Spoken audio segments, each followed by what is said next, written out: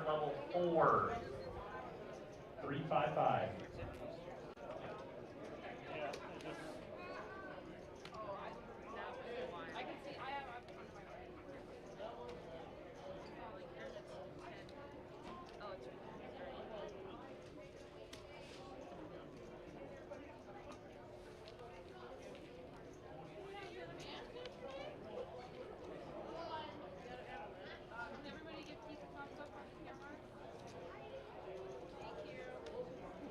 Some thumbs up. That means we are live. Welcome back, viewers. We're returning a little earlier than I anticipated. We are coming back after the first break here of Flight D. We're playing 300, 500 with a 500 big blind ante. Welcome back. We are live from Spirit Lake Casino and Resort. This is Flight D of the Casino State Championship. You are witnessing live stream action from the largest North Dakota poker tournament of all time. This prize pool is very close to hitting $200,000. Absolutely incredible. I believe we need another 40 entries or so in this flight, which is a stone cold lock. We'll get that in the next level or two. Just pretty much just, I'm just so happy I could be a part of this, guys. This is just an awesome weekend, awesome tournament. I'm glad we can make North Dakota poker over New Year's as amazing as possible. Very interesting feature table lineup here. A couple players I am familiar with, a couple I am not. If I can get some names up on the screen here. I'm not familiar with the gentleman in the 1 seat. He is from Canada. I dealt to him earlier today. Looks like his name is William Hall. Next to him is Matt Lizotte from Minot. He's a former North Dakota Texas Hold'em state champion back in 2017, I believe. He also was runner-up in the Rough Rider Poker Tour North Dakota State Poker title. That was over 2020, I believe. He got second place to Tiny. So a lot of deep runs in New Year's from Matt Lizotte from Minot. In the 3 seat is fan favorite Judy Zeitz from Rugby. Next to her is John the Thriller Miller from Minot. And next to him in the 5 seat is Zach Byers from Bismarck. Zach has had an incredible season. He's got 25 cashes under his belt. He was leading the Player of the Year race for many months. Duff DeSeth just overtook him last weekend, 2 weekends ago. And Zach is now number 2 in points, but his season and his dream is not over yet. He can still make a deep run here in this tournament for a chance to overtake that Player of the Year and win that $5,000 bonus. As we see, Judy Zeitz, unfortunately, hits the queen on the turn, but that makes John Miller a straight. She can only chop now, but her time here is short and not so sweet. Good luck, Judy, on the outer tables if you get back in there. Pot over to John Miller. Anyways, back to Zach Byers. Like I said, he's had an incredible season. Unfortunately for him, though, we are on the final flight, and he is yet to find a bag. So he needs to get some chips across to Championship Sunday if he wants a chance at dethroning Duff there from the top of the ladder. Moving on down this table next to Zach is Vanessa Christensen. Nessa. She's the girlfriend of Chad Hare. He's taught her a few things in the poker world here of the last few years. She's just starting to cut her chops here on the RPT. So good luck to her. Hope she makes a deep run. Next to her is the first ever Montana Dakota State Poker Champion all the way back in 2016. That is Sam Fondrick out of Golden Valley, North Dakota. Very tough player. He is here on the feature table. Next to him, from Red Lake Falls, Minnesota, Joel Clipping. One of the most accomplished players. I believe he is the most accomplished player on this feature table. with $200,000 in change in earnings. He is here and rounding us out. A young gun, young up-and-coming, very tough player here on tour, Julian Auger. So there it is. That's our feature table lineup. Let's hope they provide us with some very entertaining hands as we see two players with ace-king in this one. Matt Lazat's got the deuces. 3-bet there from Sam. Matt is going to call, and John calls. They're holding each other's outs. Let's see what happens. Ace, queen, 4. They both find the ace. Let's see how this hand plays out. Matt is not going to like putting any chips in the middle here. He's out of there. And John with the ace-king and the shorter stack. Is he going to put in a raise here? No, he just calls 5,200. No backdoor flush draws for either player. So they will chop it unless somebody folds, but I think it's just going to get all in here on the turn.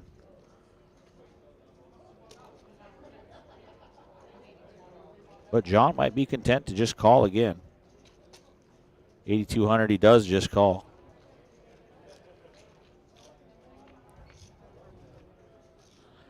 River's a 9.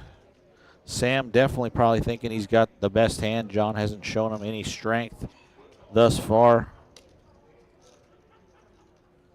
And he is going to fire out on the river. 13,500. John calls. They are going to chop it up. All right, then. On to the next one. We are only playing 300, 500, so everybody very deep. A starting stack of 30K is 60 big blinds. So you're not going to see as much all-in and call right off the rip like we were seeing on our last live stream. That was deep into Flight C. Huge flight. 383 players we had for that one. 48 of them put chips in the bag. So far, after 3 flights, 932 entries. 116 of them have qualified for Championship Sunday, but that also includes 14 double bags. They will get paid $710. Those smaller stacks will be removed from play, so that equals 102 actual players coming back so far. So plenty of players in the field looking for that double bag, and 14 players looking for that triple bag here in Flight D.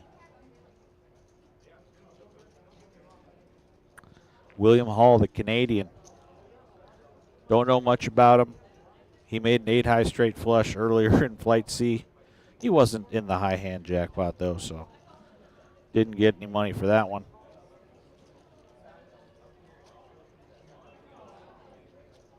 We'll see if he can make a splash on the RPT scene. A lot of new players from Canada have came down over the 2023 season, fell in love with the RPT, and who could blame them? We appreciate all the kind words they have said to us over the last few months, and we love having you guys.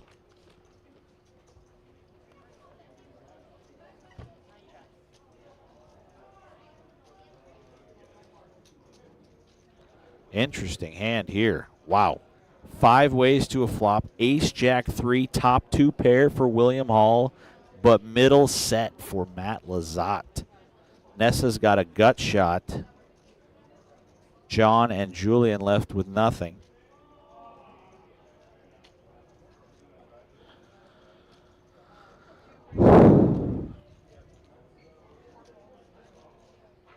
Very dicey situation here for William Hall.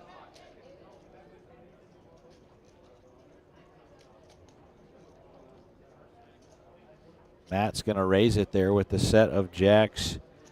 Back to William. He is going to, looks like a 3-bet to 20K.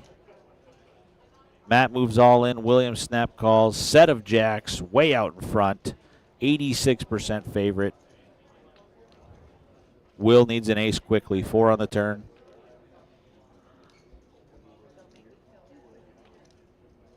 $10 on the river. 3 jacks for Matt Lazat, and he is pumped up. He has got a big chip stack here early on in level 4. William Hall, best of luck there back on the outer tables if you get back in this thing. Matt scooping a nice one.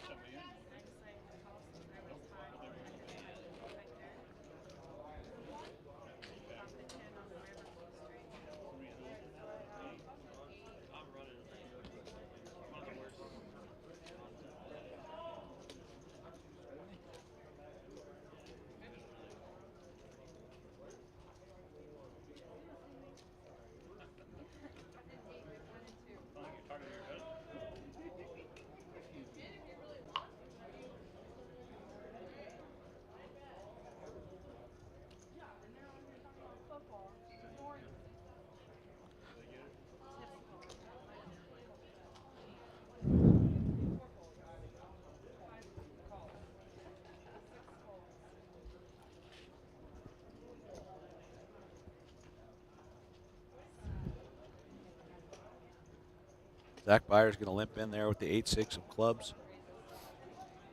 No limping from Sam. He's got ace queen. He makes it 2,500 to go.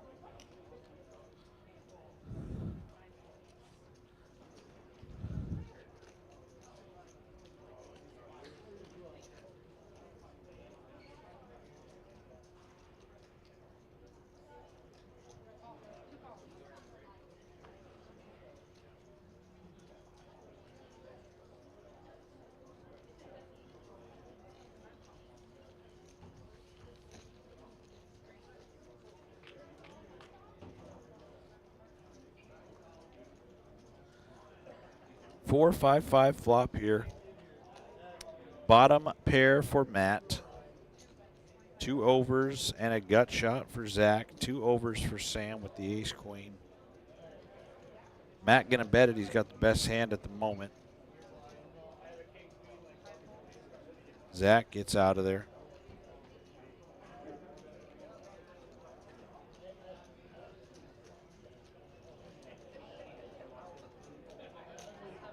And Sam gonna put in a big raise to 12-5 and try to take this thing down right now. Representing the overpair. Matt might.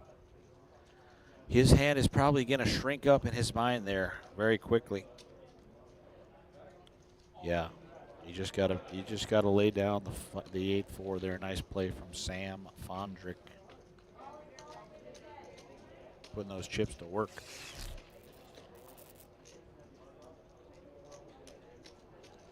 Sam, one of the players that just got a bag here in Flight C.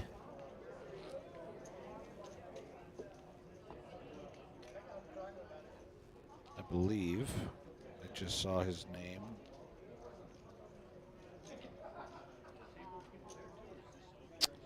Maybe it was Flight A or B. He's definitely in there. I remember typing his name up.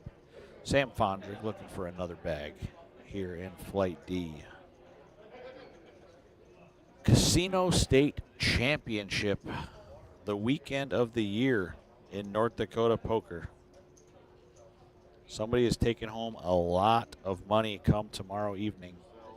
It is going to be a big, big day. December 31st, 2023.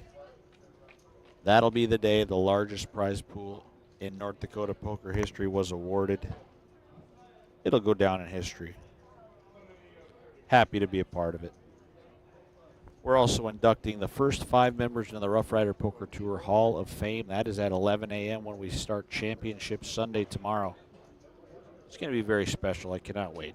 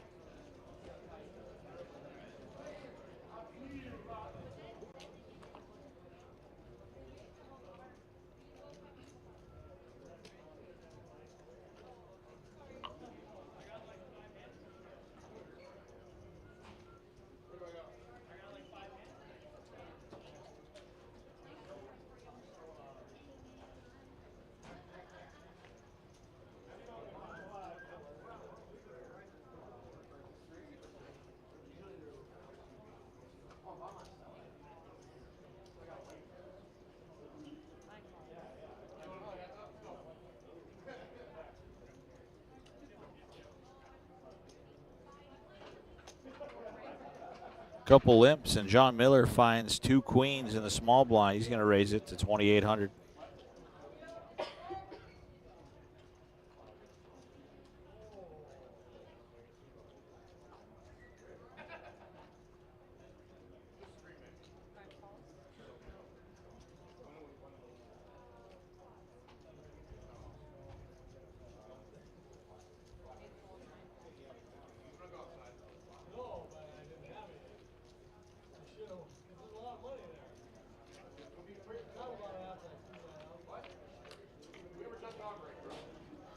Zach is going to call small on big here. He's got ace-7. Flop comes 10-10 deuce.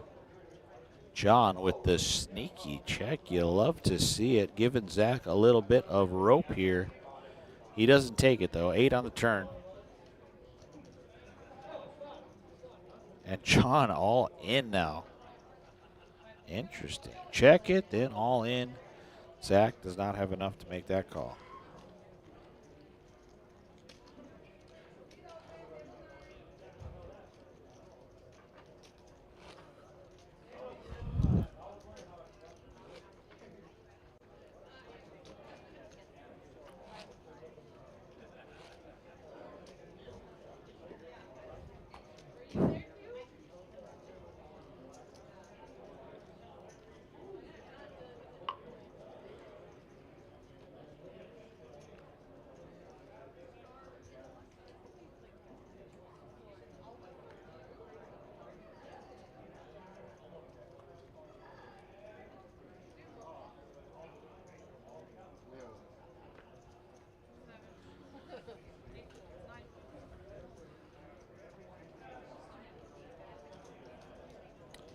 Folds to Matt. He's got ace-jack in the cutoff. He's going to raise it up.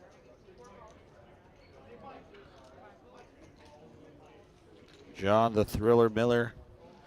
He makes a call with jack-10 on the button. Looks like they're going to go heads up to a flop.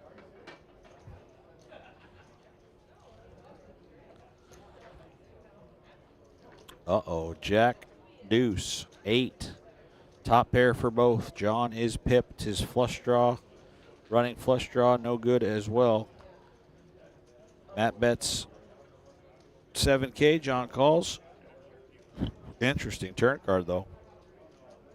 Open ender now for John, and they check it through. 8 on the river, though. Jacks and 8s. Matt is going to just table the best hand. No more money goes in, and pot over to him.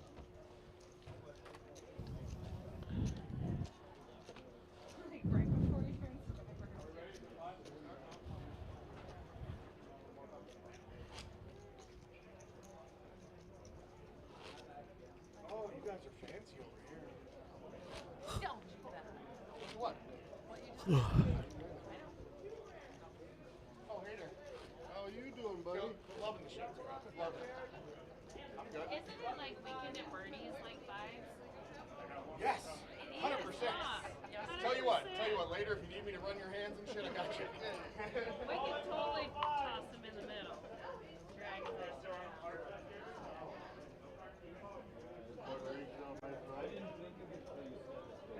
It seriously is, huh?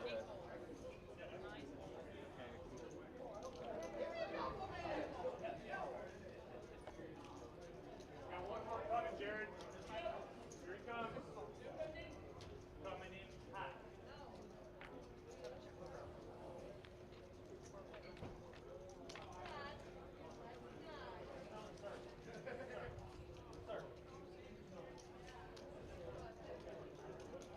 Looks like 4 players going to this flop. King 8-5. 8 deuce of clubs for Sam, middle pair. Jack 8 for Zach is middle pair with a better kicker. Nessa's got a gut shot with 6-4.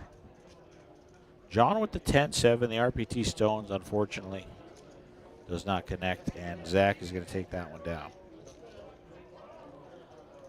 So we're a very rapidly growing flight D here at the Spirit Lake Casino and Resort Rough Rider Poker Tour Casino State Championship. We are live. You've got Keith Lauder III in the booth with you. Thank you for joining us. We are live on the RPT Facebook page, as well as the Dakota Poker Tour Facebook page, and also on the Rough Rider Poker Tour YouTube channel. Make sure to like and subscribe.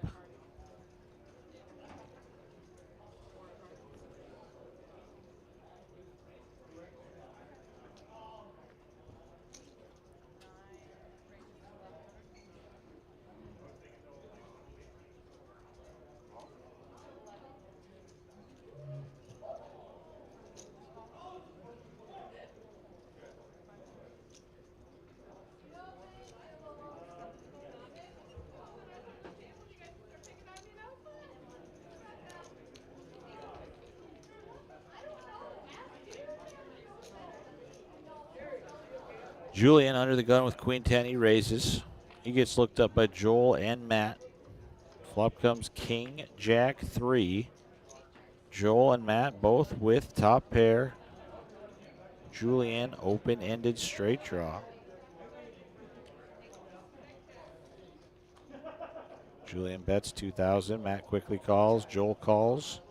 Turn is an ace, and that is the nuts for Julian Odger.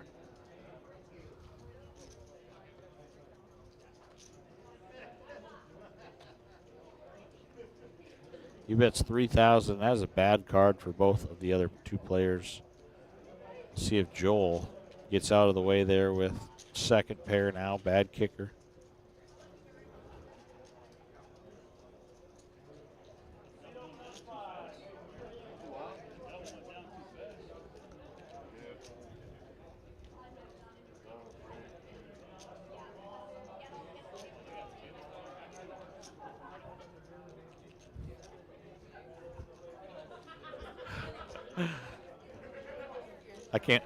I came to watch the interaction.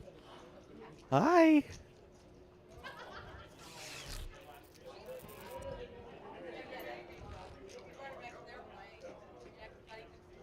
Oh no.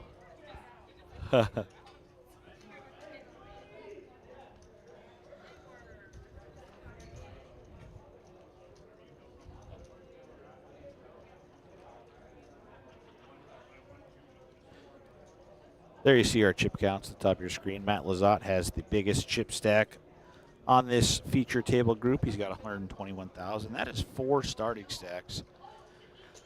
A very good stack to have here. 4 levels into Flight D.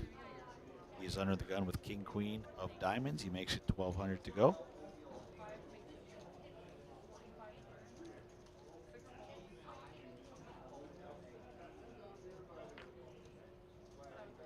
Zach Byers finds the ace king of clubs in the hijack. 3 bets to 2,500. Joel calls. Ace 9 of diamonds. Matt calls. A lot of big hands here. Let's see if any flush cards come. Wow, this could get dicey. Jack, 8, deuce, 2 diamonds. Matt and Joel both with diamond flush draws.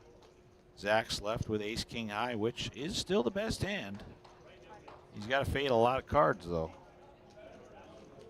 He does end up betting again.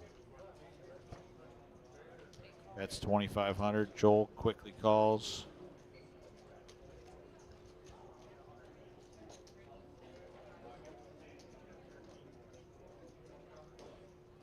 And Matt going to check raise with the king high flush draw. He's going to put Zach in a weird spot now. He's got not much for equity, just backdoor Broadway, and of course the 2 overcards. He probably doesn't think he has the best hand at the moment. You can see here at home that he does. He does make the call, and Joel with the ace 9 of diamonds makes the call as well. It'll be nasty if a diamond hits this turn, but the board pairs jacks, and I think it's probably going to check through unless somebody gets some sort of plan up their sleeve. And Matt is going to continue the story here. Gotta love the heart from him. He bets 12,000. That's a bad card for Joel as well. He thought he could hit an ace to be good. Now he's got to worry about trip jacks out there. And Matt with the 3rd best hand, scooping those chips, and he's going to show those guys king queen of diamonds.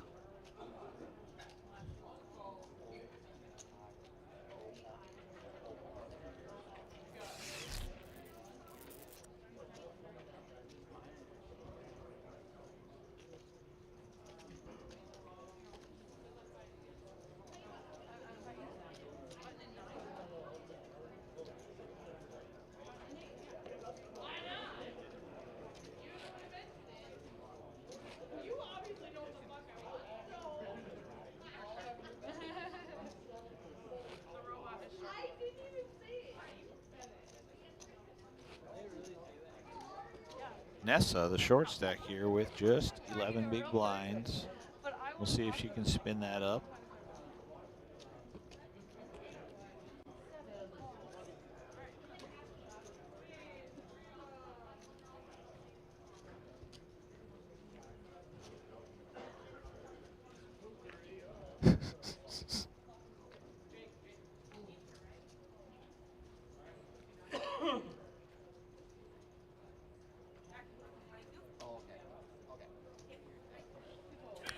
Just watching the toss.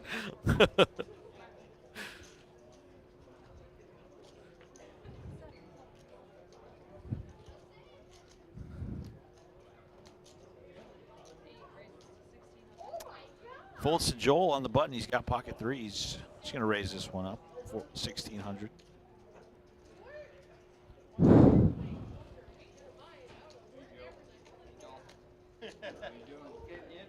Well, not too good so far, mate. You've been cracked twice today already.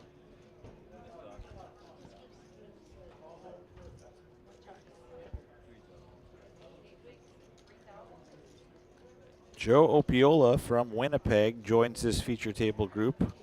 He's got Jack 9. He's not interested in continuing. Joel takes it down there with the pocket threes.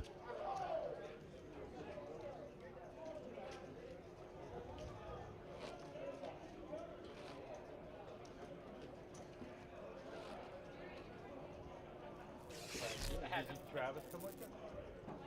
No, Tyler didn't come. Tyler, same thing. Yeah, Tyler didn't come. Just me, Will, and then we brought a couple of new people with us. Oh, okay. Nice seeing you. Yeah, good seeing you too. Dave Olette. Dave Olette.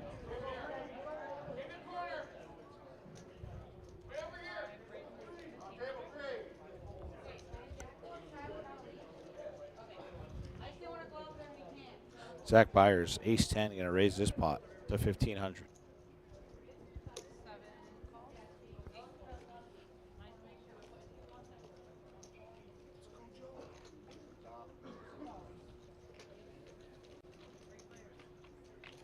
Sam calling with 9-8 of diamonds. And Matt in the big blind 9-7 calls as well. King, King 5. No help for anyone. Zach still out in front with the ace 10 high. It checks to the turn. 5 of diamonds now. 2 pair on the board with an ace kicker. Zach gonna fire away. Looks like 3,000.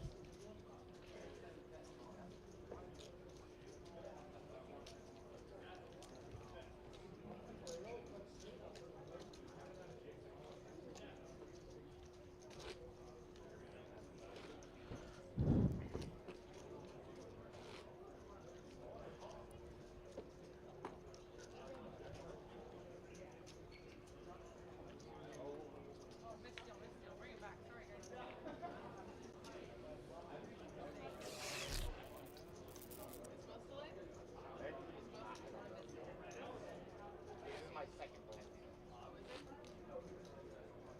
Ace is cracked twice.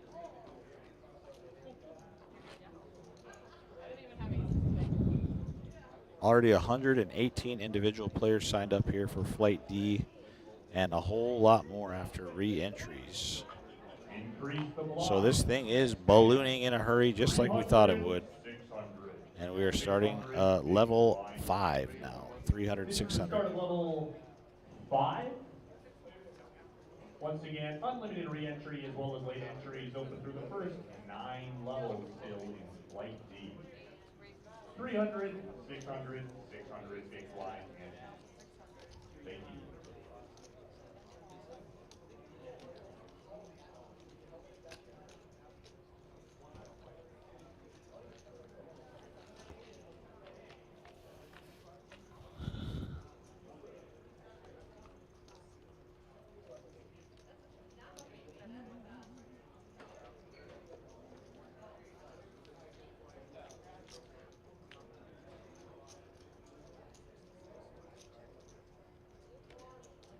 Joel, ace 4. He flops trips. Way out in front of the pocket fives for Joe Opiola. But Joe is betting this turn. We'll see if Joel clipping wants to pounce for a raise yet, but he's content to just call. River card coming, 7 of spades.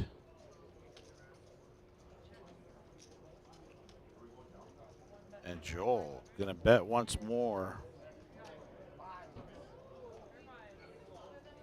Joel snap calls, shows him the bad news. Trip aces for Joel Clipping, good for the pot.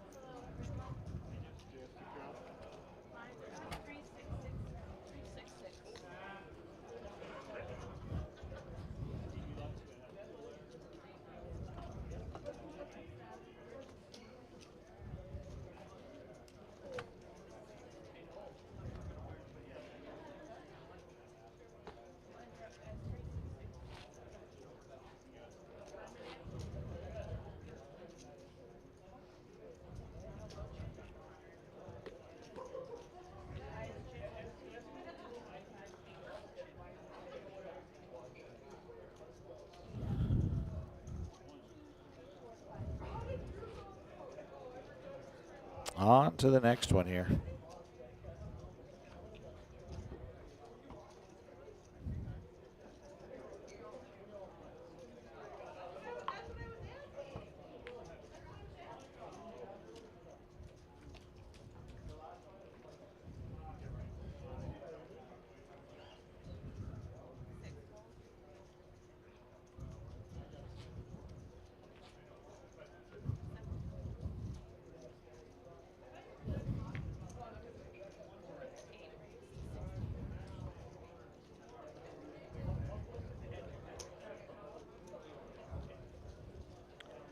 Joel with the queen deuce of hearts.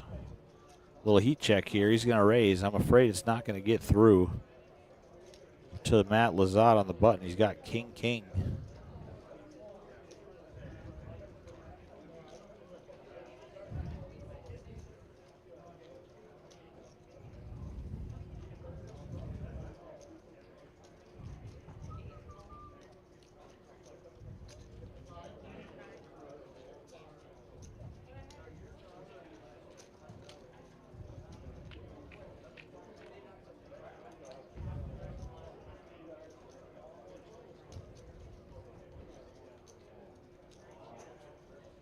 So Julian is going to call the 3-bet with Jack 10.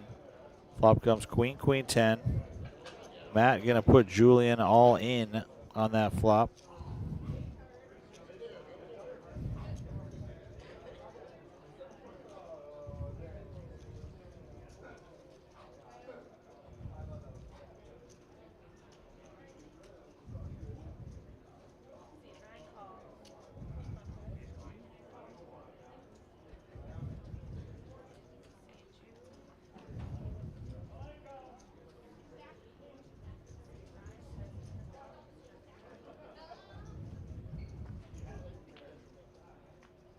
All in pot here. Holter Pritchard all in with Queen Jack. Wow, Julian is all in. He's in a world He is a non-believer looking for a 10 quickly, and he is busto. Seat open. Seat open on the live table. I just realized Joel opened that pot with the queen 3, I believe. Would have made a full house. Poker's a funny game. Very funny indeed. Matt Lazat stacking, though. Kings hold up for the knockout. And looks like we have a new high hand. A new high hand over here. Quad ace kicker for Eric DeWitt.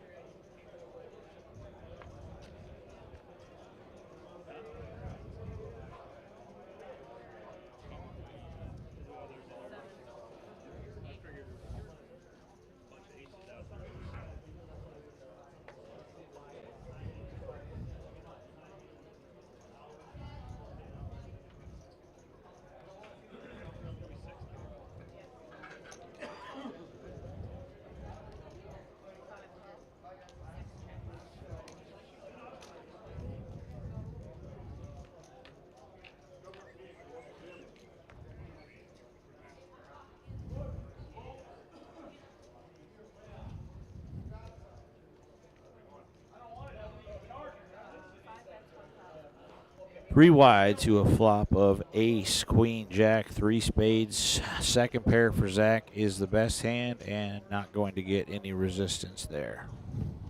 Oh, gotta get my airtime in. Airtime. Looks like we've got a new player joining us.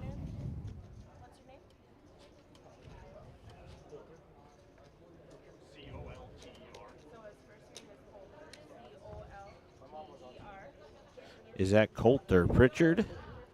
Looks to be. He won one of the high hand bonuses in one of the earlier flights.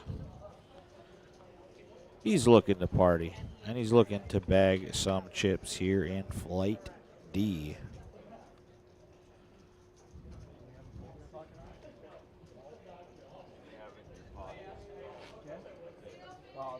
I'll just listen to it from over here.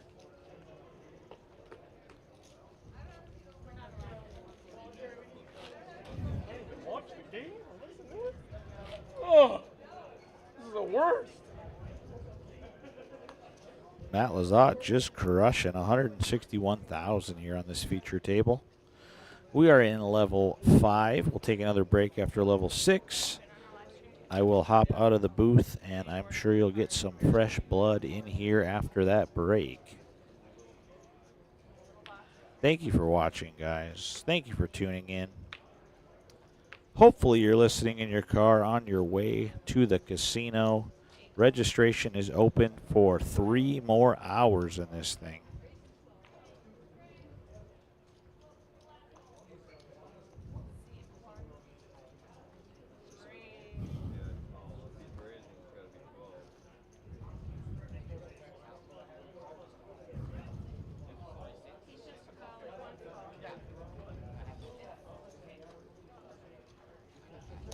Well, you can be taken either way. So 8 call, 9 call, 4 call, 4 call. 5 raises to 2,500. 6 call. 7 call. 8 call. 1 call.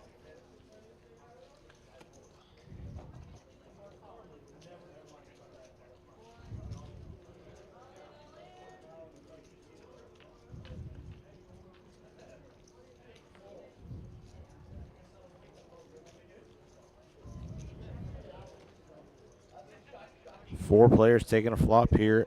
6, 7, 8. Joel's got 2 overs and a straight draw. Joe Opiola's got a pair and an open ender. John's got under pair of 3s and 2 overcards for Zach Byers. So Joe currently out in front. We'll see if he fires.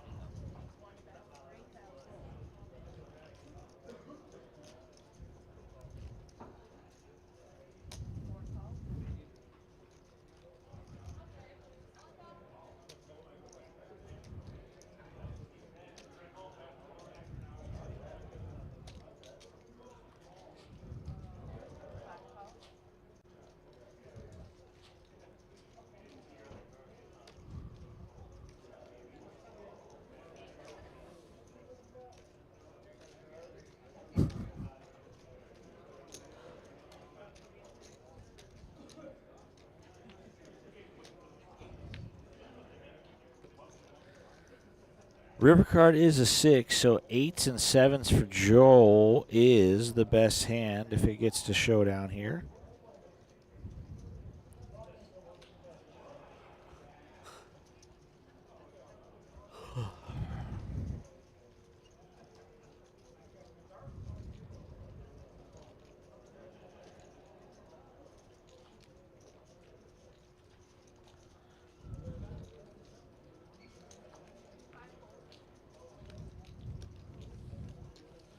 Zach not curious enough there on the double pair board. He lets it go.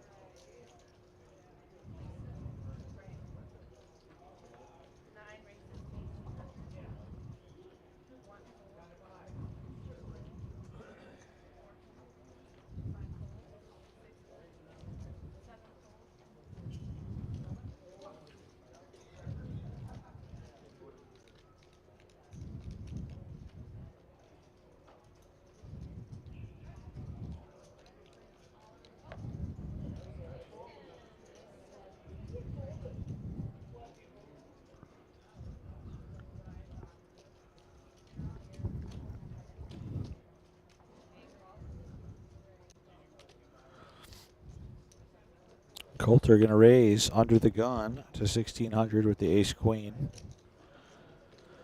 Joel calls from the big blind with 7-6.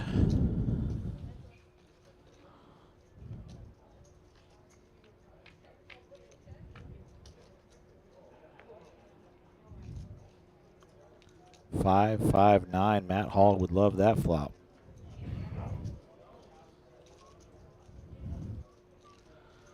Joel checks it. He's got a gut shot as well as live pair cards.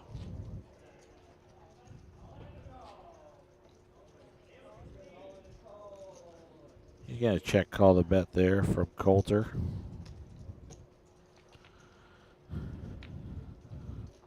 King on the turn. No help for Joel.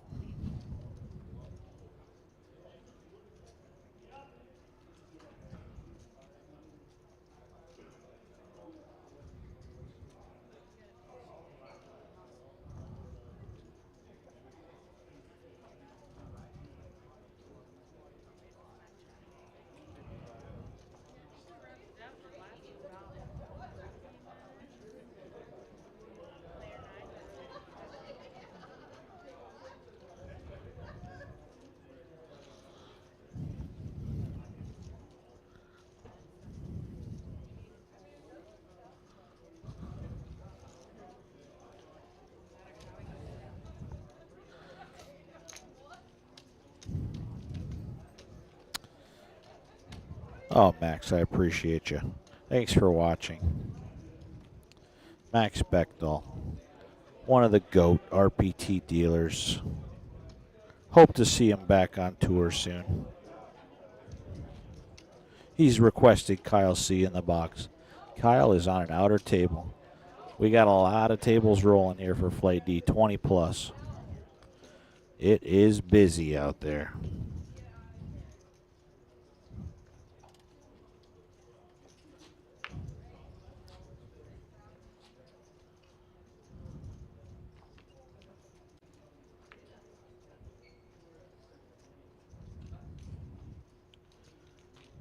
All right, viewers, you enjoy this hand. I'm going to step out of the booth for a moment. I will be right back.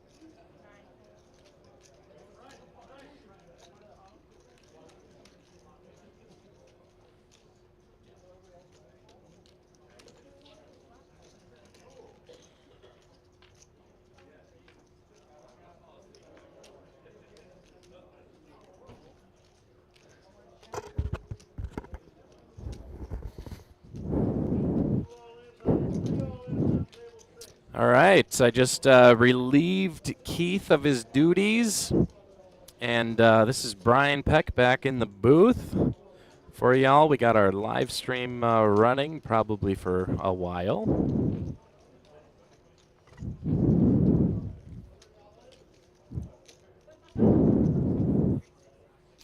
Hope everyone's been having a good time watching the RPT Casino Championship here at Spirit Lake Casino and just outside Devil's Lake, St. Michael, North Dakota, to be specific. Everyone always says just outside of Devil's Lake, but they won't ever say where.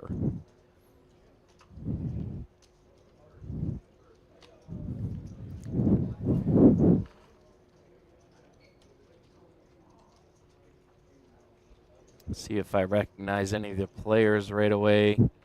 Matt Lazat, he will fold. I recognize a Joel Clipping. Will fold around to Sam Fandrick.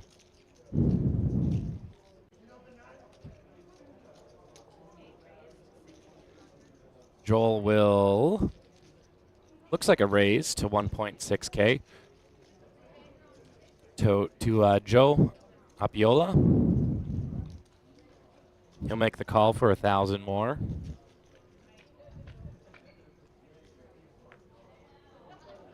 Flop comes 8, Jack, Queen.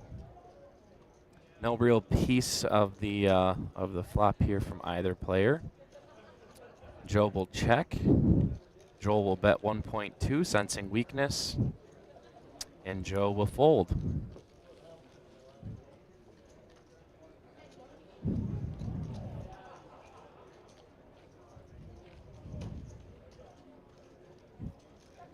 Let me pull up some live streams and see if you guys have any comments rolling out there.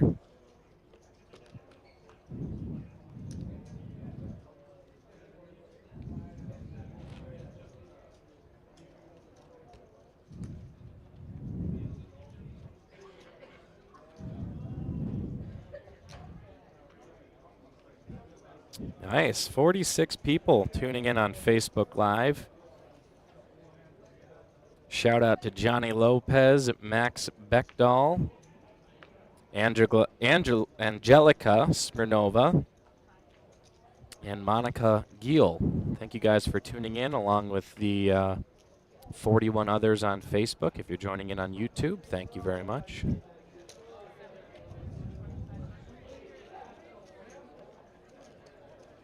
And this is flight D of 4 flights, so this will be our final flight before we reach Championship Sunday tomorrow. Joe Opiola waking up with kings in the small blind. He'll 3-bet to 15,000 and we'll probably see everyone else fold.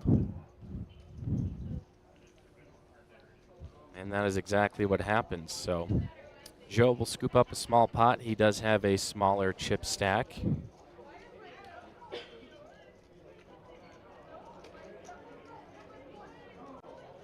Maybe average comparative to where we're at in Flight D. Flight C concluded probably about an hour or so ago. 48 players advancing to Championship Sunday. Not sure how many people have double bagged yet, but prior to Flight C concluding, there was 6 total people who have double bagged.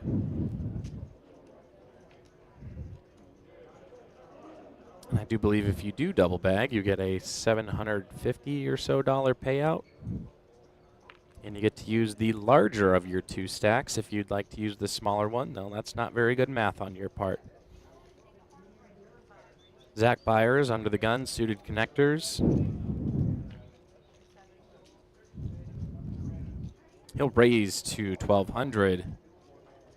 Fold over to Joel Clipping, who will, looks like, make the call. Coulter Pritchard folds. Matt Lizotte will.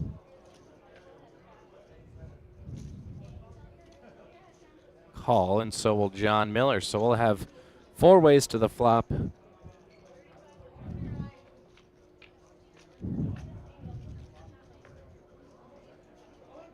And that flop comes 5-6 rainbow. Not seen anyone getting a nice chunk of that pot other than John Miller, who flops a gutter ball. And we'll check around to Joel, and Joel will make a bet here, sensing weakness, 1,500. Matt will fold. John folds.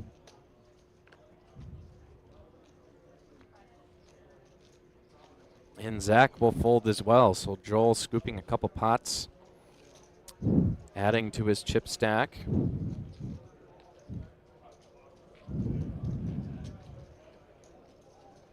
And maybe, just maybe, we'll get some chip counts soon so I can get caught up on where everyone stands. It's a possibility.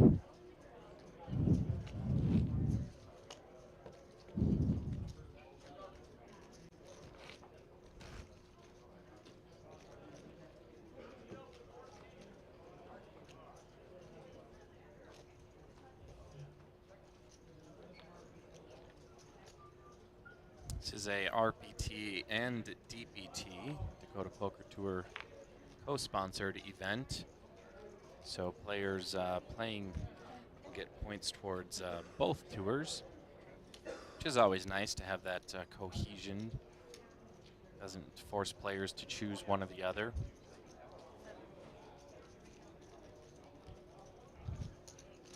Roll with King Deuce. He wants to see another pot. He'll call the 600. Poulter Pritchard with pocket fives. He'll fold. Fold around to John Miller. Ladies and gentlemen, we have a new high hand. No, John Coulter actually raises to 2,200.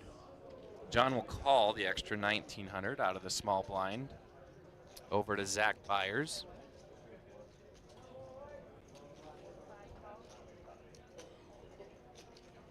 Who will make the call, and perhaps Joel will too. Not that he's pot committed, but he does seem to like to see a lot of flops, see what he can catch.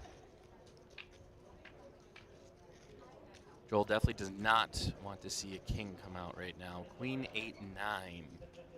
John's 9 is actually going to be the strongest. Zach does catch his 9, but with a weak kicker and no spade draw. But Zach will bet out for 2.5. Joel will fold, Coulter folds. John folds with his middle pair better kicker. So that first aggressor shall be the one who scoops the pot, as the age-old saying goes in poker. That saying, of course, being about 10 seconds old. There's our chip count. I told you, Nessa Christensen. Woo-wee, 2.8K. We're going to be seeing some moves from her, Zach Byers, John Miller as well. Not as much of a need to double up or to go all in.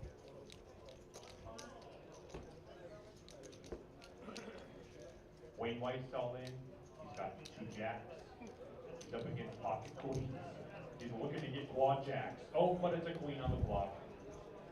You're right, it does. Turn it to 7, and he's no longer playing.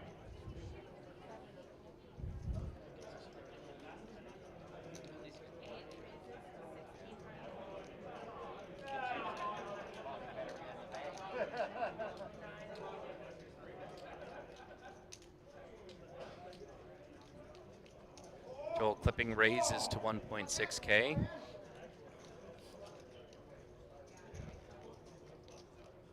Zach Byers in the small blind, ace-7 offsuit. He'll make the call, and Melissa will go all in for a total of 2,200. Joel will call for 600 more, and I expect Zach to do the same. Neither one entered this pot with Melissa or with Nessa in there, thinking they would just fold after Nessa goes all in. So we'll see a 3-way, 1 all-in flop.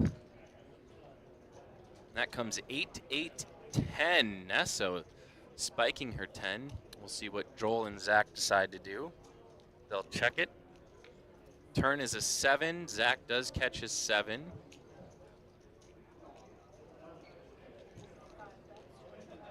So he'll probably bet here. I don't see Joel doing much with this.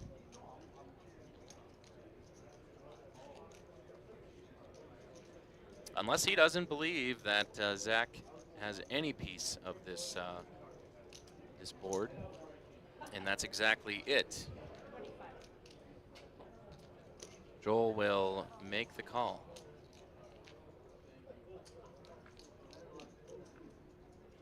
Joel will need a king or a queen, and he does not get that. Another 10, giving Nessa a full house. She will scoop the main pot. Any side betting will eventually be won by Zach. Zach bets, Joel. Nessa will get some much needed chips, just 7,200 now. Does cost 1,500 in chips to finance one orbit around the table.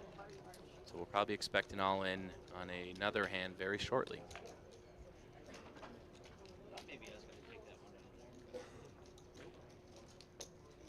Gotta watch out for that 10-4 good buddy there.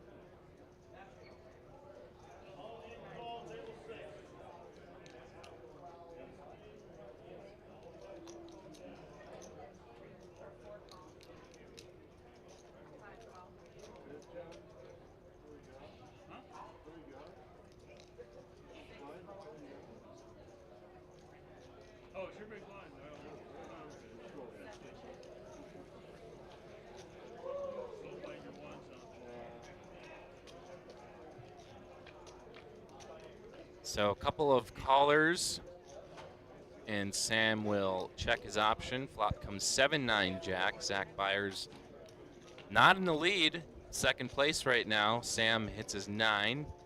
There's a 5, letting John get a piece of the action.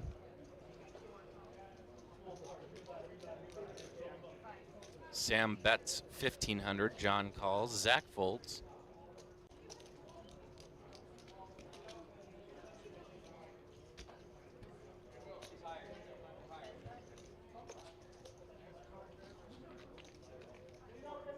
And the river is a queen, giving Sam the check mark.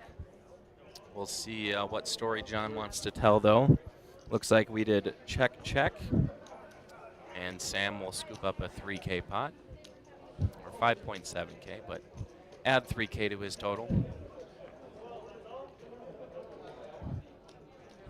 Definitely want to thank our production crew who have absolutely knocked it out of the park this weekend. Mr. Goose and Jared. I feel like they don't get enough recognition. And so here it is. The lines are up. Next hands, 400, 800. Thank you to all those two do, and then also thank you to our event photographer, Reina Martinez. We'll be taking a break at the conclusion All those of this photo level. dumps you've seen on the Facebook page have come from 400, the 800, lens 800 big blind Annie. for camera.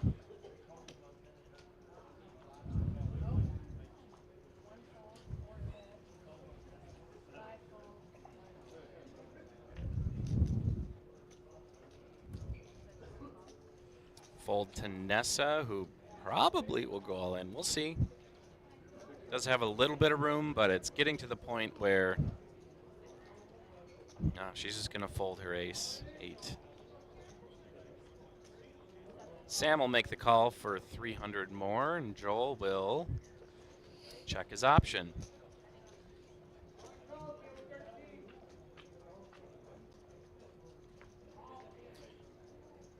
So we'll see a flop queen 5-6 rainbow. Check, check, 8 on the turn.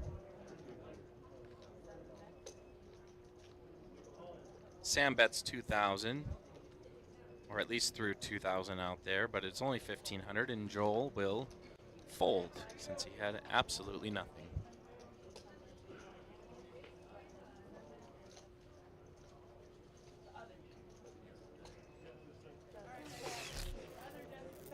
This is the RPT Casino Championship.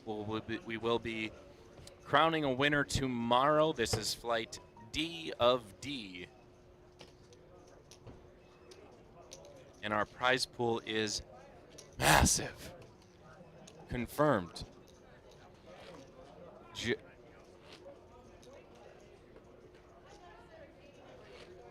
Unbelievable. We are crushing the record by over $50,000. The prize pool is over $200,000. That's not to mention there's still late registration open for about 2 more hours. 2.5. Thank you to our research and development team for that information, Jerry. So the record is only going to be set higher and higher as players bust out and re-enter into the tournament. Is $200 plus for a 30K chip stack.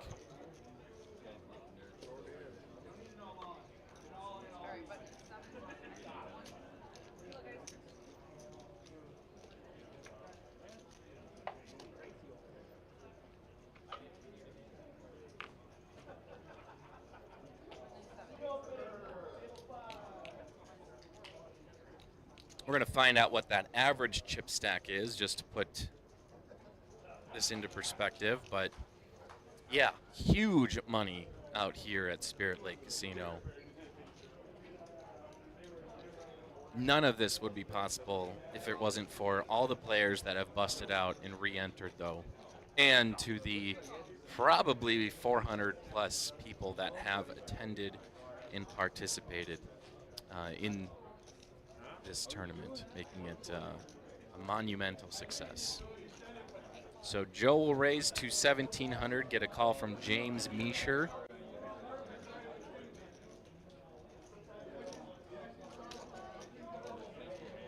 Average chip stack is 45,000. So if you're below that mark, you might want to start thinking about, if you haven't yet, eclipsing that 45,000 chip mark.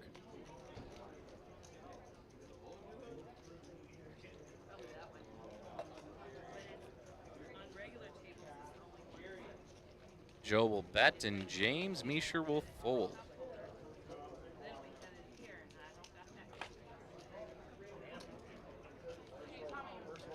I was like so ready for the cup holder. And now it's like the watered down beverage. Oh, I can stop drinking it.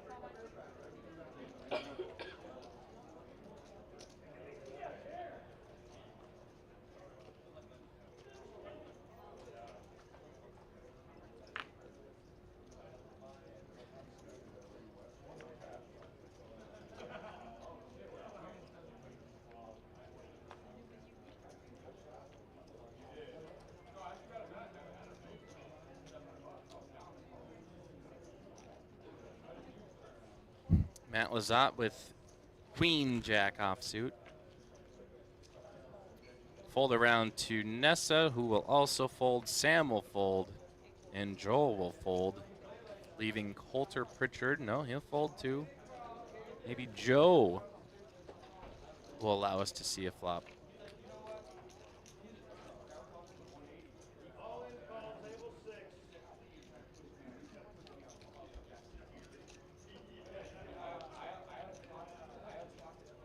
Eight on the turn. After a check, Joe does hit his 8, giving him top pair.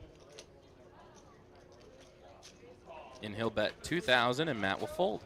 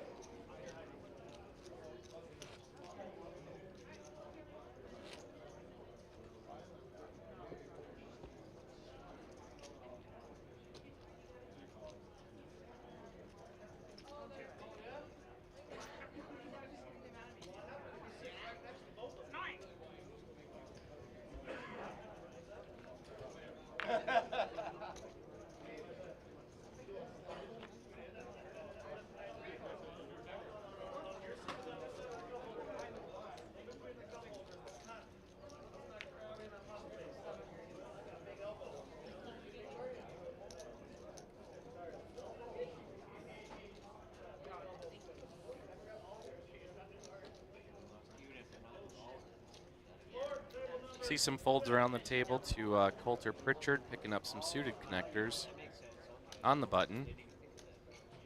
And 9 calls.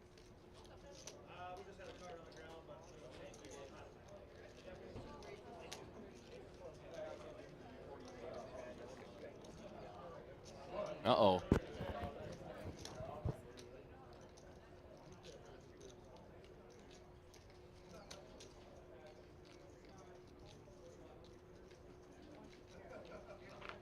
Matt raises to 3,800. Coulter will call. Joe gets out of the way.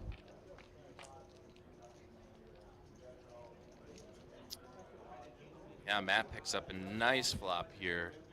Top pair and nut flush draw. Coulter picking up a gutter ball.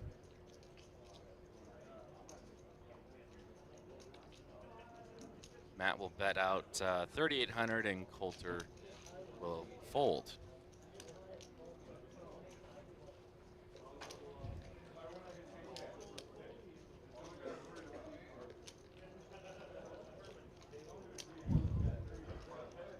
Time really does fly when we're playing poker. It's already 8:30. I started at about 11 a.m. Other dealers started at about 8:45 a.m.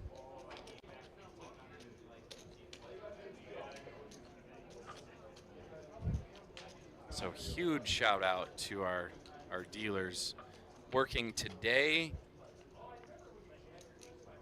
It is it's a grind for sure to constantly be shuffling in the minor twists and turns to retrieve bets and cards and the reaching. Really dealing, this is probably the longest I've dealt consecutively last night and today. And there is definitely a newfound appreciation for our dealers. My left pinky is starting to fatigue. Sam Fandrick will raise to 2,800. Joe will call. Matt calls for 2,400 more out of the small blind. And James Meisher will make the call as well. Let's see if Zach thinks his hand is good enough to see a couple, 3 more cards. He does make the call, so we got a nice sized pot brewing. 9 Jack 8. Zach and Sam get a piece of that. Joe flops a flush draw. Zach and Sam with middle pair. I see a bet of 8,000 perhaps.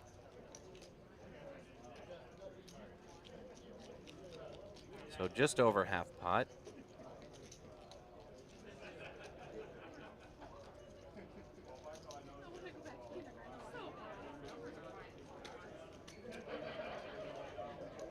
Matt will fold, rightfully so, over to James.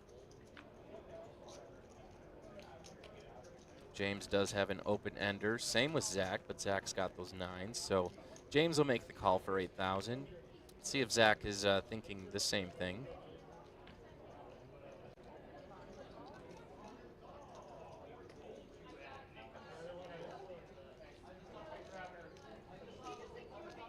Queen of Hearts would suck for James and Zach, but it is the Ace of Clubs on the turn.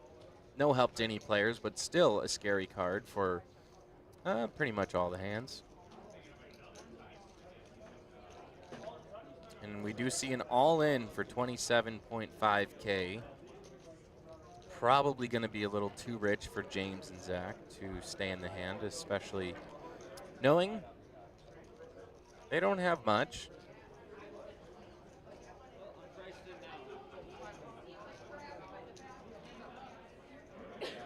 Oh, and Zach calls. He only just had 8,900 left, so Joe kind of isolating Zach there. Zach does make the call. His tournament life, at least for this bullet, at stake. And an ace on the river gives Zach the check mark. Zach will just less than triple up.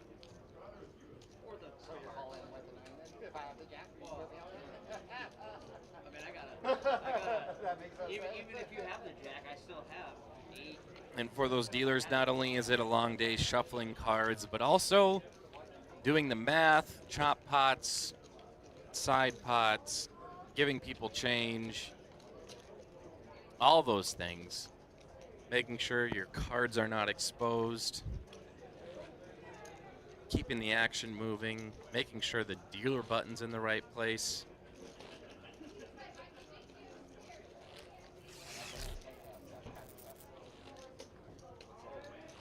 And this is just day 2 of 3. Actually, I believe we started on Thursday. Whatever it takes to justify it.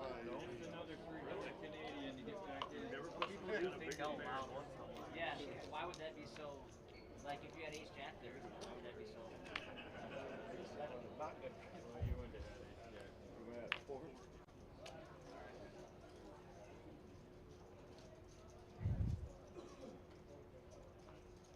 Yeah, we did start on Thursday with a kickoff tournament. It was a $165 buy-in. And yesterday we had flight A and B at 9 a.m. and 5:30 p.m. Same thing today for flight C and D. And then we have our championship day kicking off tomorrow at 11 a.m. The last chance tournament starting at noon. That last chance tournament is a $120 buy-in with $100 add-ons. Again, our prize pool, record-shattering, over $200,000 and counting.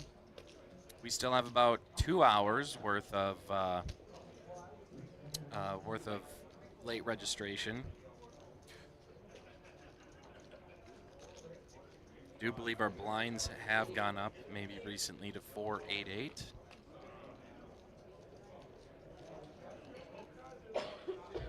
Matt will pair his aces on the flop. Coulter will bet though. 3.5 thousand.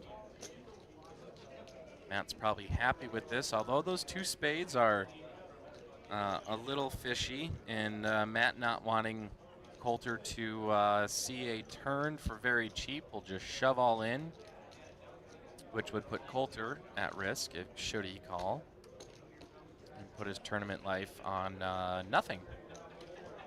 And he wisely folds.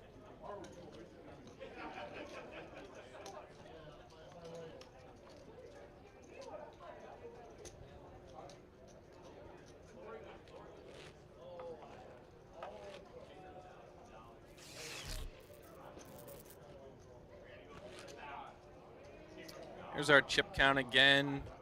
Nessa still at the bottom, 6.9K. James and Joe looking to make some moves soon, and Coulter. Average chip stack again is about 45,000. None of our players except for one, couldn't see who was at the top, pretty much below that average chip stack threshold.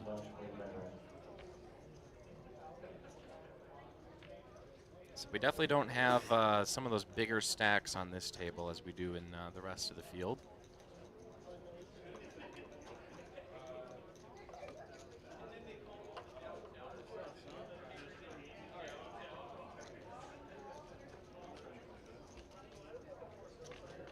John calls and Zach checks his option.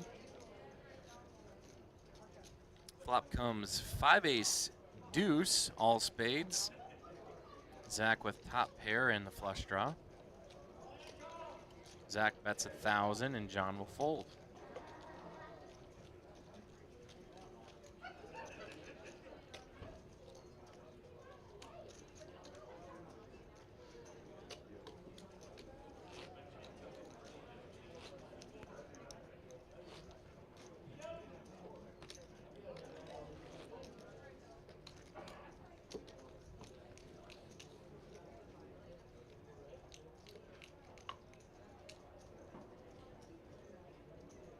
There it is, Casino State Championship, and it doesn't say just outside of Devil's Lake. It does say St. Michael, North Dakota, because that's where we are.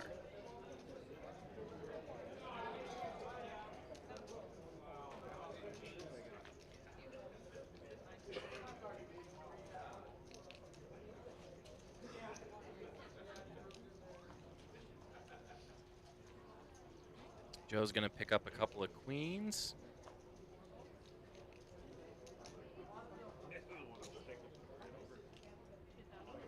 He'll raise to 2,000. Or Nessa will call. Keep wanting to say Melissa, but it's very clearly Nessa. Flop comes 5-9 ace. The only hope here is that Nessa shoves all in for 4.1K, repping an ace. And she does not do that. Joe take home smaller pot.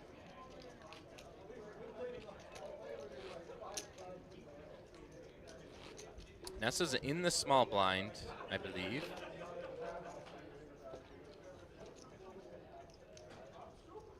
Where are those blinds at? Yeah, I think she is in the small blind.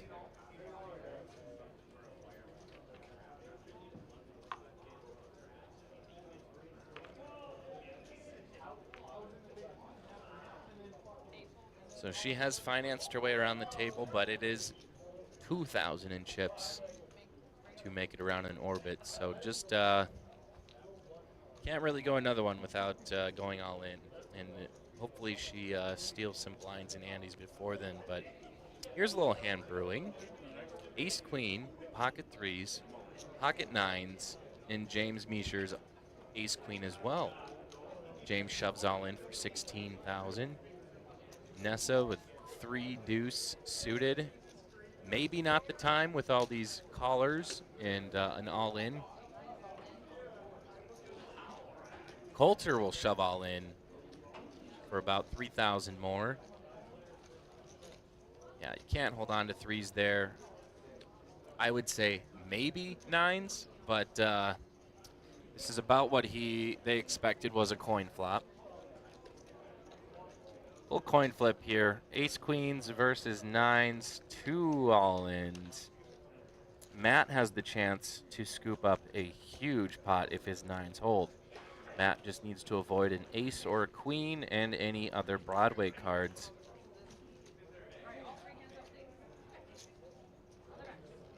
Yeah, we can flip them all up. There will be no side action on this pot. And king 4 deuce, 2 diamonds. James needs runner diamond, or an ace, or a queen. There's 1 diamond. And another diamond to save James's tournament life, at least on this bullet. And no, it is a 4. And with 1 fell swoop, Matt Lizotte eliminates James Meisher and Coulter Pritchard from our feature table. The rich keep getting richer. Matt Lizotte now up over 213,000 in chips.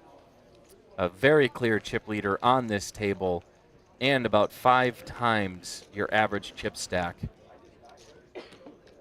So Mr. Lizotte sitting very pretty. Nessa just holding on for dear life, 3.7 thousand. And basically Joel, John, and Joe are all going to need to start making some moves, being under that 30K threshold. Not a lot of chips to throw around. You're going to get involved in a raised pot. You pretty much going to want to see it through to the end. Otherwise, you're going to be sitting with not many chips and be forced to just go all in or fold, which is it's a blessing and a curse. It takes decisions out of the equation.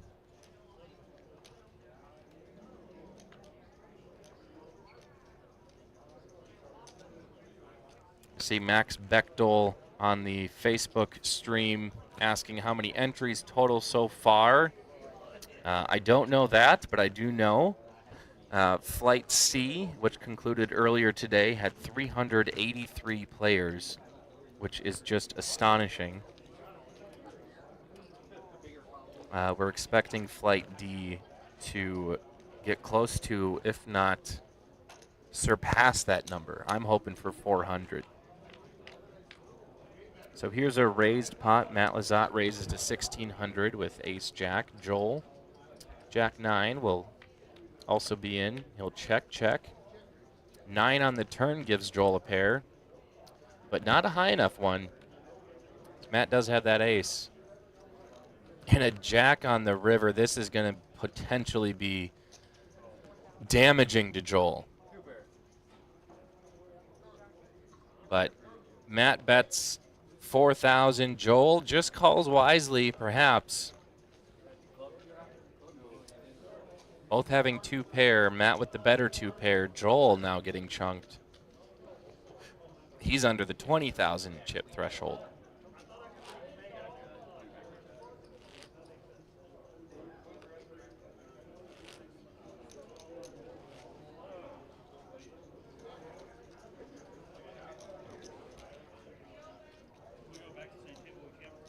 I did actually have some information on the total entries about as of like 15 minutes ago. 253 in Flight D. So a lot of players' last chance to find a bag before tomorrow's championship Sunday. So I'd imagine there's going to be a lot of bullets fired.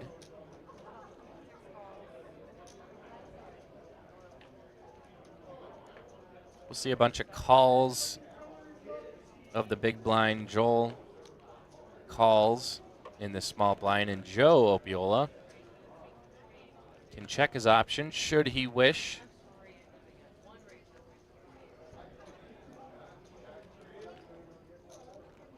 But he will raise to 4,800 to see who's got nothing and who's just limping in.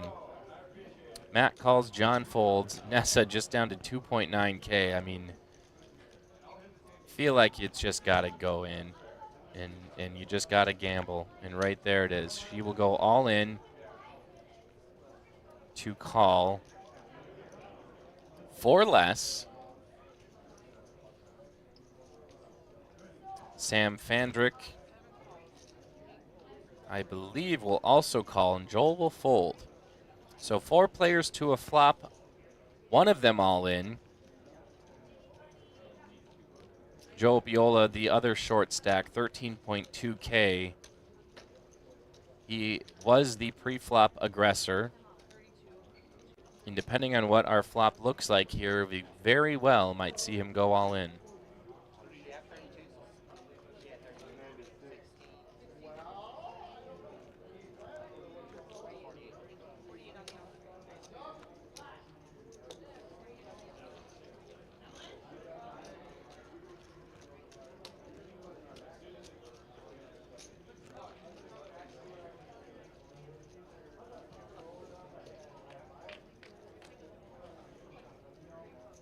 I think our dealer's just getting our side pot sorted. Flop comes 3 deuce queen. Matt Lazat hitting the queen. Nessa's going to need a lot of help, and no amount of hearts will at least give her a flush. Joe checks. Matt bets 15K. Sam will call, also hitting a queen. Joe gets out of the way. So Matt with the better kicker is probably going to win this pot. We need a 9 on the river for Sam to take this home. And Nessa's tournament life, or at least this bullet, is coming to an end. And a king on the river. And Matt Lazat eliminates Nessa and wins a 50,000 chip pot. He's up to 250K now.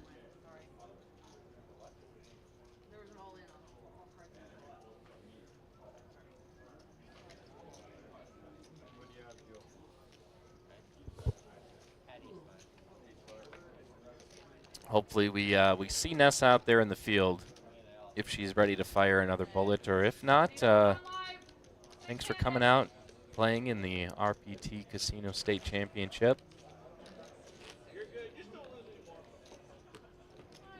You are a part of a historical poker tournament for the entire state of North Dakota.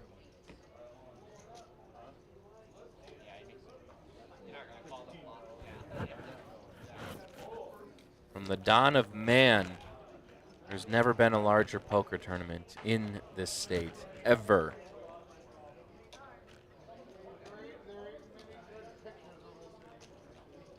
When this weekend is all said and done, someone is going to be very, very rich.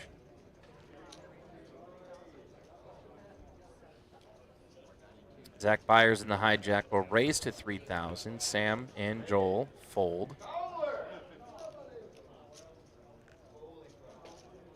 Joe is almost in the ship it or don't play at all chip stack range. Matt Lazat, king 7. He's got some chips to play with, and very well just might call because he will.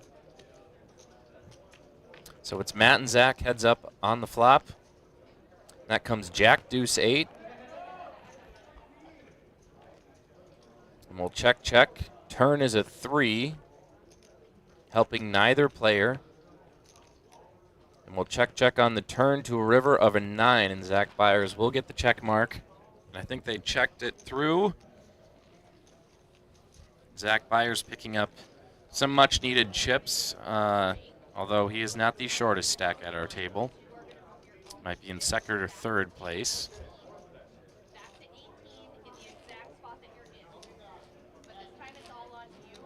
Imagine our average chip stack is up near that 50K mark.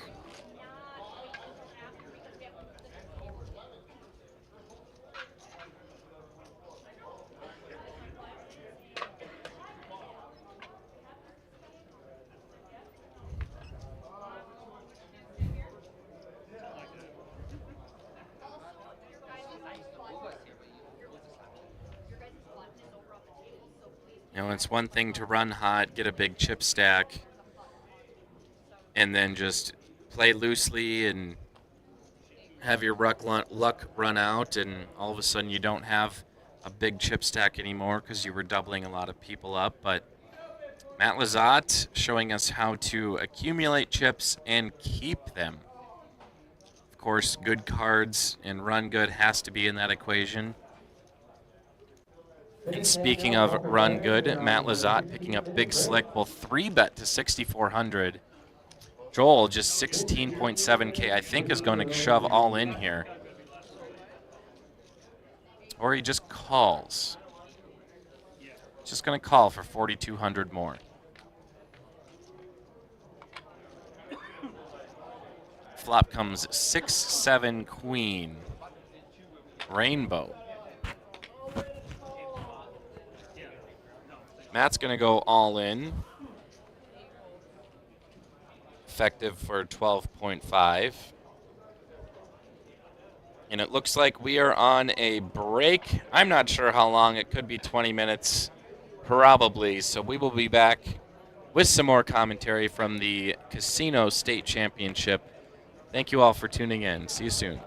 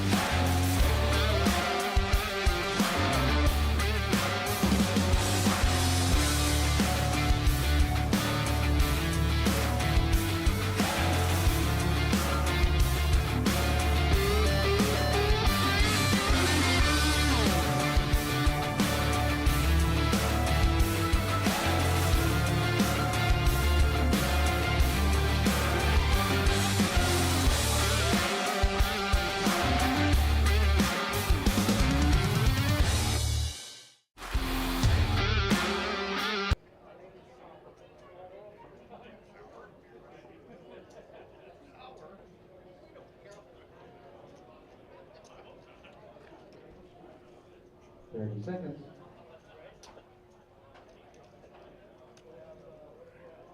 Need a dealer on 19. Need a dealer on 15. Pause the clock, please.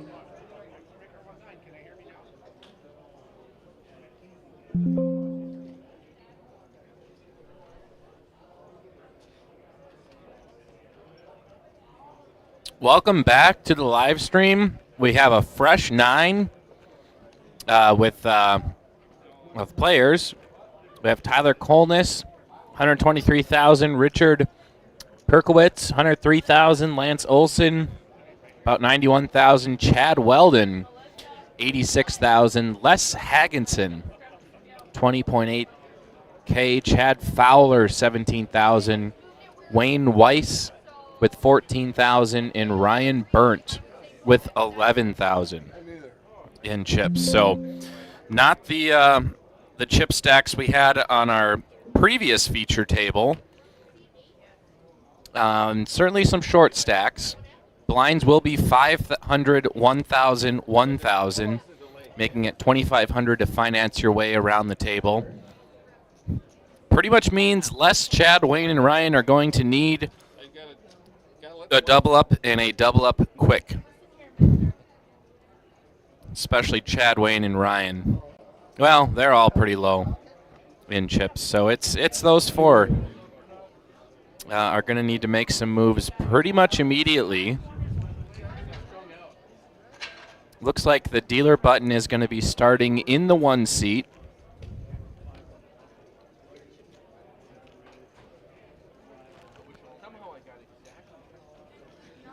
And I do see a Mark Duffner, folks.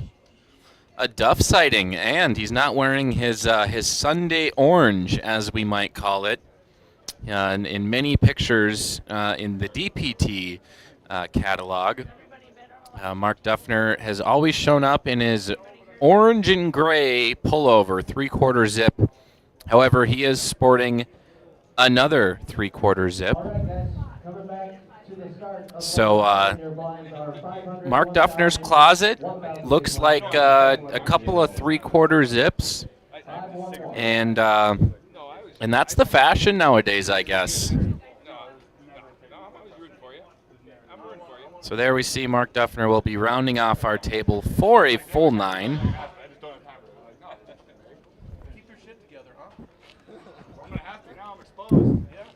Also, huge shout out to Dave Olette for getting the dealers some sandwiches, much needed sustenance to continue throwing cards at all the players here. So definitely feeling the love, the dealers are. Because without them, none of this would happen, and without the players, obviously, none of it still would happen. And we are, again, at record-breaking poker tournament for the state of North Dakota. Prize pool well over 200,000. I don't think I could say 250,000, but with a few blind levels to go for late registration, anything is possible.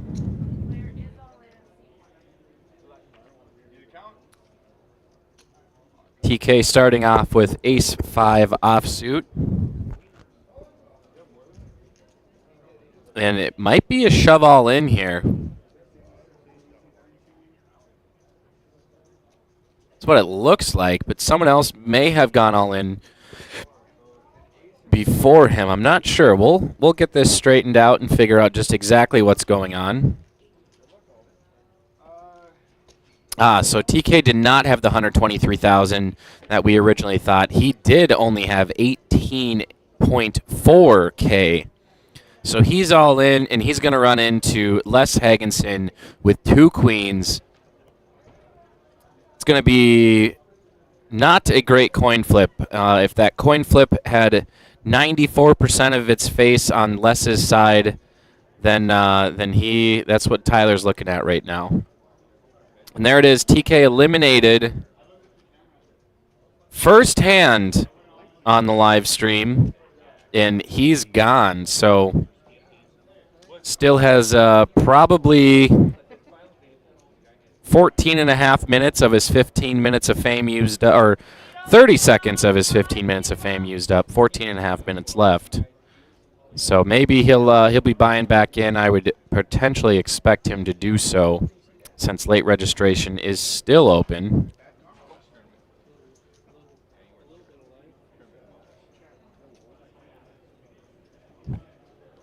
So Richard Perkowitz will be our chip leader on the feature table. There's still plenty of players in the field.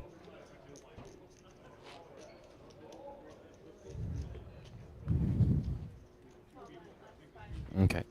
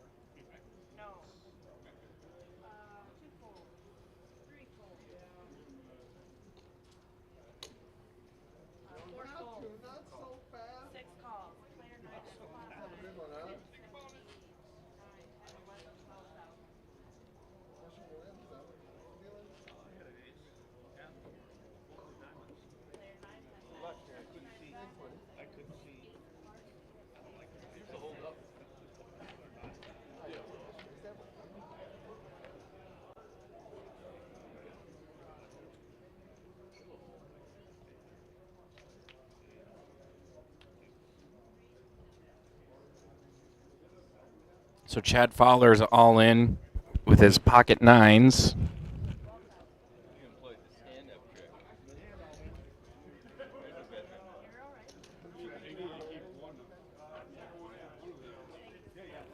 And he will get a much-needed double up, extending his tournament life that much further.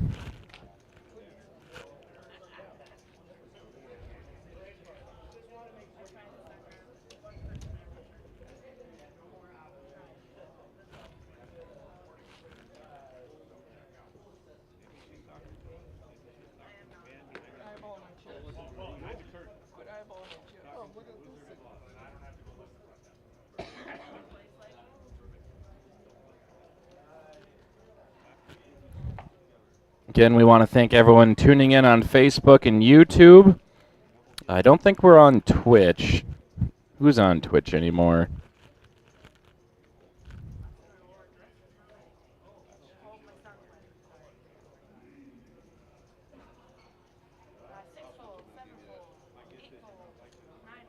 Want to give a shout out to our live stream audience, which currently is on break, but it was just a quick 15-minute break. But Billy Wenschlag, Bonnie Evanson, and Don Cooper, thank you very much for tuning in to the live stream. If you want to be shouted out, I'm monitoring the Facebook live stream. If you want to be shouted out, just go ahead and comment, and we'll give you your 2 seconds of fame. Chad Weldon and Les Hagenson in this together. Chad with the open ender. Les with the just needs a 5 for the straight, of course. Chad will bet. Maybe a quick call. Maybe they checked, but a 6 on the river. There's Chad's bet of 5,000. And it looks like Les just folds. So Chad Weldon will solidify his second place hold on the in terms of chip stacks on the table.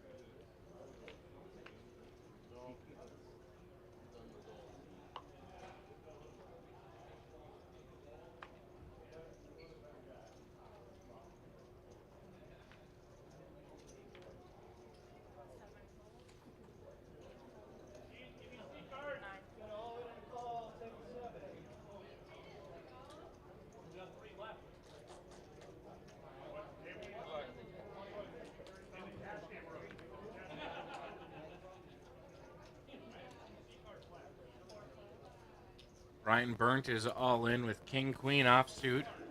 We'll see if anyone has the cojones to call him, and they don't.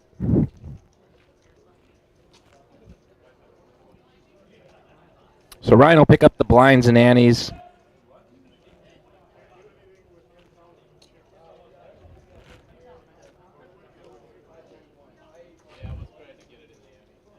You are watching the Casino State Championship at Spirit Lake Casino and Resort. This is the RPT and DPT co-sponsored event, meaning anyone participating in this event will get points towards both leaderboards on the season.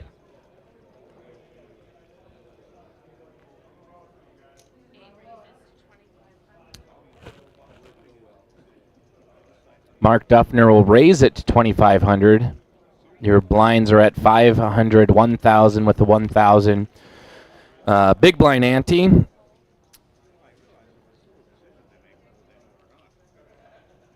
And I think it's up to Wayne to call here to determine whether or not we are going to see a flop.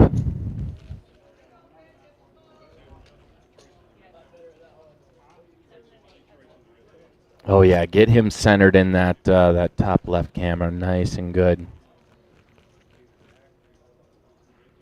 Flop comes 2 9-jack.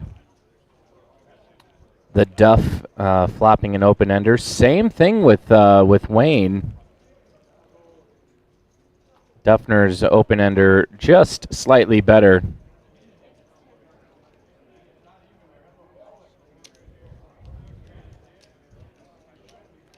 And Wayne is all in for 10.5K. We'll see if the Duff wants to call this. That would be just under half of his chip stack.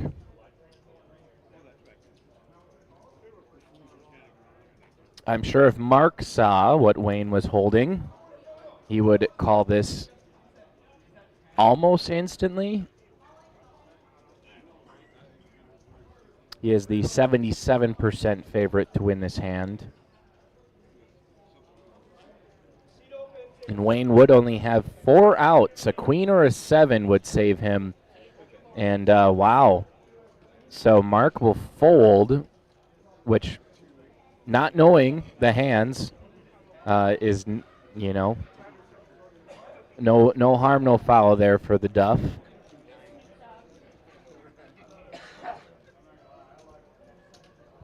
And to call, you know, a third of your chip stack on an open-ender straight draw when there are some higher cards out there, it's just not worth it. So good, smart play by Mark. First aggressor there was probably going to take down the pot.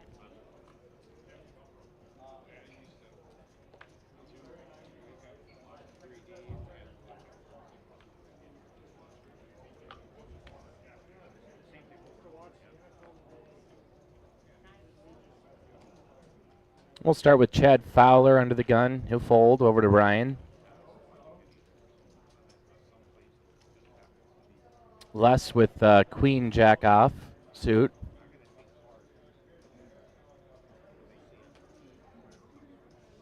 Looks like he's going to be raising to 2,300. 2,400. Richard will get out of the way. Looked like a call from Chad Weldon with 10-9. And the Duffner's putting in a call as well with 2 undisclosed cards. It's always fun when you can't see what someone's holding in their hand.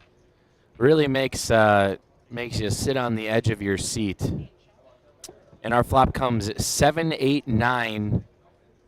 Les with the gutter ball, Chad with top pair, and an open ender. What does Mark do here? Bets 2,000, it looks like. 3,000. Les will make the call.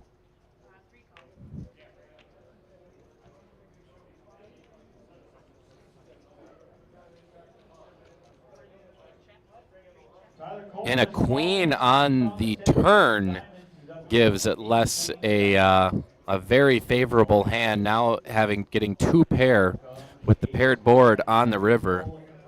Very interesting to see what Mark might have here.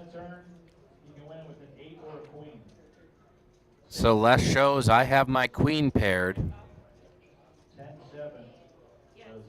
Might have check, check, check.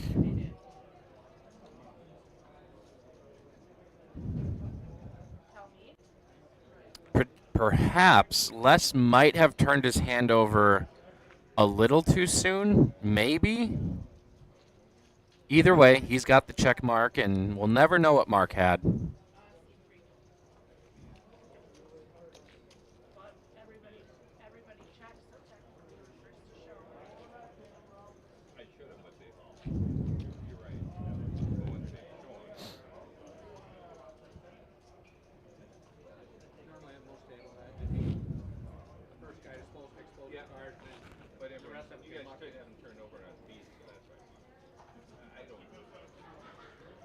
There, Mark had 3 deuce suited.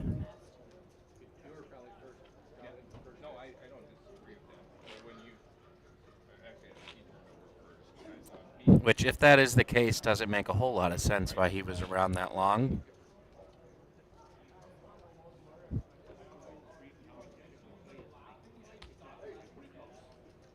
But that's okay. Mark Duffner has cashed in so many tournaments. He knows what he's doing.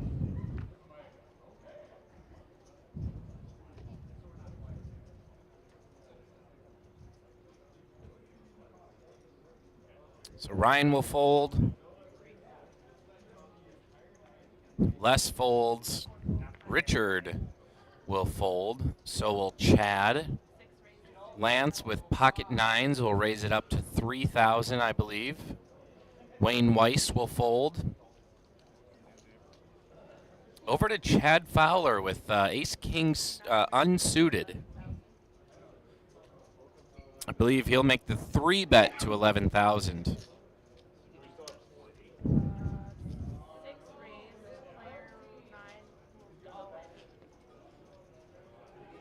That might be a 4-bet.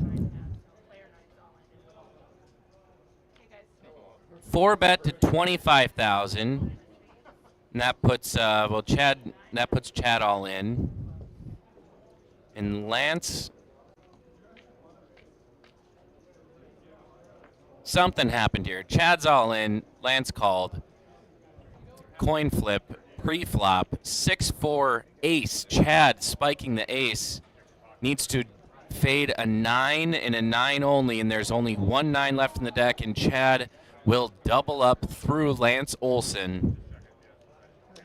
A much-needed double up, and they'll be sitting right around that average chip stack. It's going to be around 50,000. It might be a little bit more. I'm not sure how the rest of the tournament is doing.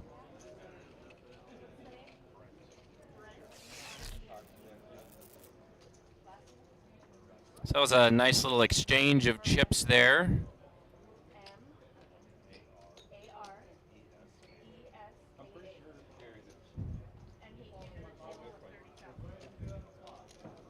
Thank you again to Spirit Lake Casino for letting us use their bingo hall.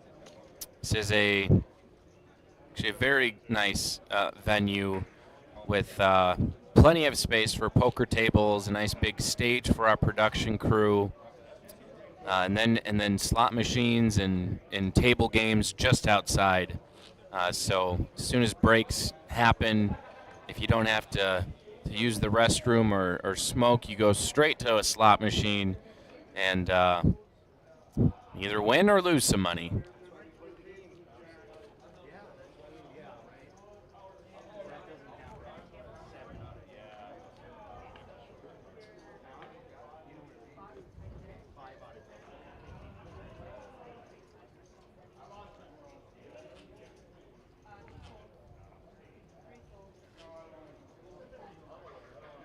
So Ryan will fold.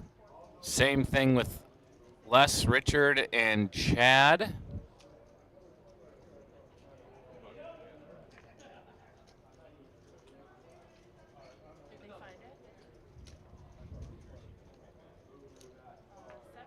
Wayne Weiss will do something. He might have folded and someone else might have.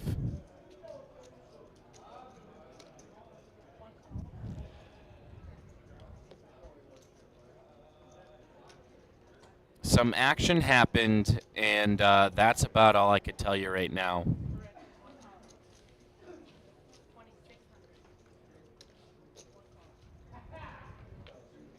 So Wayne raised to 2.6.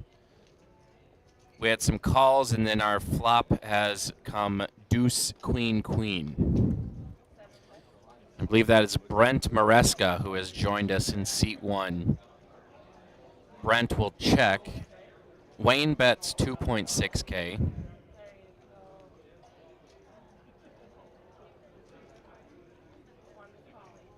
Looks like Brent will just call.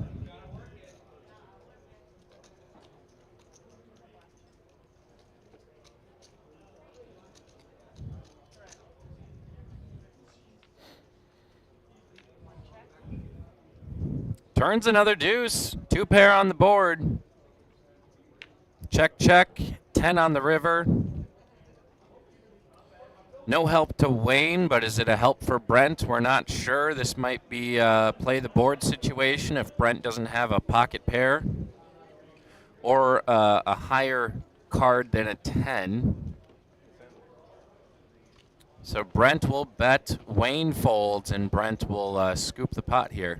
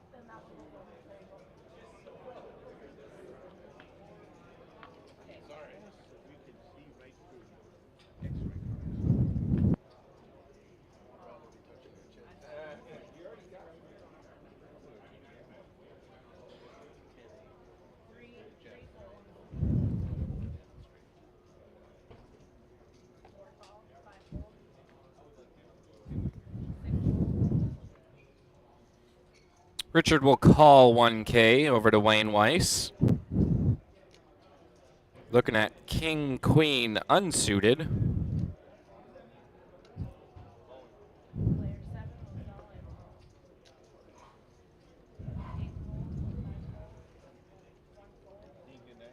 Wayne's going to shove all in for just 11.3K.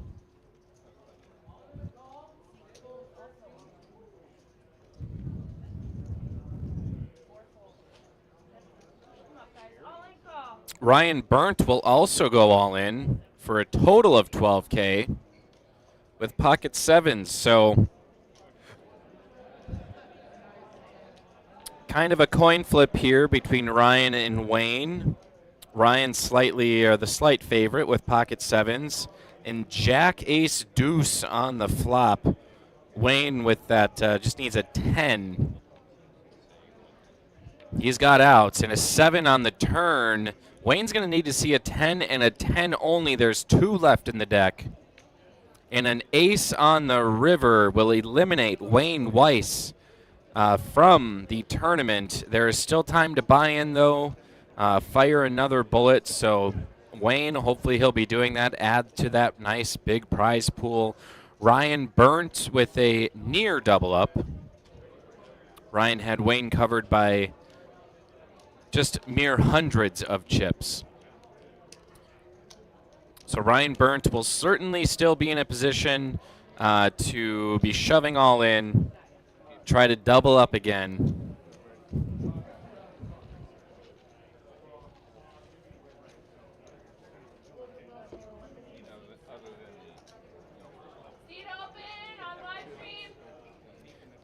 Average chip stack is still sitting at about 50,000.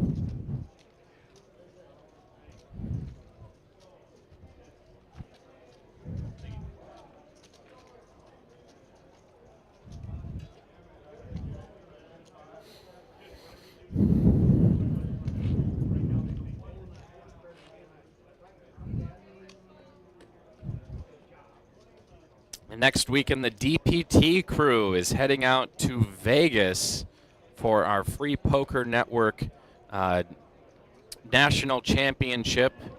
So 2 championship weekends in a row. That'll be for the FPN Bar League. So it's nationwide, many states, people from across many states, East and West Coast, will be coming to Vegas for our 100K promotion. So if you guys want to tune into some more kind of local poker, local production poker, tune into the Free Poker Networks tournament next weekend from the Golden Nugget in Las Vegas. That'll be on Facebook and YouTube as well, potentially streaming on the Dakota Poker Tour website. I can't imagine why not. Les Hagenson flopping trip 10s. And I just see Chad bet 5K. Yeah, okay. Les says, I'll pay 5K for that. Why not? Jack on the turn. Chad is nearly drawing dead. He does pick up an open-ender.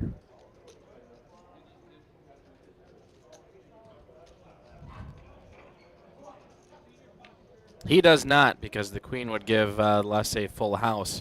Nonetheless, none of that happened. A 5 on the river. Les Hagenson will scoop in some much-needed chips off Chad Weldon.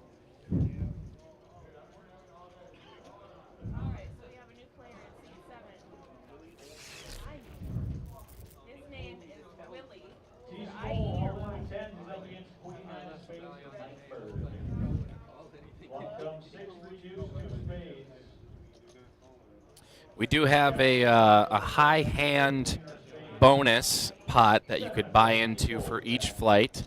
It was just $10 on top of that. And if you end up having the highest hand by the end of the flight, you are entitled to half of that pot. So that's kind of a nice little side thing they do.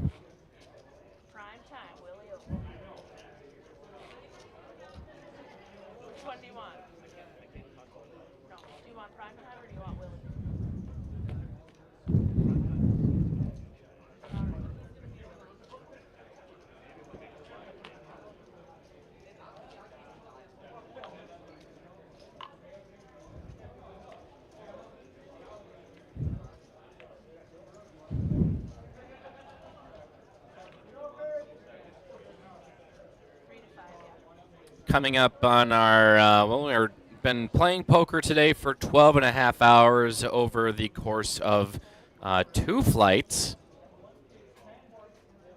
I should have also, as I walked out outside to see how many players were remaining, but I did not look at that. So I will do that very soon, let you know how many remain.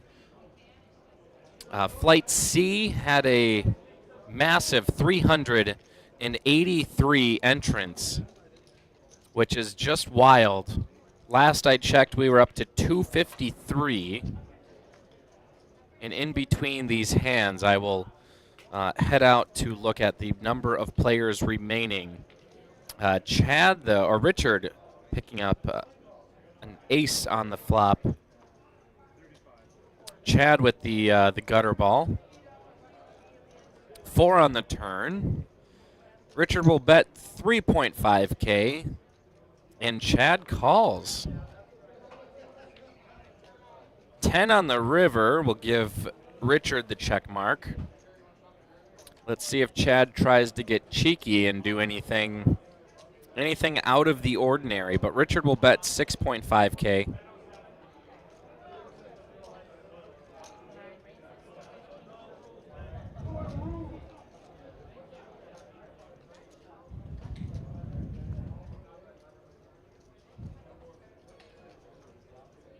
Wow, Chad raises to 15,000. And he gets Richard to fold the better hand. That, ladies and gentlemen, is a very nice poker play. Goes to show the better hand doesn't always win until you flip them up. There it is, top right of your screen. 169 of 311 players remain. That is a cool graphic. Chip counts there. Richard sitting at 85.8K. Very middle of the pack table.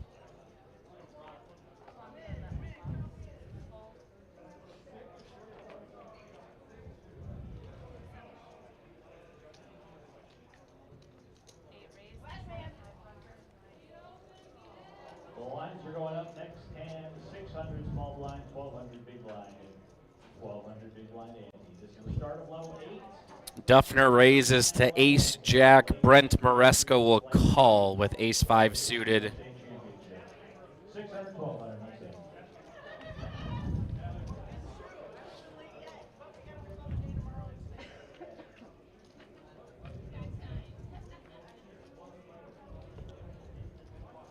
Hey, see you later, says the camera. We're going to go straight up to the ceiling. King 9-10 on the flop. We're going to check, 6 on the turn. Brent with the flush draw.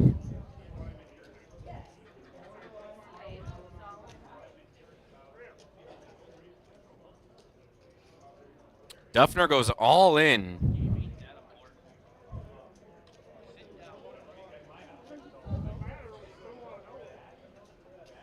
And Brent will fold.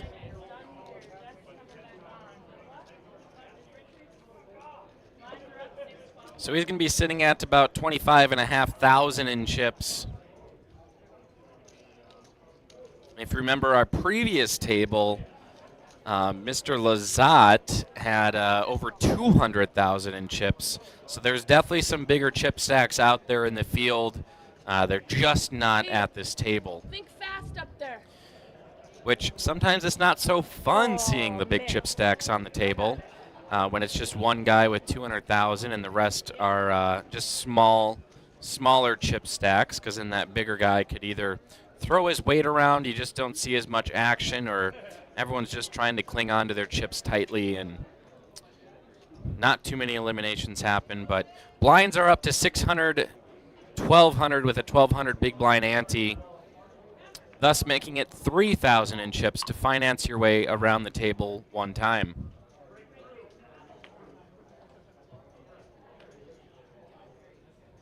We'll probably start seeing some all-ins happen with those smaller chip stacks.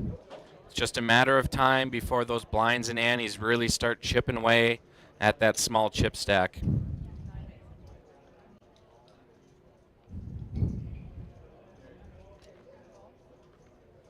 Chad will raise to 2,500. Brent will call.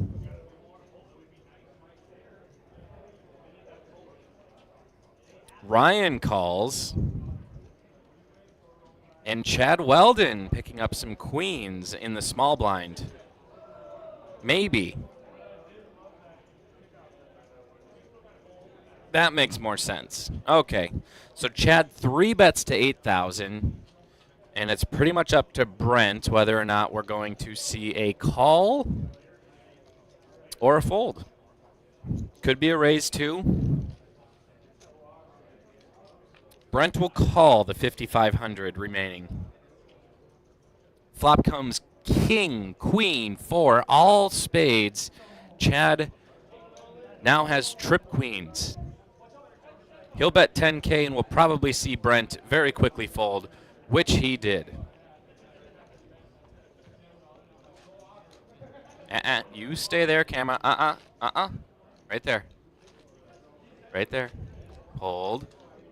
Stay. All right, throw the camera a treat. Richard Perkowitz up top, 85,000. You got Willie Olson, I believe, is a new face at the table. But Willie, Mark, Ryan, and Brent are really going to be the ones that have to start making some moves. Blinds and Annies are just 10% each orbit of Willie's chip stack. Even more so for Mark, Ryan, and Brent. And I know the metric is always just the big blind, but the big blind ante and the small blind still chip away at that chip stack just as much. Needs to be factored in as well. Mark Duffner with pocket fives will fold. Chad and Brent will fold. I assume.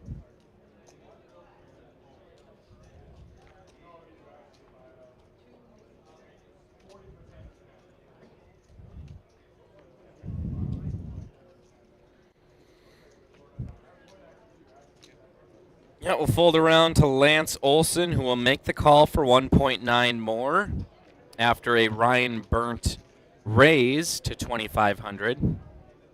Flop comes Queen, Jack, 7, Rainbow. However, Lance does hit top pair, very strong kicker. They will check the board. See a 9 of spades on the turn. If I'm Lance, I definitely, if we do see a river, definitely do not want to see another spade. So Lance will make it hurt. 3,500. Ryan folds.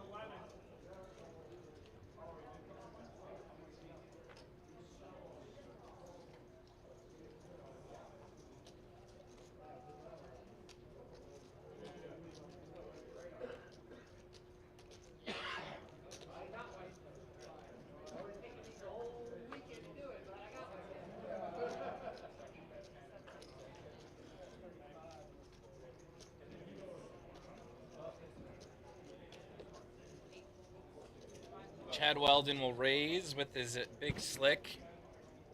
Willie Olson all in with king-queen suited. Chad Weldon will call.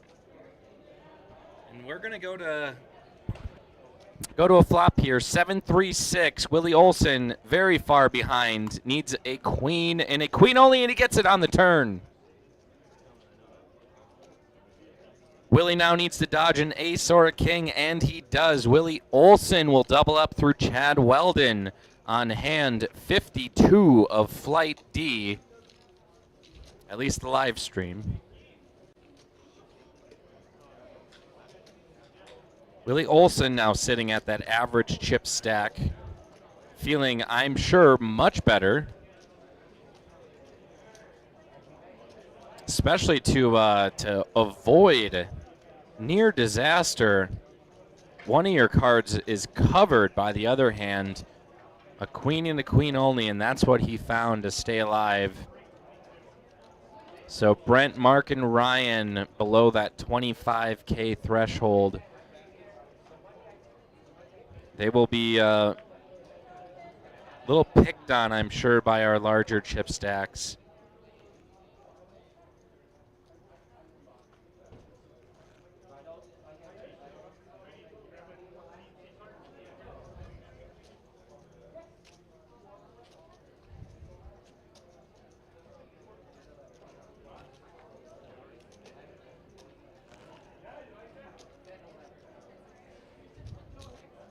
Lance Olson, King Queen, unsuited in the cutoff. He'll raise to 3,500.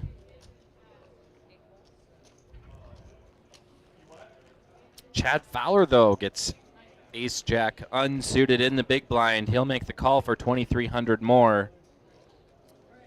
And King Jack 6 on the flop. Both players getting a piece of that. Lance, the better half, though. Chad will wisely fold his middle pair. Lance bets 8,500. We'll see if Chad will play.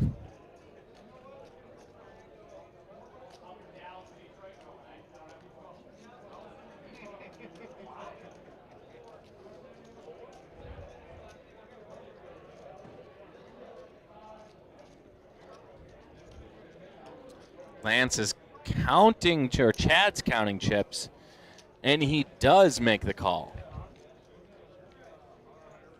10 on the turn. No help to either player. However, Ace Queen gets there now. Queen 9 gets there.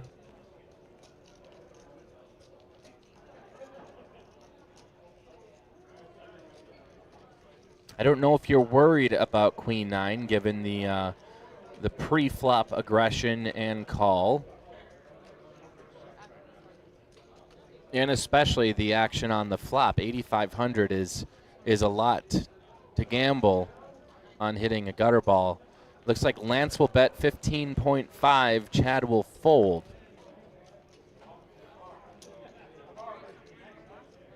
Those chips out there, the denoms, the yellow ones are 500. The pinks are 1,000. The blues are 5,000. And if you see those kind of maroony chips, a deep purple, those are 25K.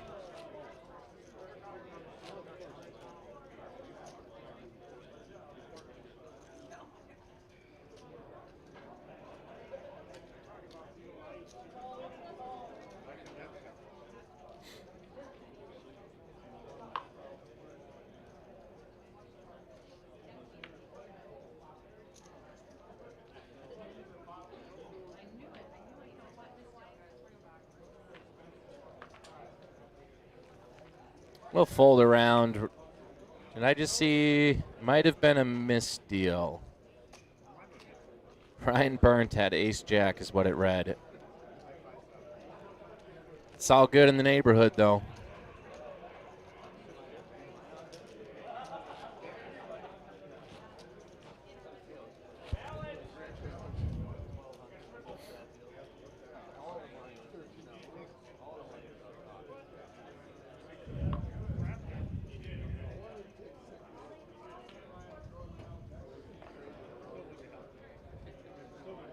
So we'll see a fresh set of cards.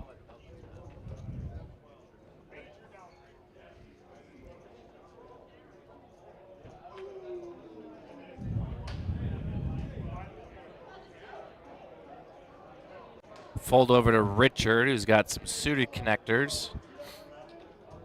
Looks like he's reaching for chips, but it's probably just a call. Might be a raise. Raise to 3,500.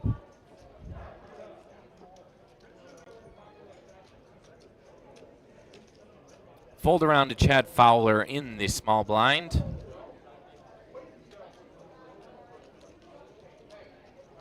He will fold, and let's see if Brent will also fold. Just not enough chips to call that, protect his big blind.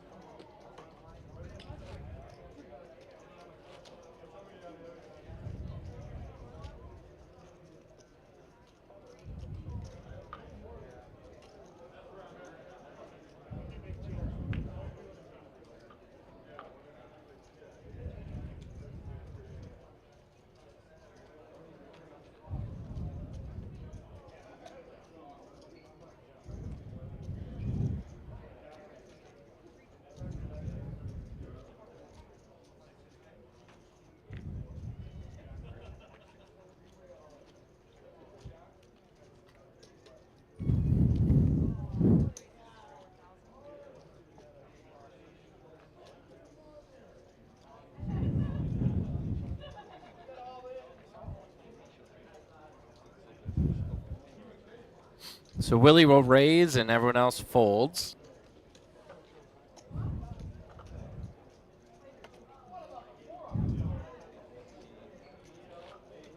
Willie, a big, big believer in UFOs, believe it or not. Staunch defender. Whether or not UFOs are real, which at this point I think we can all admit they are.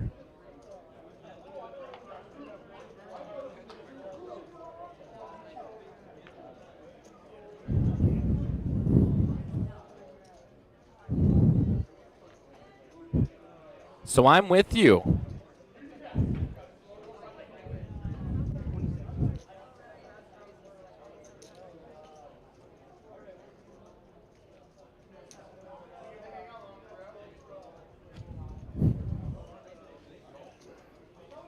Willie would call after a Rance raise.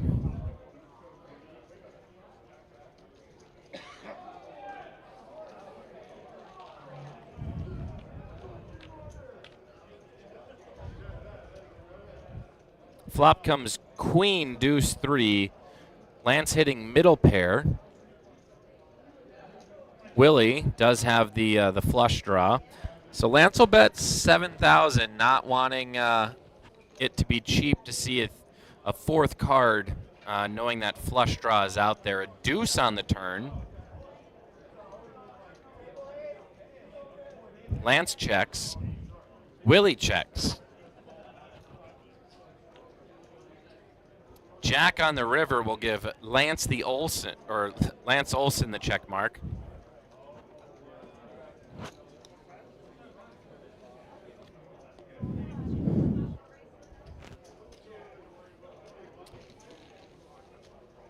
And Willie will fold. That little Willie is going home.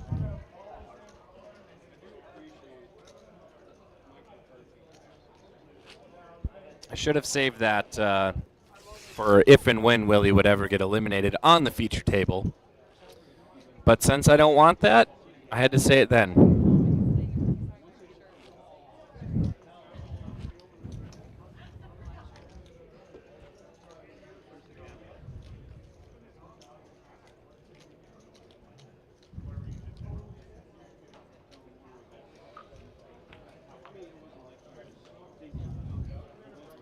I think it should be mandatory that once every 2 or 3 levels, in addition to the breaks we get, that between each hand or between a hand, all the players at the table must get up and run and touch the farthest wall from them just to be able to get the blood flowing and not be so stagnant. Then we could really, really check the boxes on that whole poker players being athletes thing.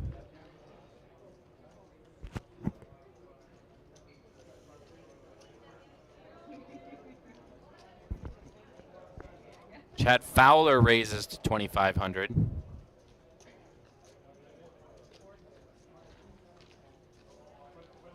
And that will win him blinds and antes.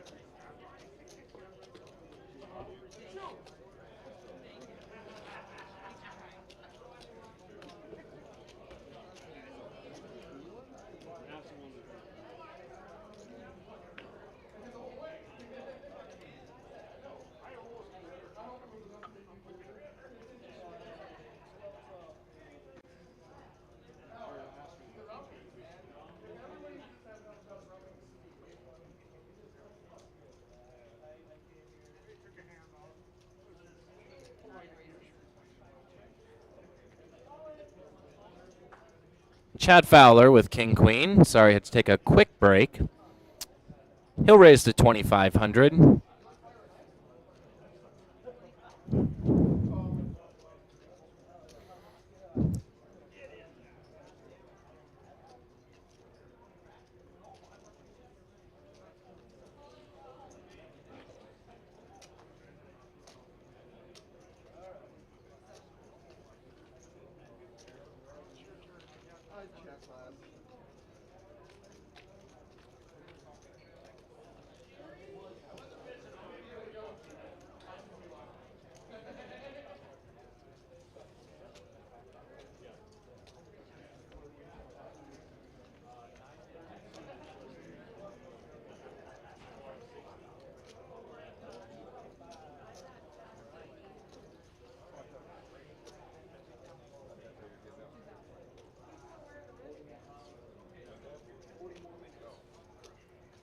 Chad Fowler will bet 2K.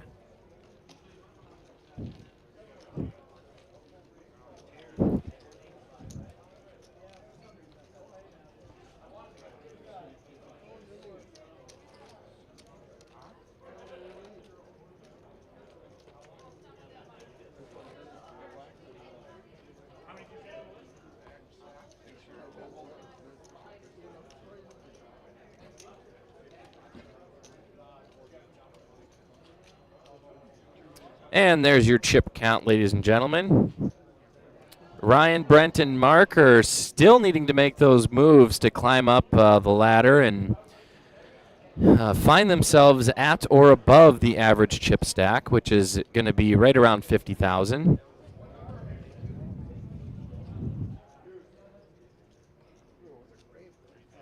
One thing I do know for sure about this field is it is strong. Tons of great players out there. So despite it being, you know, a lot, there's just a lot of good players. So if you want to come out, I think there might still be time for late registration. If by now you'd have to have a private jet to fly in to the Devil's Lake Airport, Municipal Airport, and then either get a cab or, you know, if you have your own private jet, you'd probably have a limo waiting for you.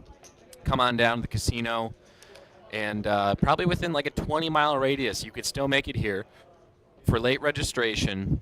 Top 12.5% of the flights, this is Flight D, top 12.5% of the field will bag their chips and move on to tomorrow's Championship Sunday. There are a few players who have bagged in 2 flights. Those players will get will choose their larger chip stack to play tomorrow, and on top of that, will get their smaller chip stack bought back at the rate of $750. So, tons of money to be won. If you haven't played in either of the first 3 flights or haven't bagged in the first 3 flights, you have 0 chance of double bagging. But here we have Lance raising to 2,700. Willie Olson 3 bets with a weaker hand to 7,000. Now Lance has to decide, what does Willie have? And he thinks that Willie has him beat, and he doesn't. So Lance will bring home the pot there for being extra aggressive. I think the graphics might have got screwed up there. So Lance was the one that brought that home and probably was the aggressor.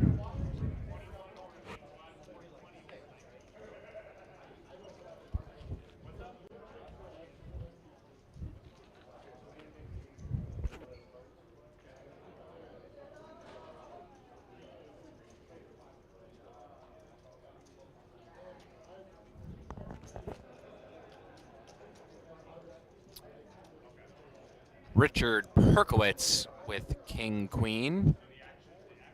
It's either a 5,000 bet or 3,500, either or, and it was the latter.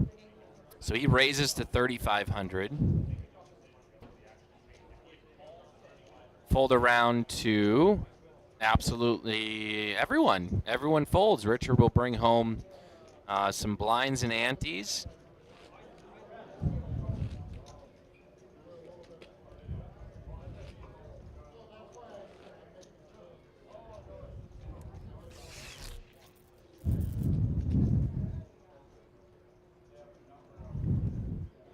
This is live coverage on a 15-minute delay of the, again, RPT slash DPT Casino State Championship.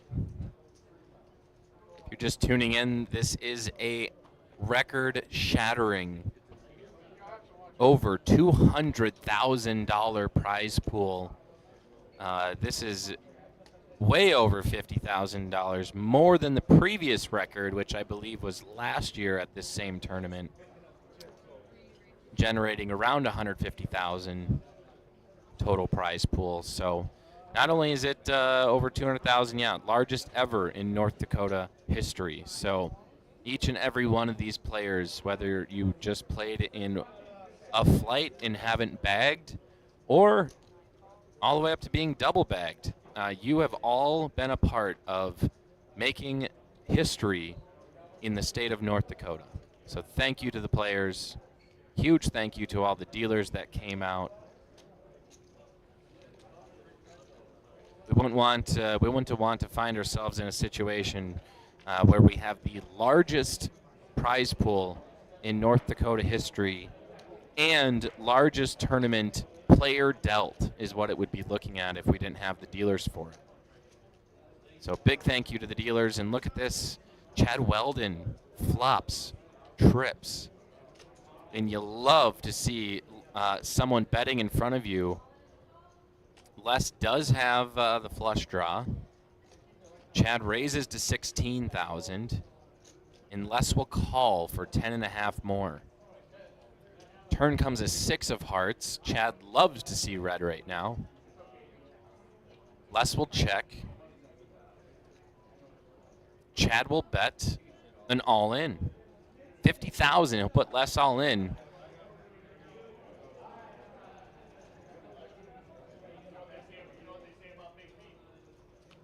Les has got to be thinking ace 4, stronger flush draw, or the trips, and whatever he thought he diagnosed correctly in laying down his hands. So Chad Weldon will pick up a nice size pot there.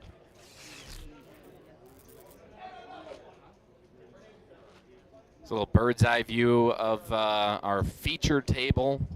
We will not have a final table until tomorrow. This is flight D of D. Had flight C earlier today.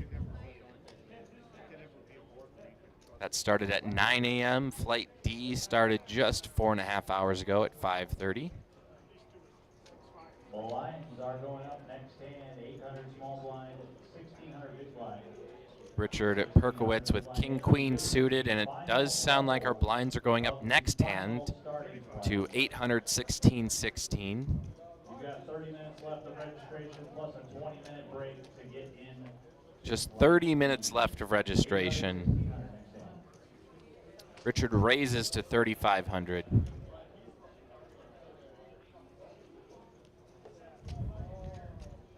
We very well might fold around all the way back to Richard, and Richard will take on home the blinds and antes.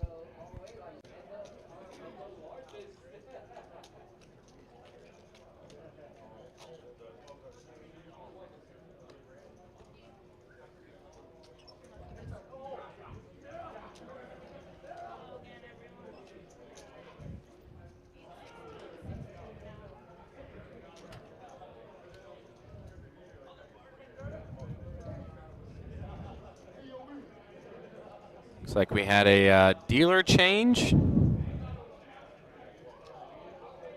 one thing to note about the feature table cards, we'll just take a look at the chip count again quick. Brent, Mark, and Ryan still clawing from the bottom. 21,000 or less in chips. We're probably going to see Ryan going all in very shortly, especially since blinds just went up. It now is 3,000 in chips to finance one orbit around the table.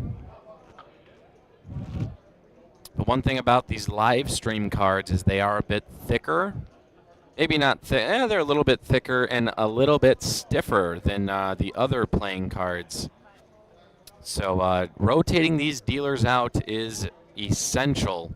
It does tend to give you a bit more fatigue in the fingers to be shuffling and dealing these cards all the time. Willie Olson raises with suited connectors, the lowest ones possible. And that'll get everyone to fold.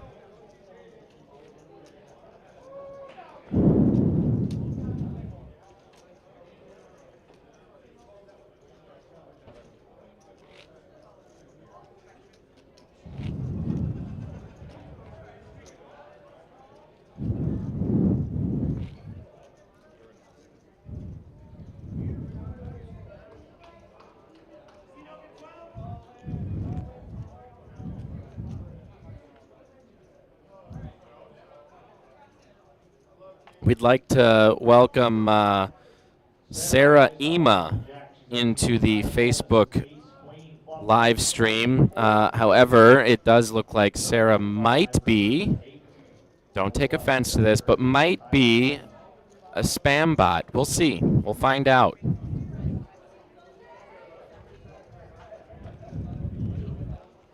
Prove it, Sarah. Prove you're not. Lance will raise to 4,500 and we'll fold around to everyone. So not a whole lot of action. We're tightening up a bit with the blinds going up, although not just tightening up. We really just aren't seeing very good cards dealt at the moment, which is absolutely critical to having action on the felts.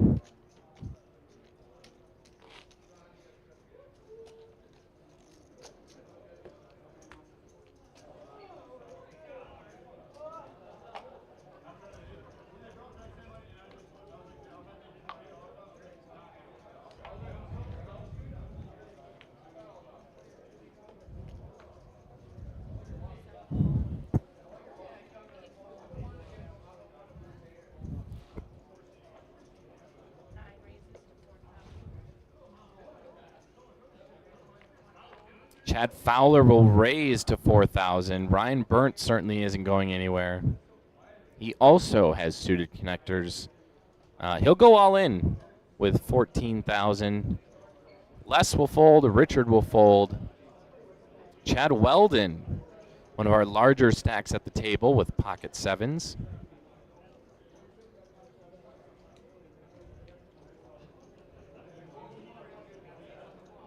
It is and it is not a position. That's only 14,000.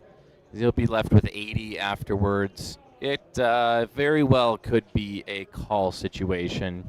Knowing Ryan is kind of got his back up against the wall with such a small stack, he could be going all in with anything, although he definitely has been patient to where you could sniff out that Ryan does in fact have a premium hand. Not just that, but Chad also has a middle pair in his hand, which isn't terribly strong, especially assuming that you're against two overs and a few people in front of you. So Lance will fold, and it is up to Chad Fowler to call. He does not. Ryan Burnt will pick up the blinds and antes, build his chip stack up just a little bit more.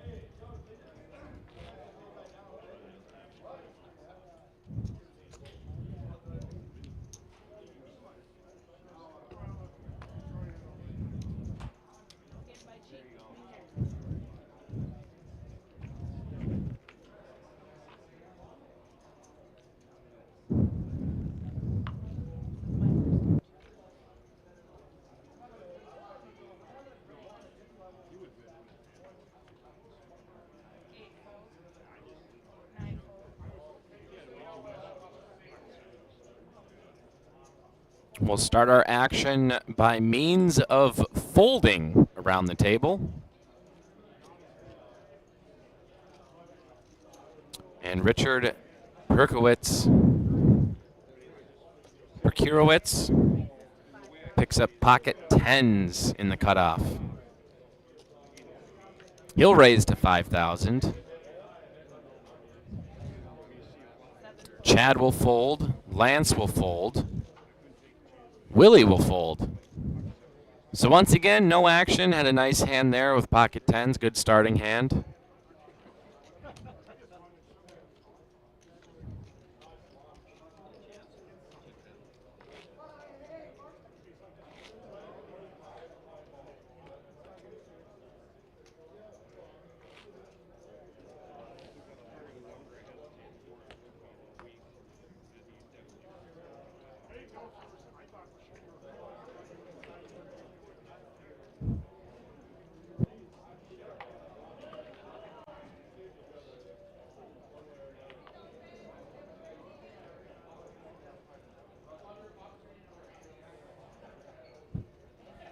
Looks like our player pool has shot up to 328. 328 unique players in Flight D, and what was it, 160 or 109 remain?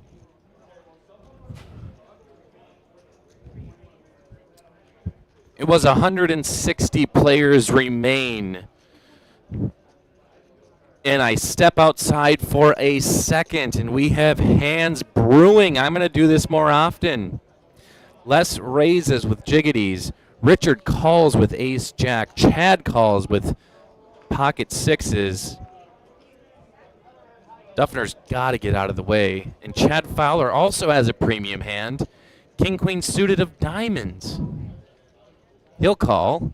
4 players to a nice beefed up pot here. Flop comes 9 ace deuce. Richard gets the best piece of that flop. Les is not happy to see an ace out there, but he will fire away for 5,500. Little C bet there, and Richard calls. Chad not getting the trips he probably wanted will fold. Same thing with Chad. A 9 on the turn, no help to either player. Les has 1 jack only that he can hope for on the river, but he probably will have to pay to see a river card. No, we check it down to the river. It is an 8 of diamonds, giving neither player an advantage in their hand. Richard will get the check mark. Les will check. Richard probably has to bet this. Yeah, 8,500. It's a nice value bet, just to see if Les has anything worth calling with. Or if Les doesn't believe Richard has the ace. Really not a lot of action, just 5,500 bet, then check, check, check. Richard will bet though, and or Les calls 8,500. Great value bet by Richard. That's probably max extraction.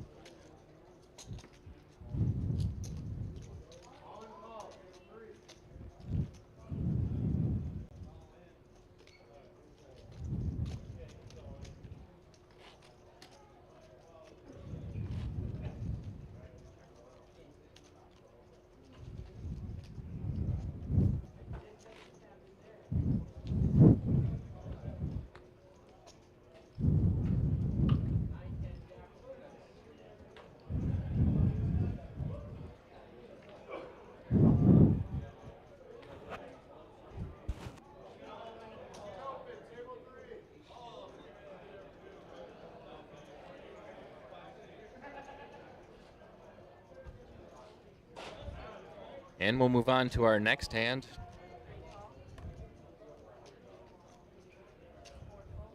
Les calls the blinds.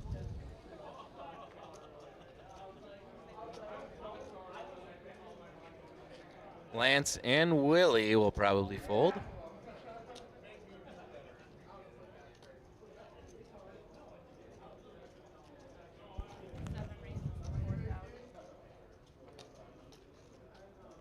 And I continually put my feet in my mouth.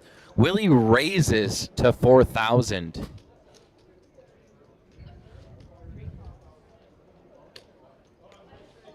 Unless we'll call. So we'll see a flop. 2 less than stellar hands. Flop comes 6, 8, 7. Les with the open ender. Willie with 2 pair. Les is all in. Willie's going to snap call this. Folks, we might see an elimination here. Les will need runner, runner, diamonds, or a 5 or 10 to stay alive.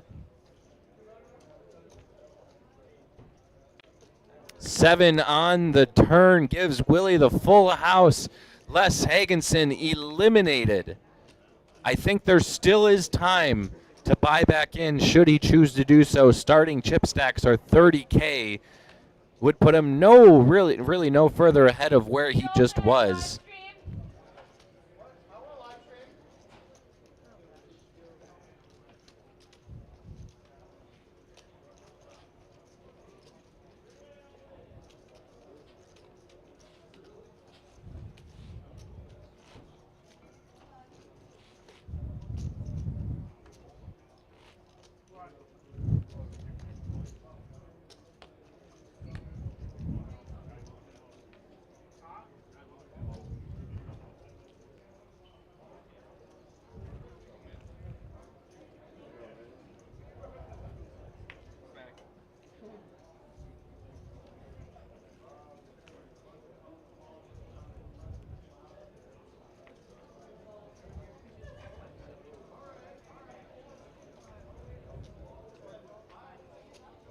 We'll fold around to Lance Olson, pocket tens in the hijack.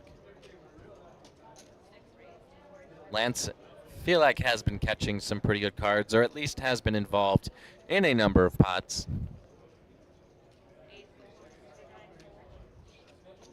Looks like he will call.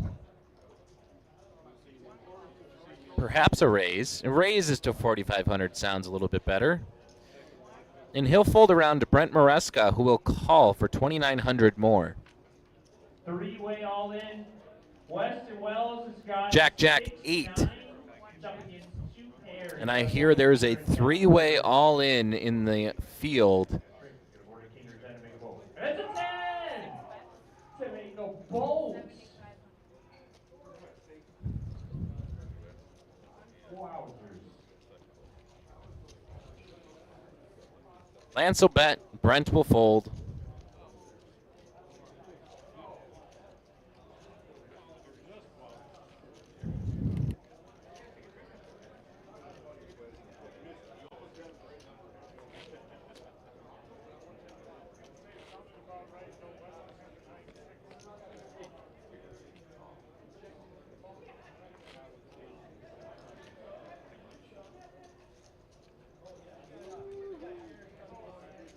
And if you're just tuning in on Facebook or YouTube, you're watching live coverage of the Casino State Championship in St. Michael, North Dakota at the Spirit Lake Casino and Resort right on Devil's Lake. Beautiful scenery, even in the wintertime.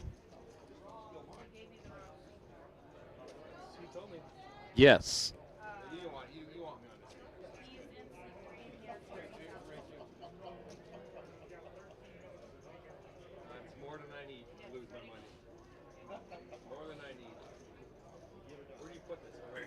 I've got a couple fellows joining me in the booth here. Hold on. Now I got you live. Can you now hear me we're now? good. All right, this is best poker player in the tournament, probably by far, Silas. Is anybody watching this thing right now? Oh yeah, Anybody? we got 50 people on Facebook. 50. Silas claiming himself to be the best No, poker not claiming. tournament It's been proven. I mean, in this tournament. However, by far. he's in the commentary booth with no longer chips in front of him. I got a lot. Oh, you're still in? Oh, No, what the hell are you doing in here then? They asked me to come in here and talk to you, and then they didn't communicate this to you. Well, so now freaking talk to me then. What's I'm- going on? I'm your guest. You want me to run the interview? They asked me to come in here. Yeah. So what? Why did they ask you to come in here? I didn't Now get I any need to word go of fi- this. Now I need to go find out.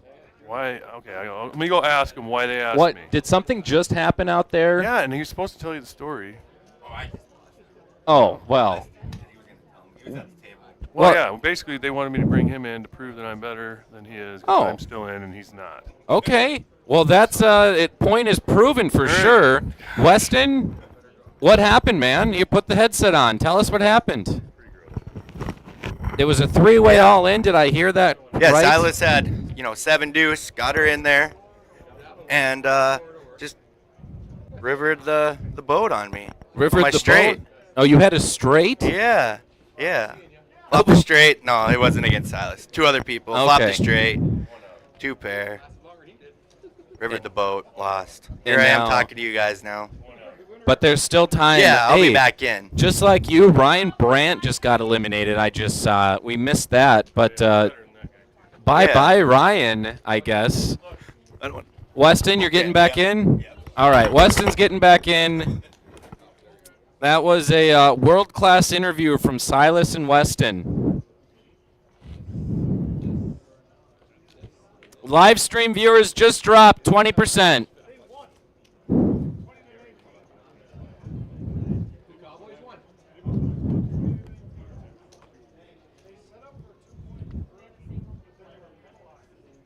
I was just ambushed for an interview that I had no idea about, which is fine. We'll roll with it.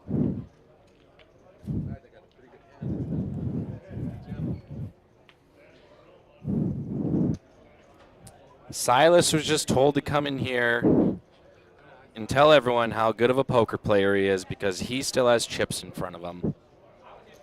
And Weston does not. Richard, though, waking up with pocket queens. Under the gun, Chad Weldon, pocket eights, will call the raise of 6,000. And Lance Olson will 3-bet to 17,000.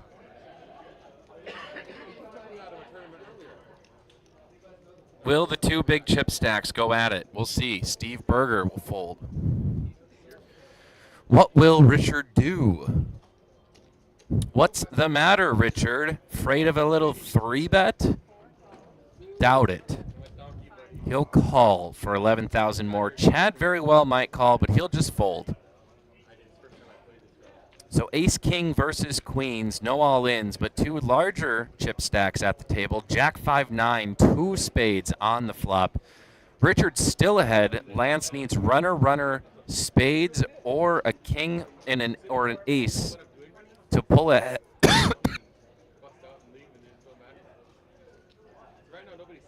To pull ahead. I almost died there.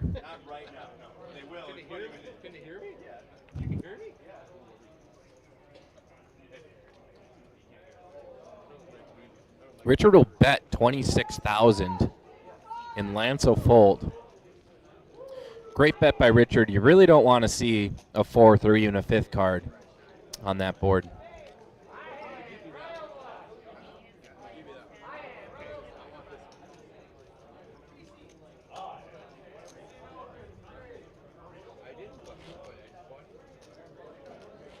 And it looks like we have a new high hand, guys. A new high hand has been called. Royal flush spades. A royal flush with spades. We can only tie if somebody else got a royal flush and spades. Wow, a royal flush and spades has just been dealt in the field. That'll be good for the high hand bonus. Almost guaranteed. Pretty much guaranteed. It is guaranteed. No one else is going to get a royal flush. I almost dealt a royal flush today, but just couldn't get the 10 of diamonds to hit. Did have a king high straight flush dealt today, but that player didn't buy in to the high hand pot, which at this point would have been a moot point because a royal flush has been dealt here at the North Dakota Casino Championship. Really couldn't ask for anything more. With how many hands that have been dealt today on all the tables, a royal flush was bound to happen. Don't tell me the odds.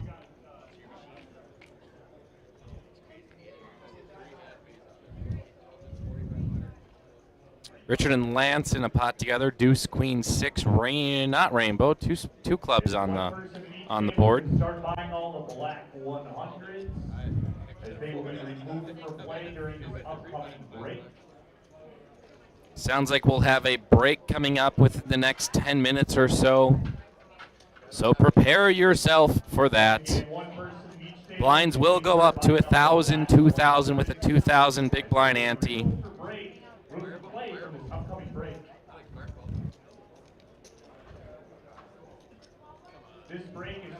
That break is actually coming in 6.5 minutes. 6.5 minutes, we will be seeing a break. It might be a 20-minute break. It is a 20-minute color-up break. We will be getting rid of the 100 chip denomination. 160 players of the 350 unique entries are left today. There is still 6 minutes and plus the break to buy in. If you find yourself, you bust out. I believe there is also a forfeit your stack option. If you have less than, I think, 30,000, you can forfeit your stack and rebuy for a fresh 30,000 coming up during and starting our next level. Another great way to generate more into that prize pool and to get rid of some of these shorter stacks. Who wants to have a short stack going into it? Willie Olson raises to 5,500. Chad Weldon will call with 6-4 offsuit. Nice disguise of the hand should he be able to hit something on the flop. Queen Jack 7 is your flop. No piece to either player. 7 outs for Chad. If he wants to continue this hand, we'll check. Down to the river. Willie Olson will get the check mark with ace high.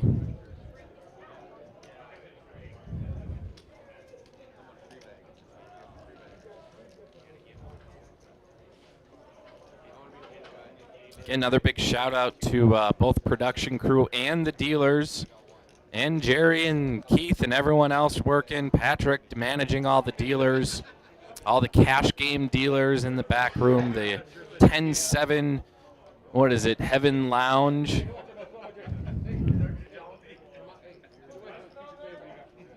None of this historic event would be possible without the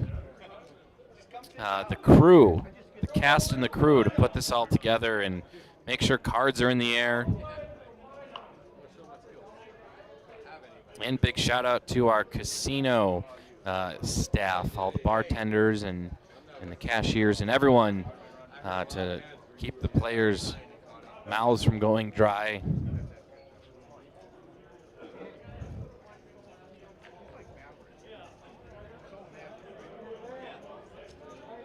Tomorrow will be Championship Sunday. Trying to find... That starts at 11 a.m. and there is a Survivor, a second chance tournament starting a little bit later in the day. The winner of this entire tournament will take home a massive sum of money. On top of that, a $10,700 World Series of Poker main event seat package.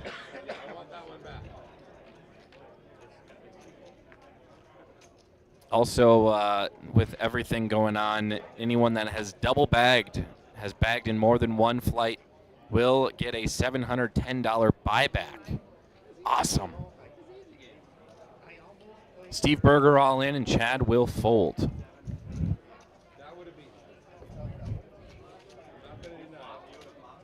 Just 2.5 minutes left on this level. We'll see probably 2, maybe 3 more hands, depending how it all plays out.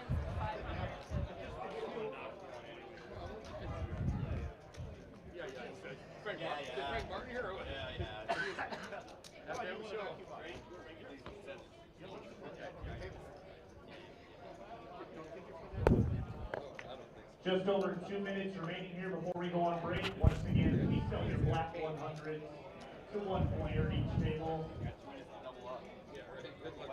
They'll be getting removed from play here during this upcoming break. When we do return from our live or our break, our 20-minute color-up break, the $100 or the 100 chip denomination will be bought out for probably fives, thousands, and maybe even 5,000s. Mark Duffner picking up pocket jacks with just a couple hands left till break. 15,000 in chips. He just raises to 8,000. Brent will call. Weston Wells goes all in with 30,000. Weston just buying back in. He was just in the booth. I thought I saw a ghost, but no, there he is in person. Lance Olson with a nice hand too. 30,000 to call. He'll fold. Willie will fold. Mark will likely be going all in. Brent probably too. Why not? Let's get the whole party in here. Three-way all in.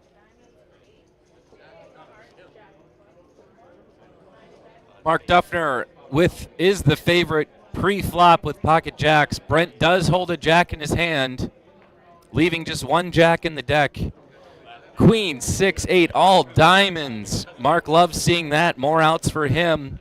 Mark would love to see another diamond for the ultimate check mark. There it is, a diamond on the turn. Mark Duffner will triple up and knock out Brent Maresca. In the process, Weston Wells will be chunked for 15,000 in chips. He is severely short-stacked. He might have a chance to forfeit his chip stack and rebuy back in for another fresh 30,000. Wow. What a way to jump into your first hand after busting from a pretty bad beat. Weston, I believe, had flopped that straight and then got rivered for the full house, knocking him out of that buy-in. Right back into it, and he's already halfway down on his chips. Richard sitting on top with 136,000. Mark Duffner climbing his way up to that average chip stack level of 50,000. Think there's going to be just one hand more. Nope, we are on break, ladies and gentlemen. We're on break. We're going to take that 20-minute color-up break. We'll see you on the other side.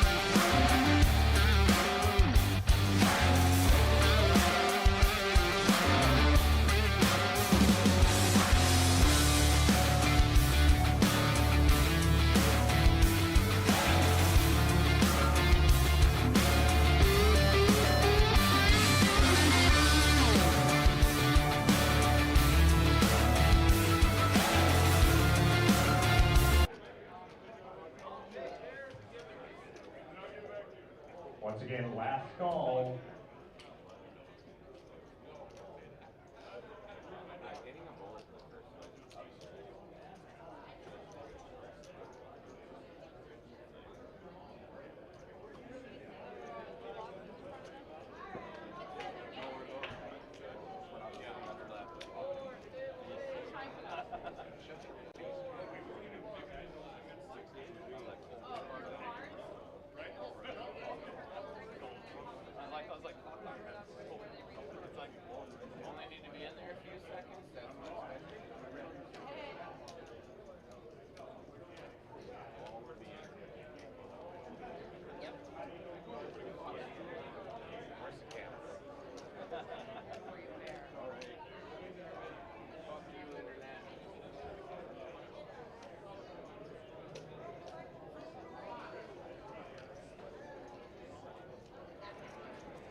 And we are back, ladies and gentlemen. Thank you for sitting tight through that break. There is your chip counts, but I have actual seat positions this time.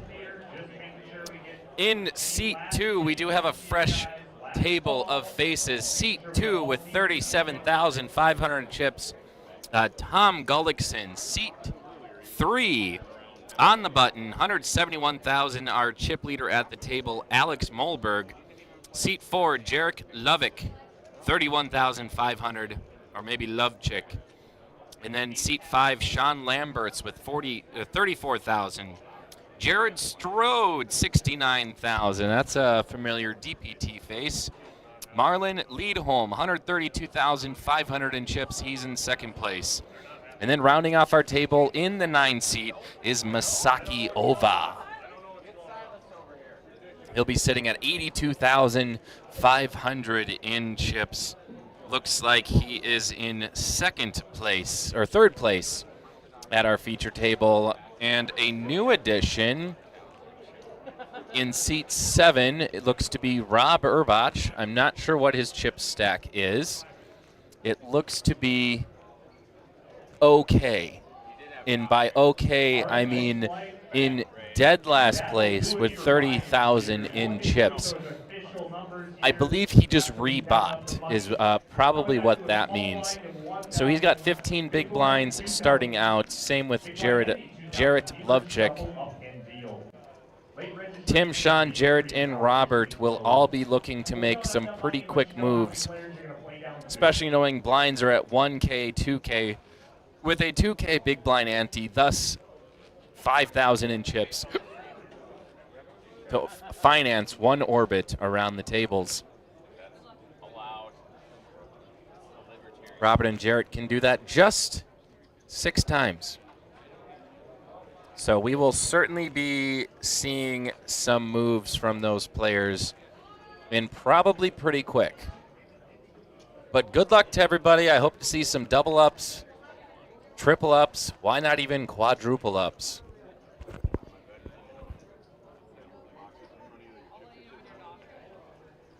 So Jared will start and he'll fold. Robert will fold. There's Marlon there and his handlebar mustache in all its glory. There they are, Marlon. That's where you go to read your cards. It's a little bit of a learning curve for all players where to put their cards. Marlon folds. Masaki will fold. Tim will fold. Alex folds. Jarrett in the small blind will just call, I believe. Sean will check his option, and we will see our first flop of this feature table. Comes 5 deuce ace, all diamonds. We'll check to the turn. A 4 of hearts on the turn. Folks, we almost have a straight flush on the board alone. Come on, 3 of hearts, why not? Jack of hearts, we have a flush on the board. Does someone have a higher heart than the deuce? That is the question. They're going to check it down, and Jarrett Lovechick is going to win half the pot because it is a chop pot. 4 or a 9 with chocolate. Wow, starting off with some oddities. 3 on the river, Jacks for Lauren. This is the RPT Casino State Championship at the Spirit Lake Casino and Resort in St. Michael, North Dakota, on the lake of Devil's Lake.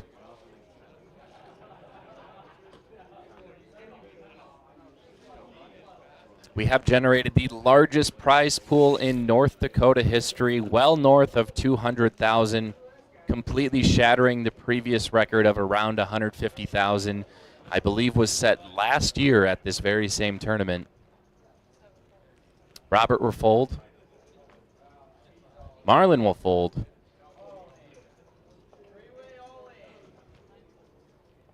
Asaki Ova will fold.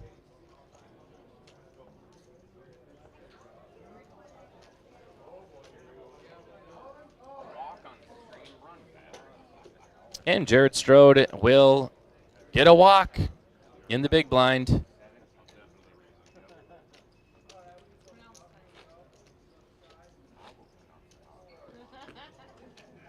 Jared Strode, a champion at the Valley City Eagle Eye Shootout or Showdown in Valley City, I think a couple years ago. Also did very well in a number of DPT tournaments. This is a RPT DPT co-sponsored event, meaning players who participate in this will get points towards both leaderboards.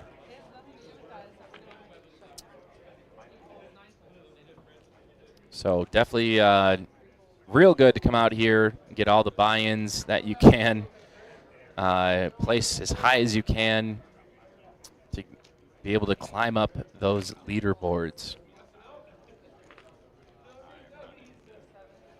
Jared Strode will call the 1,000, and Robert will check his option.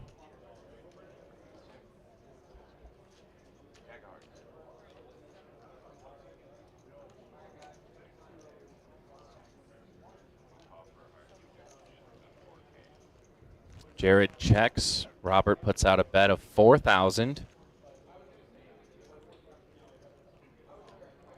Robert with the flush draw now after the turn. Robert has 11 outs despite being behind. So nearly a quarter of the deck. And Jared will fold.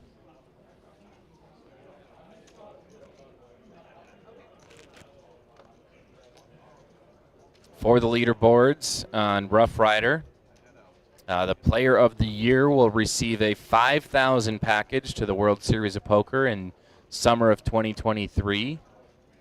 Same thing with the Montana Rough Rider Poker Tour Player of the Year.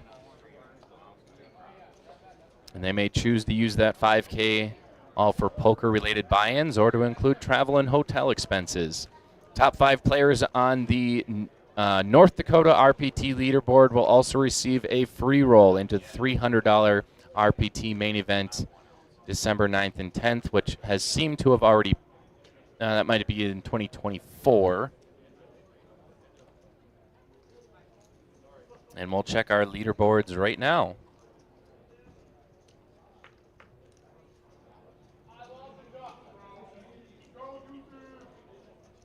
Looks like Duff DeSeth is on top of the RPT leaderboard with 667 points.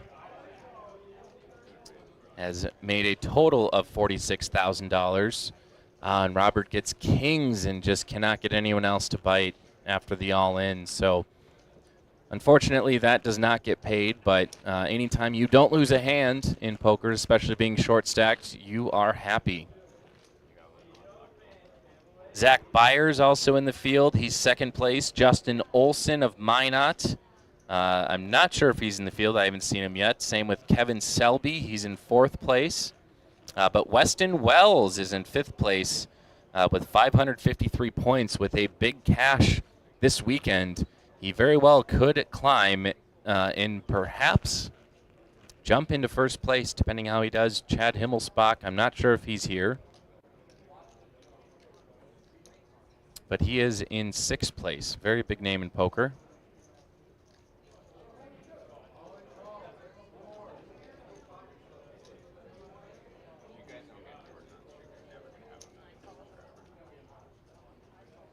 Jared will raise to 6,000. Masaki will call. Sean Lamberts will call.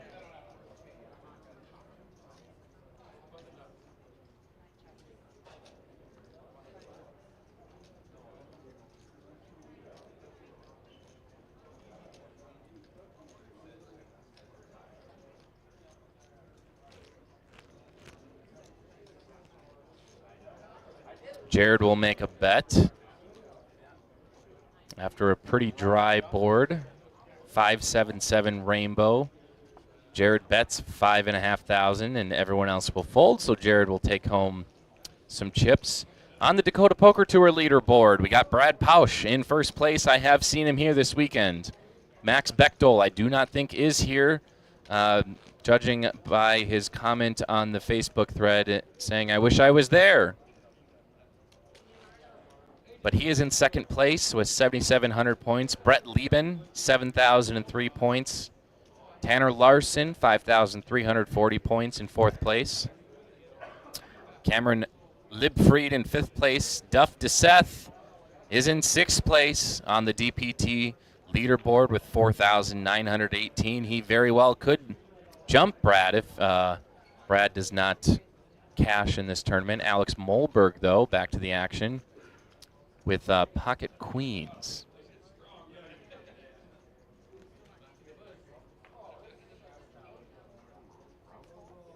He'll raise to 5,000.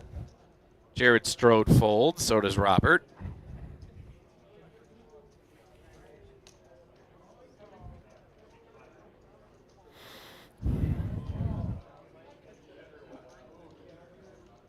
Alex with a pretty sizable chip stack. 167,000. And Marlin will 3-bet to 15,000. Alex will love to see that. He'll make the call. Oh, Robert is in with his pocket sixes.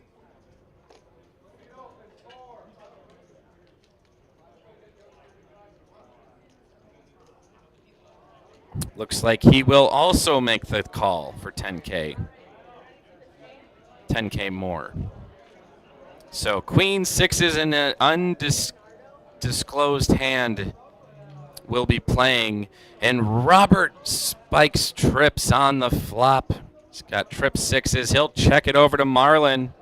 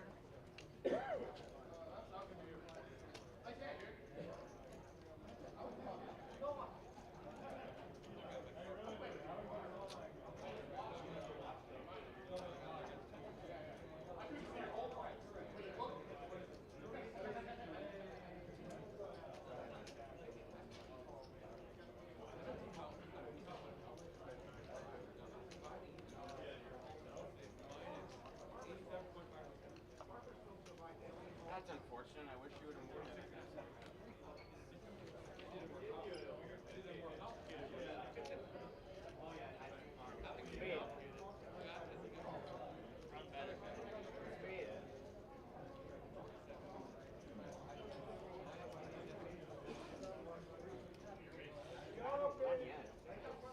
Now we're going to take 45 minutes.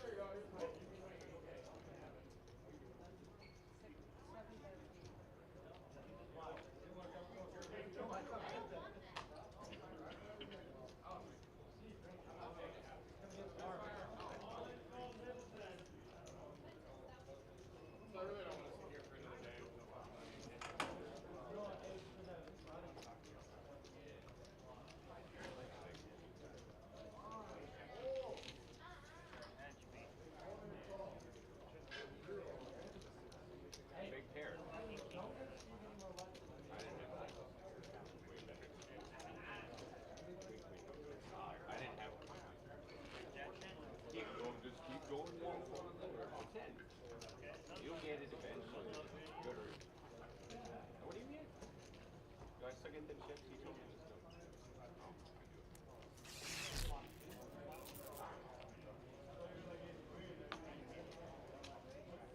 You knitted it up? Strong worry? I have just folded king four suited before. That's the one I said don't fold to the stream. I don't think that's a fold. Even nine hand, we were nine hand. That's what I went. But I thought it was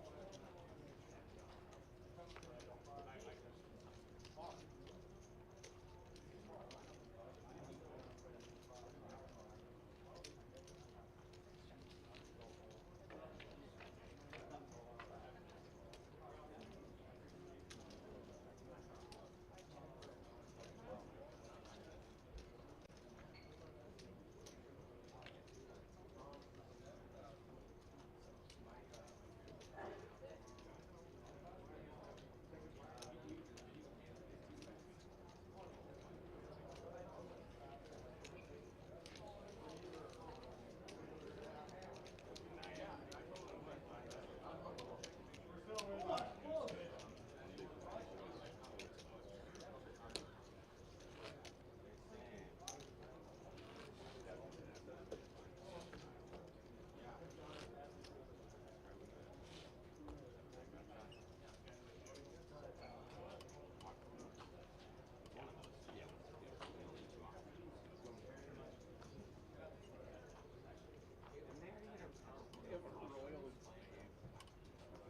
This is the first time I didn't do the $10 thing.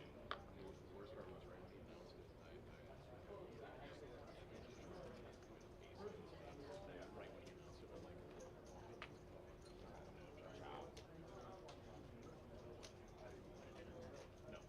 No, I wound up getting 3-bet and then somebody lit jammed over there. Yeah. It was a huge lit jam. Biggest pot I won was getting an ace 10 against ace queen jack.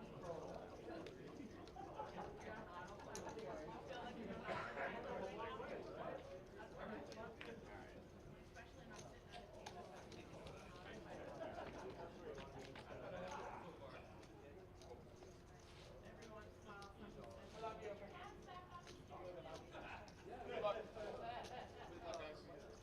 Thanks, man. I hope you all win. Thank you. It's hard to do, but I heard figure it out. You were talking to me, right? Huh? You don't want that. Just you? Yeah. No. He can't win. He doesn't know what he's doing. There's $1,000 in there for you guys for me. And I think I had my microphone off for who knows how long. My belt knocked it off.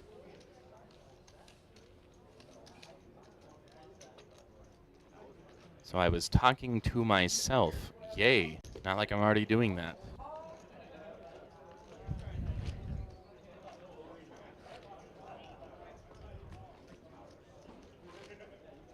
Are you going delusional because you haven't slept and you're talking to yourself? Me? This is more than I begged. I have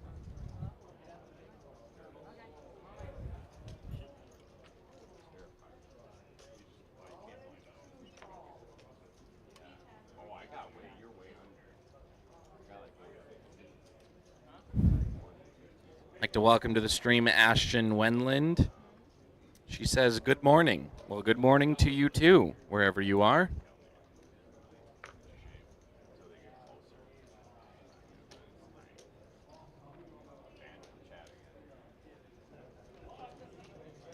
We are on a 15-minute delay, so if I see a comment come in through the live stream, I won't be able to react to it, or you won't hear my reaction until 15 minutes later.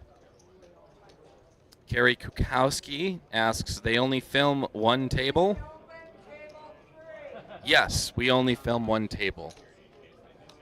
It would be a production nightmare to film the 20-plus tables we have running right now. This is a feature table.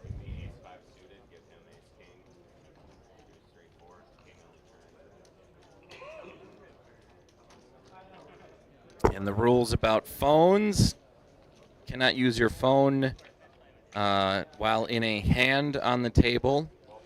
But even if you were watching the live stream, it's 15 minutes in the past. There is no amount of time we could give you to wait 15 minutes to see what your opponent might have, and then make your call after that. That would be an egregious usage of time. Tim Gullickson flopping flush draw. Looking at a chop pot right now. Unless Tim can find a diamond on the turn. 4 of spades on the turn. Tim will check. Jared will check. We'll see a river. 2 of clubs. So if both players stay in this hand, we're going to see a chop. Ready for 8? Tim bets and Jared folds. Unfortunately,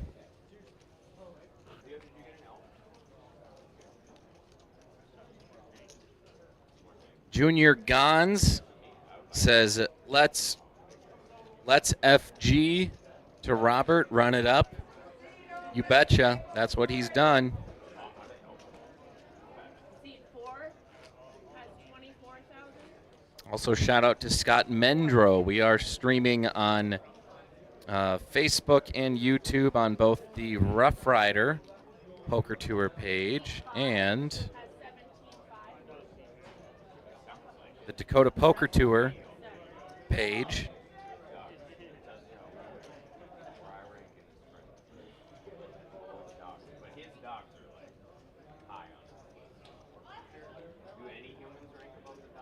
Also on the Facebook, and then also on YouTube. So we're streaming in at least 4 different places for all your viewing pleasures.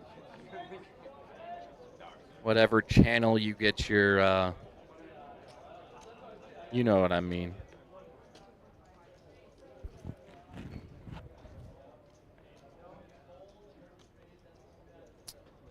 Action over to Jared Strode with Queen 9 offsuit. Looks like he'll make the call. Oh, he'll raise to 5,000. Robert folds. Marlon folds. Masaki in the big blind. Will he defend? He will not. He'll just fold. So Jared pulls in the blinds and annies, totaling 5,000 in chips.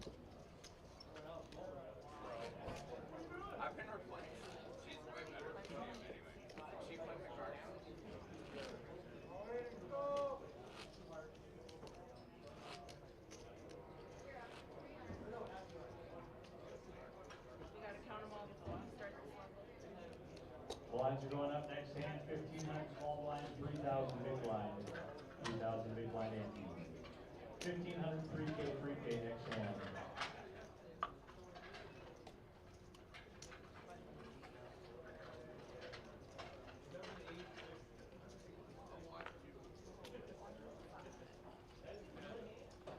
Seat 7 has 120,500. That's how much I have. 120,000.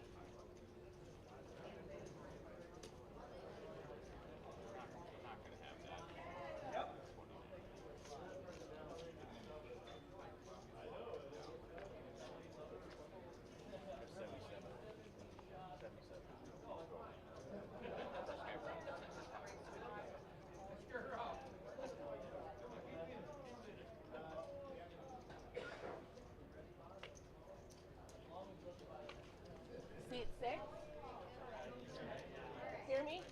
77,000.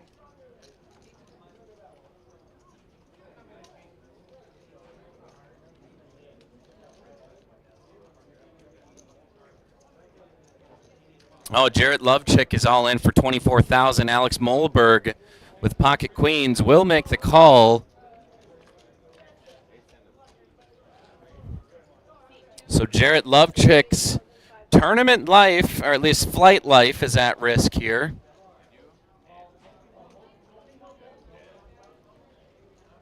A 9, no. A 5 on the river eliminates Jared Lovechick. And now there's only probably like 80 more people to go to eliminate. Maybe less.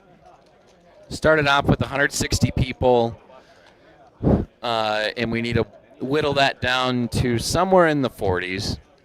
We had 393 entrants last flight, and that had to, for 12.5%, that is 48 people. I think we're less than the 393 or 383, whatever the number was. So I'm guessing it's going to be 44 or 45 people is what we're going to have to eliminate down to reach that 12.5%. If you do reach that 12.5% of the field, you have bagged a chip stack into Championship Sunday. If you have already bagged a chip stack into Championship Sunday, you are what's known as a double bagger, potentially even a triple bagger. And you get to sell your lower chip stack back for $710, and you'll play your larger chip stack tomorrow.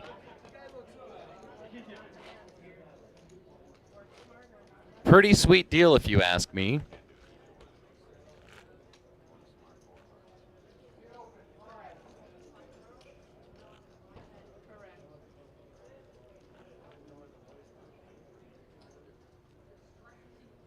Oh, I see there is a field. I'm seeing that now. We have 150 and 372 entrants. So take out my trusty calculator. 372 times 0.125. 46 people. I don't know if they round up or down, but we're going to have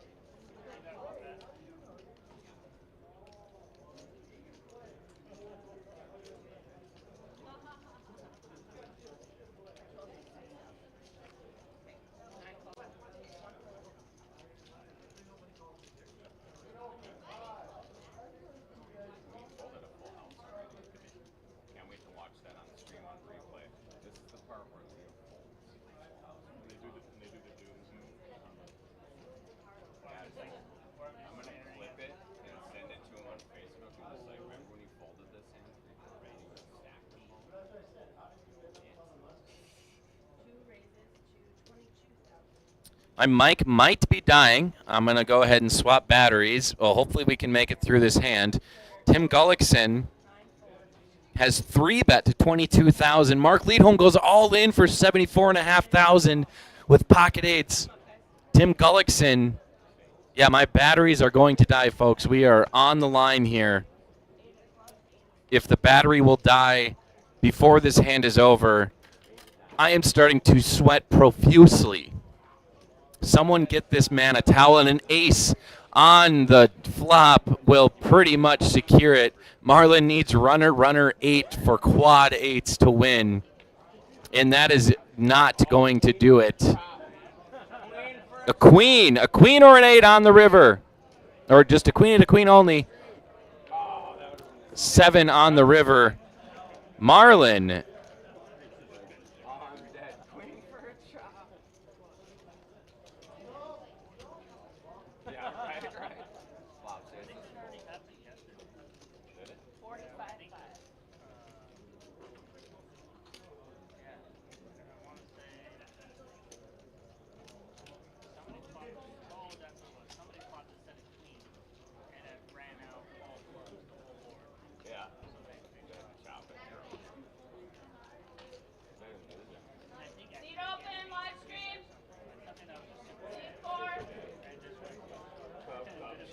And with a fresh set of batteries Folks, we're back.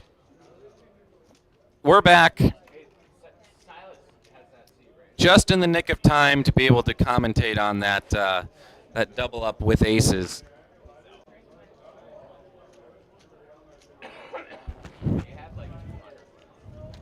I think that's why the mic died the couple times before. I didn't accidentally turn it off. It turned off itself because the batteries were dying. Makes total sense.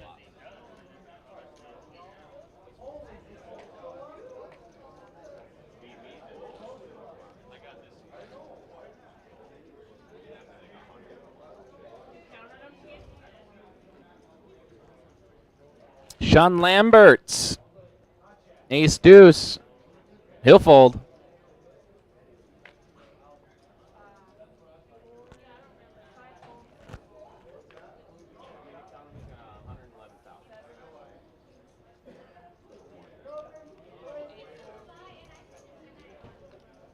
Masaki Ova picking up pocket queens in the cutoff. He's got 53,000. See what he reaches for. Looks to be probably like 8,000 or 9,000. 8,000. And blinds have gone up to 1,500, 3,000, 3,000. Now costs 7,500 in chips to finance an orbit around the table. Alex Molberg will try to defend his big blind with King 10 offsuit. Your flop is King 6-3, not what Masaki wants to see. Alex pairing his king. Check from Alex. Masaki's going to bet here. And he does, 5,500.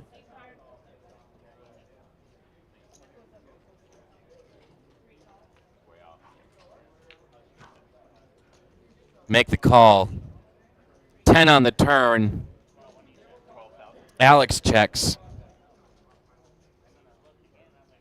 Masaki checks, sensing something's fishy in the air.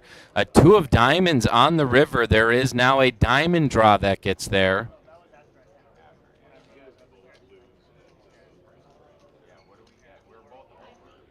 Alex reaching for chips. He'll bet 10,000. And Masaki makes the call. Alex will take home a sizable pot, 51,500 to add to his chip stack. Nice size pot for him.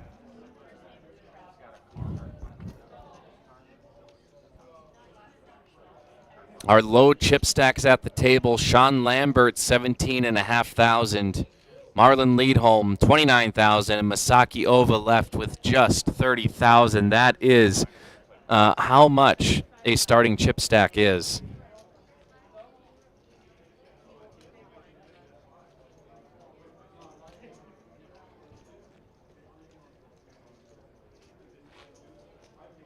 And there it is.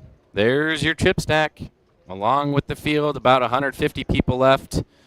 372 entrants. That might have been updated. It might have not. Who knows? There might be less. That's good news.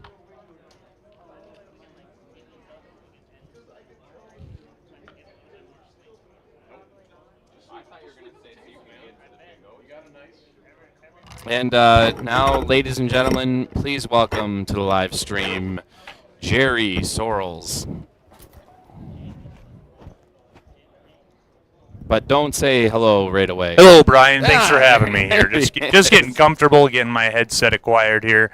Yeah, you're all good. So, yeah, it's been pretty fun on this this feature table. Robert has started with 30,000. Now he's up to 121,000. And just now picking up pocket jacks. Nice. How's the field out there? Good. They're starting to whittle down. I think we had 372 entries. Yes, 372. That was just shy of Flight C's number. And I think we did the math. It's 46. Do you round up or down? No, 47. 12.5% rounded up. So you round up. 47 players will play down to. Mm-hmm. That put us at a grand total of 13 1,404 entries for the RPT Casino State Championship, shattering the estimated $150,000 prize pool. It's over $200,000 for the prize pool. Yeah, you're going to have to redo your estimates. That is way off. Well, I was honestly did want to make it 200K as we got closer to the event because I could feel the buzz around it, but I didn't want to because of potential weather.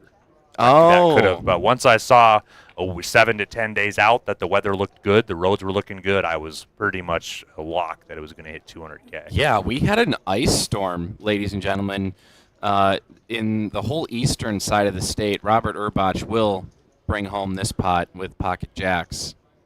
Well, he's got the check mark. He will definitely at least acquire the best hand at the river. Yes. Looks like he did call. Yep, and he tabled Jack, so he will scoop that pot. Nice. So, yeah, there was a very nasty ice storm that struck the eastern side of the state last week, starting on Sunday or Monday. It was Christmas Day, and inches of ice. It's over 600 downed electricity poles, and there are thousands of North Dakotans still without power to this day. Really? Yes. Where at?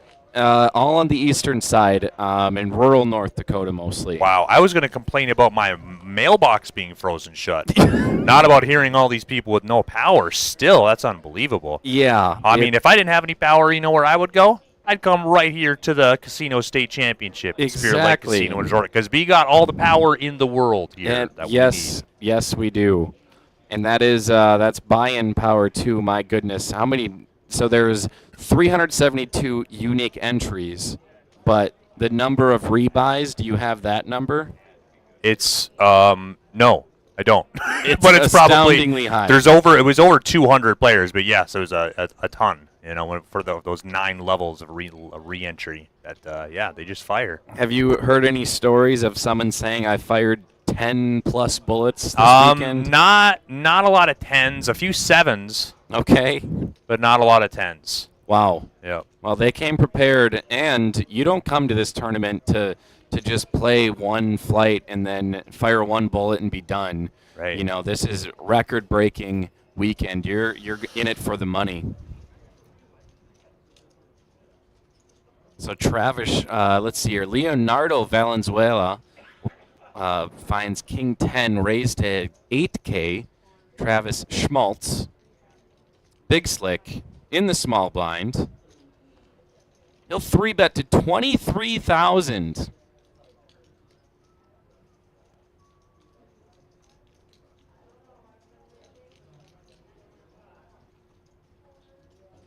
Leonardo, an absolute statue until he folds his cards.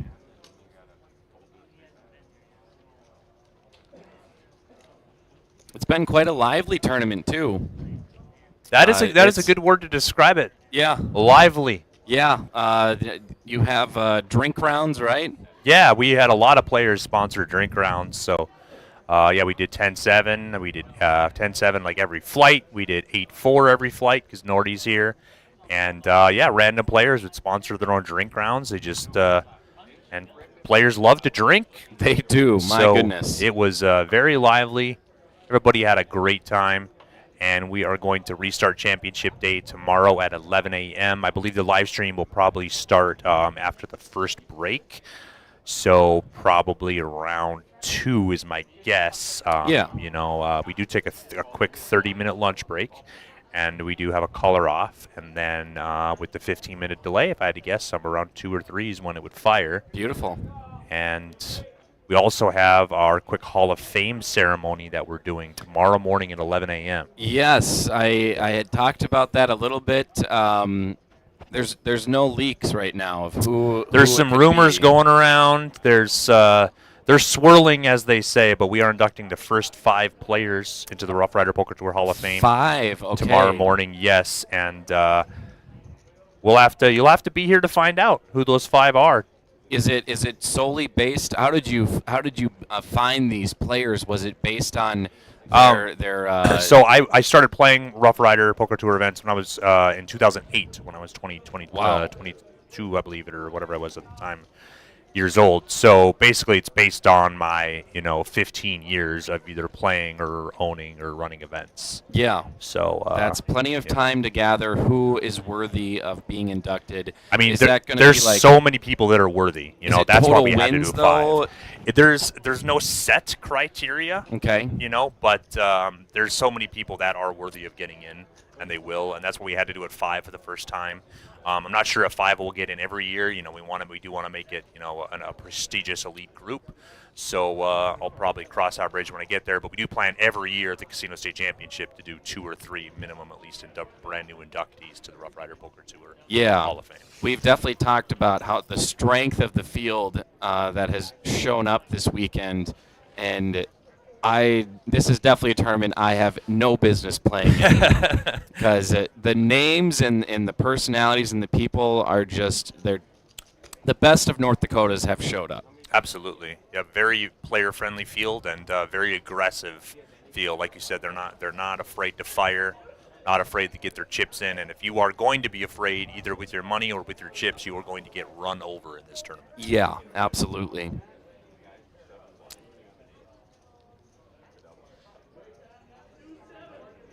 And also, we will be crowning your Rough Rider Poker Tour Player of the Year tomorrow as well, too. Now, based on who bags and who potentially, could win the tournament, it's not decided. Potentially, somebody in the top 20, right around there, could end up winning it and then becoming Player of the Year in return. So I'm going to step out here real quick, Brian. Okay. You enjoy yourself with the viewers. You enjoy yourself with the live stream, but I'll be back.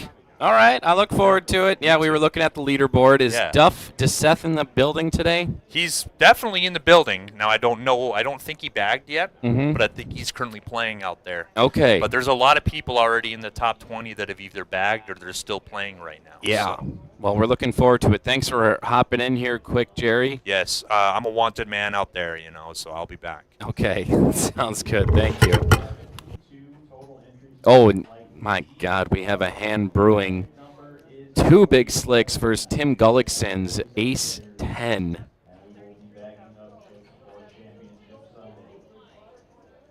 Still getting numbers officially crunched here, but I believe the total entry count was 1,304. So it'll be For an enormous prize pool. Yeah, give yourselves a round of applause. 2 Ace Kings going at it. This prize pool is going to be epic.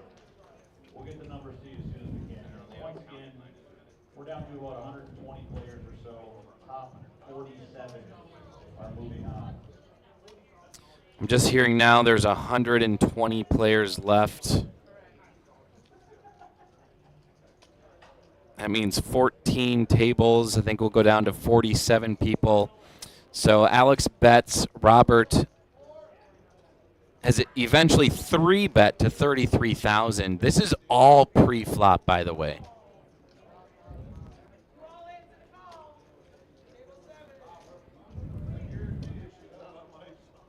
And Alex will make the call. He will call. So a massive pot brewing, 7-10 deuce, 2 clubs, fairly dry board, and Robert's reaching for chips. Alex might not go anywhere knowing he's got a very good hand and knowing that Robert probably is betting with a similar hand. Could have a pocket pair, but Robert does have a nice sizing 24,500. Really going to make Alex think here. Robert may just win this by being aggressive.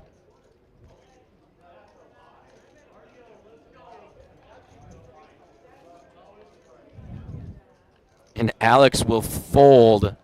Wow, Robert Urbach scooping in a pot of 98,000. He's up to 177,000. Huge pickup for Robert. Remember, he started at the bottom, a chip stack of 30,000 chips. That is a starting stack. He is now quickly finding his way in a comfortable position, catching cards when it matters most, making the right bets and calls. As the live stream chat says, LFG G.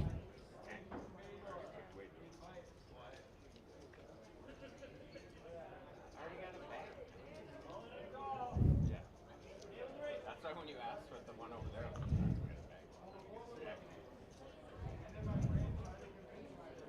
to dunk my way to 400K.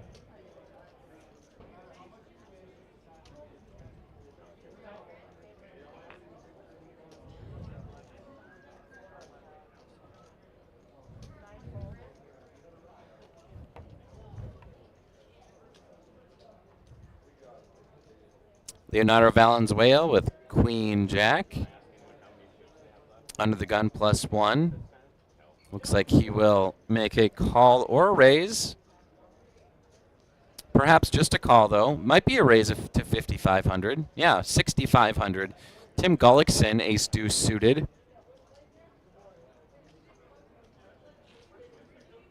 Think he'll play for that price. I would even like write on a card and set them aside and be like,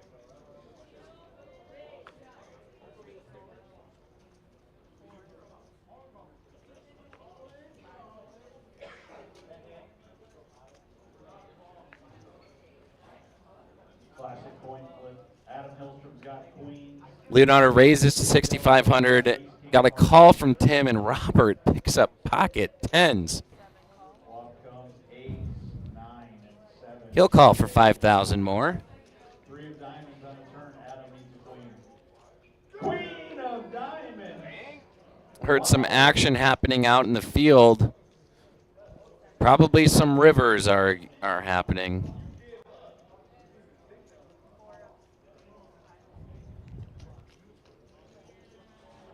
I think we're ready for a flop. Might have a dead card. You never know. There it is. Queen 5-8. Leonardo taking the lead. 4 on the turn. Robert will check. Now a spade draw.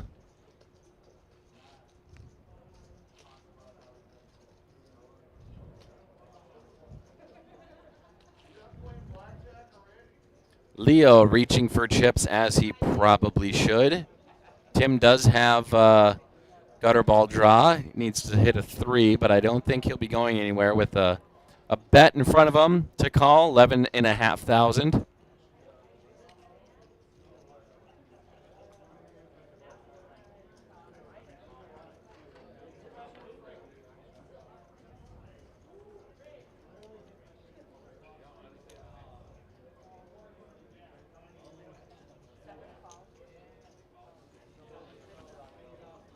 And Robert will call. Does have the chips to do it, Robert. And a 10 on the river. Oh, my God. Leo. No. How much will Leo get spiked for here? I think he checked, or Robert's first act. Robert will bet probably 30,000.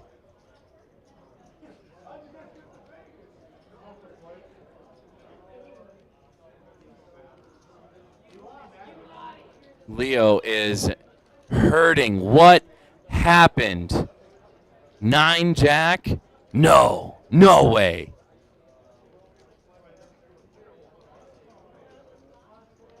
It's not a flush. We know that. If it was trips, 5s, 8s, or 4s, he would have bet differently, you think. How does that 10 affect his betting is what Leo has to think. If he wants to know, he needs to call 30,000. That's a third of his chip stack. He calls. Robert is crushing 238,000. Started from the bottom. Now we're here, he says. Leo down to 65,000.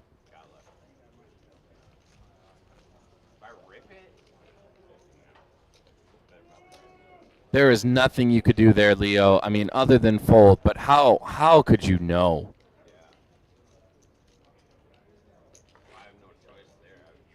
Robert Urbach, now leader on this table, 238,000.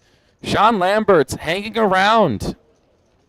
10K in his stack. Marlin and Masaki all three need to start making moves with just 10 or less big blinds. It's for Sean, it is an all in or nothing situation. Obviously, he's only got 10K. I think he's almost in the blinds too. Maybe has a few more hands until he's in the blinds.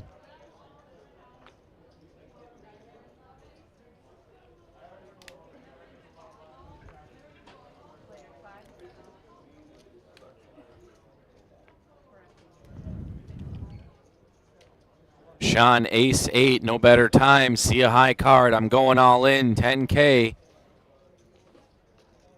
Who's going to call him off? Definitely not Masaki.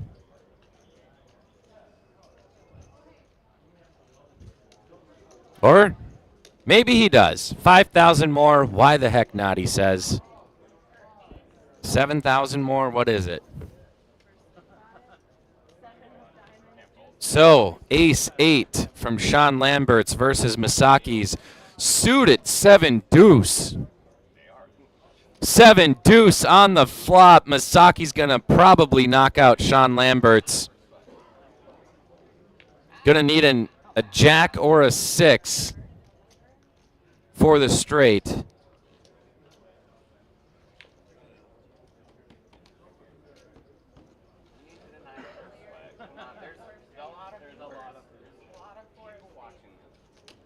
Sean's gone. He is out of the building as a 4 comes on the river. Sean Lambert's eliminated in 125th place. Wow. What a terrible feeling to know your opponent has 7 deuce and he flops 2 pair. I would just be speechless. I would probably leave as well, at least for a little bit. He's definitely got some buddies out there to cheer on. Or maybe buying some cash games in the back. Go play some slots, some table games. We're at a casino.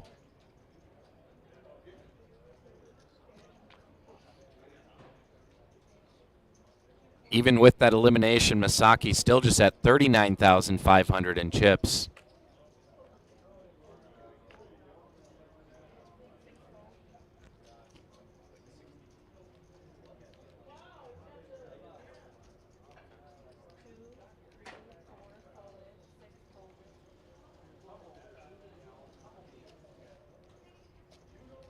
Robert will call. Action on Leo.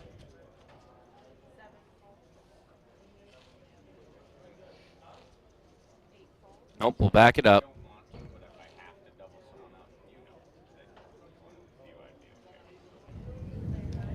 Masaki moves all in. With unknown cards, Leo will fold now. Masaki has King 8. Robert will fold as well. Masaki will pull in blinds and antes.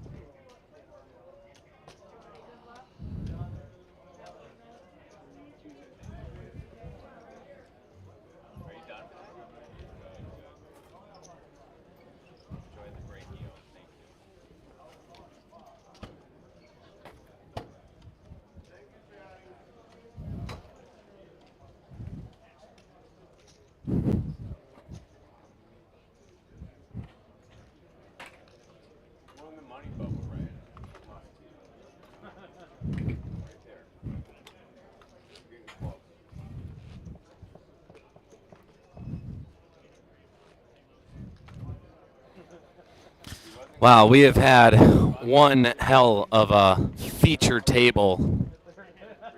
Tons of action. Tons of crazy flops.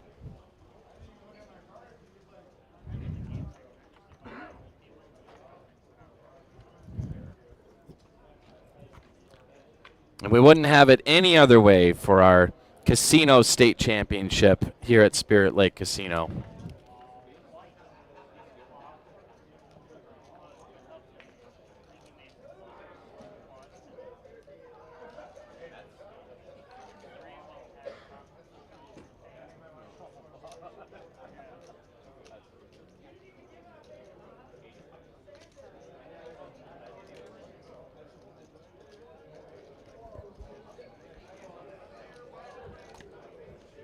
Robert will play his jack hang off. Masaki Ova, ace queen suited, all in for 53,000. I don't think Rob's going to call this, but that's just me. He might. It might be time.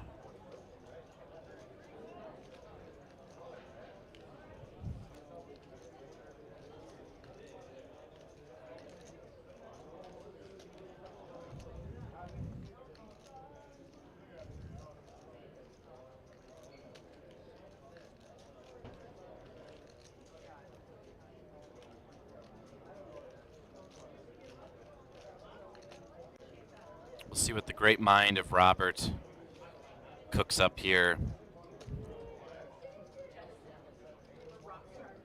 He's thinking a high pocket pair, I'm sure. Ace high kicker. Definitely an ace high kicker. Probably pocket tens and above, and it's just not good enough. Good fold by Robert.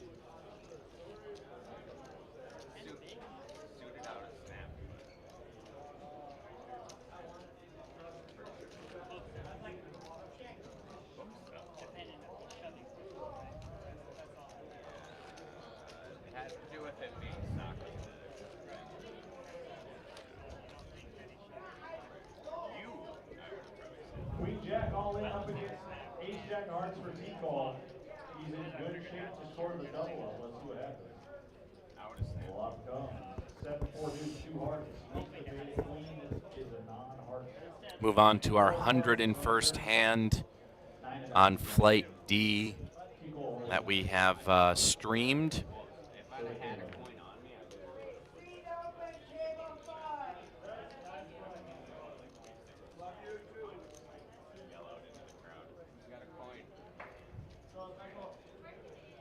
Leonardo with pocket eights.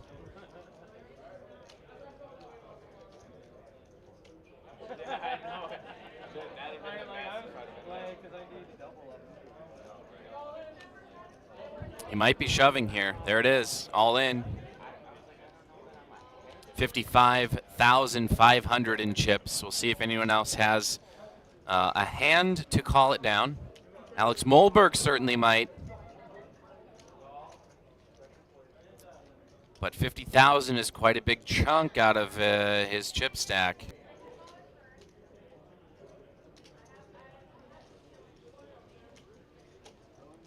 Guys, if you just drew table 9 from the broken table, that is the feature table. Whoever drew table 9. Wow, Alex calls with ace jack offsuit. And 10 deuce ace on the flop. Alex spikes the ace. Not good news. 9 on the turn. Leonardo needs an 8. One of them's already been eaten up from another hand. One outer. Queen on the river eliminates Leonardo Valenzuela.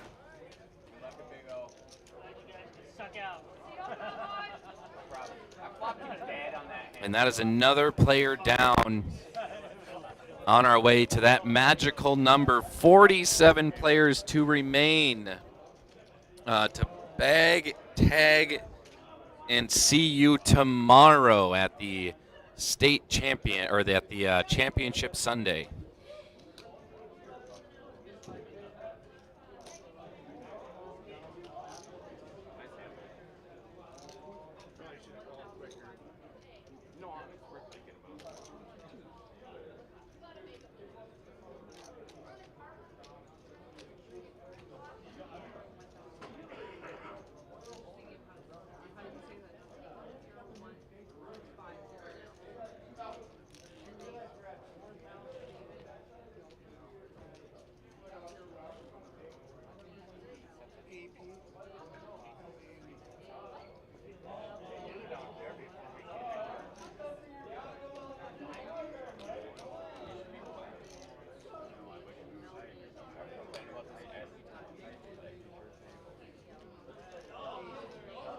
I do see a correction here. It is Tom, not Tim Gullickson.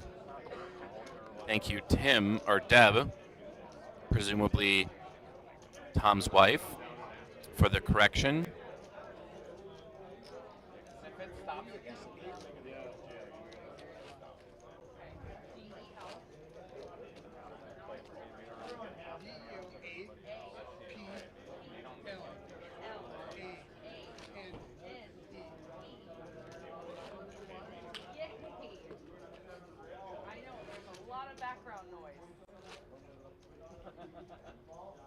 Maybe, just maybe, if we ask nicely enough, we might be able to see a shot of the rest of the field. In between a hand or something, we might be able to pan a camera over so you guys could see where we're at on the rest of the field. I think there might be 13 or 14 tables left. Maybe 12. Might be down to 12. You never know. Masakiova, big slick suited. Going to be shoving all in here. It's going to put it all on the line, see if someone has the cards to call. Alex now with pocket eights. Will he eliminate 2 players in a row? He's going to ask for a chip count.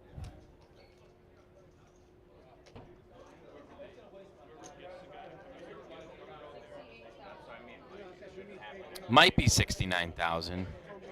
Might be 68.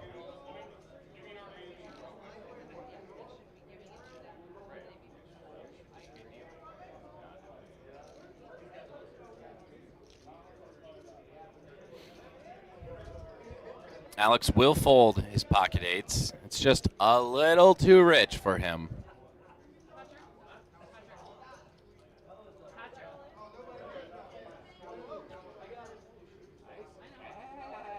It is now midnight. Time flies when you're playing poker. And Masaki will pick up the blinds and antes.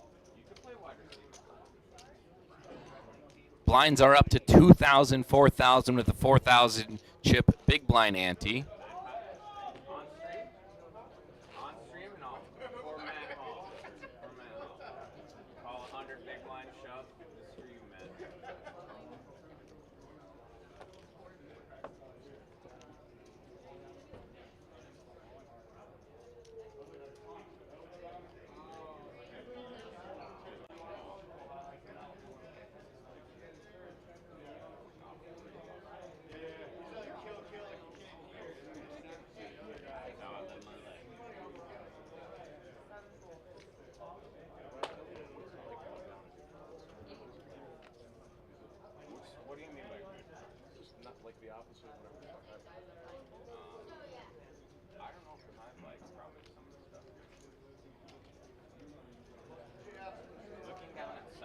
Tom Gullickson, ace-6 suited of hearts.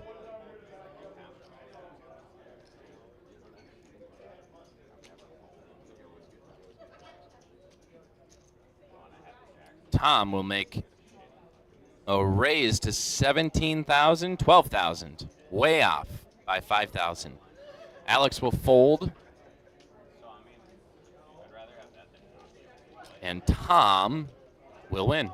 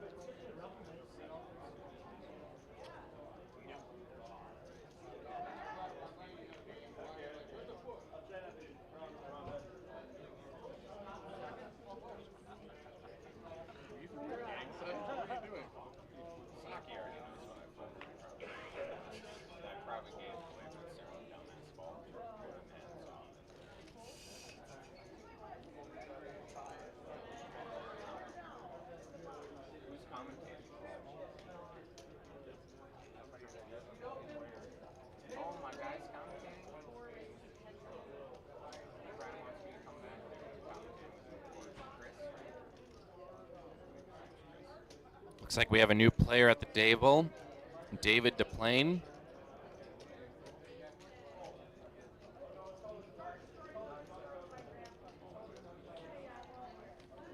Delaplane.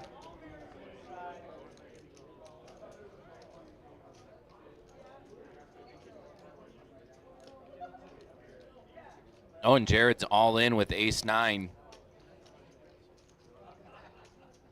After a Travis Schmaltz raise to 10,000.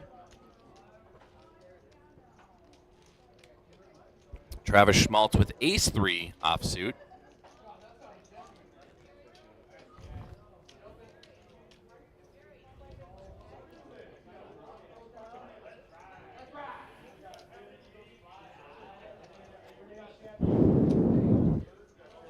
And he'll fold.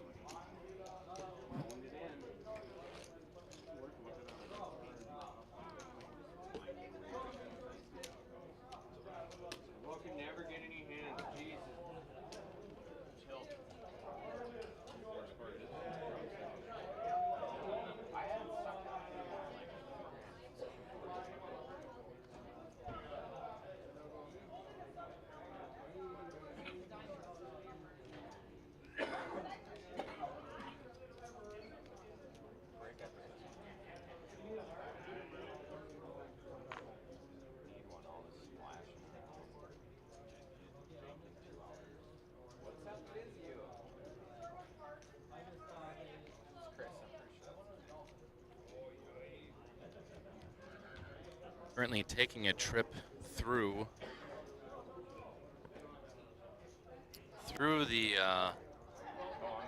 the field. 1, 2, 3, 4, 5, 6, 7, 8, 9, 10. 11 tables remain. We're commentating from afar right now.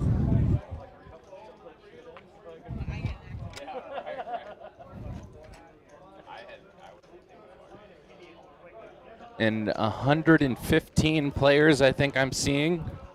115 players remain.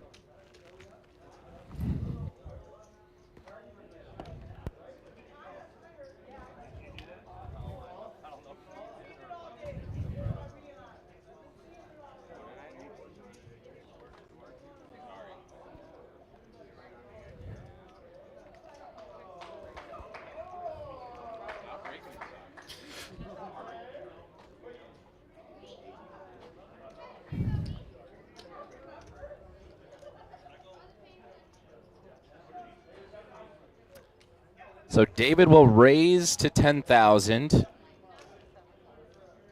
Robert looks to call for 6,000 more. And will be 2 to the flop. That flop comes 3, 8, 6. Robert catching the top pair. We'll check to the turn. Another 8 on the turn. I could see Robert slow playing this, but I can also see him betting 16,000.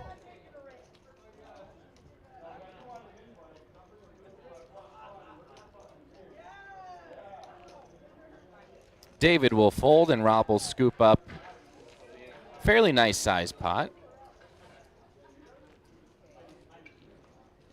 Robert now up to 237,000 in chips. Our short stack at the table, haven't heard much from him. Marlon Leadholm, 21,500 in chips.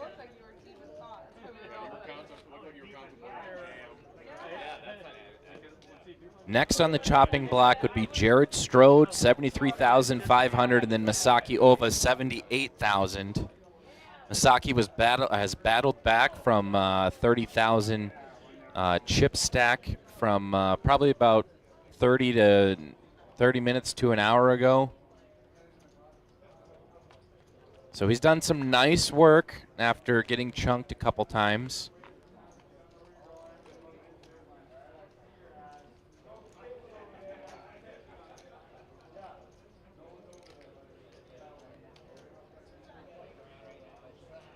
Fold over to Jared.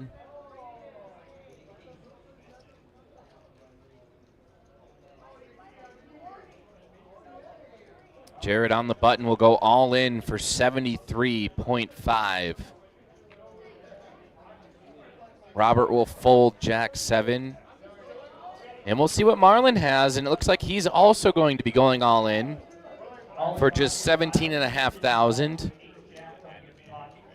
Ace 3 suited versus Jared Strode's Ace 5. Marlon Leadholm's tournament life is at risk here.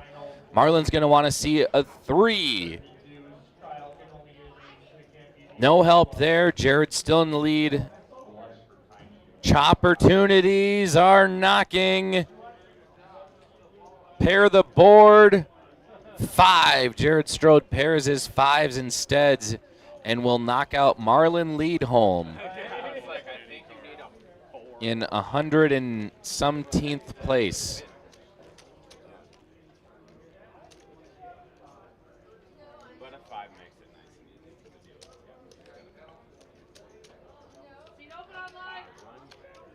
Jared Strode, much needed chips, now nearing, almost eclipsing that 100,000 mark.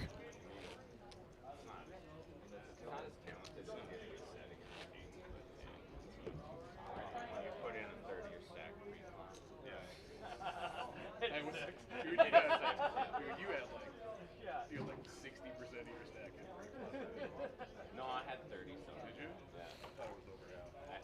I put in 5 and then I called it 10. Well, he called 2. So then it's like, well, I'm always still seeing a flop even short. Because it's like, if you get here, you just. Travis Schmaltz now looking down at pocket 7s. Haven't heard a whole lot from him. But he'll raise it up to 10,000.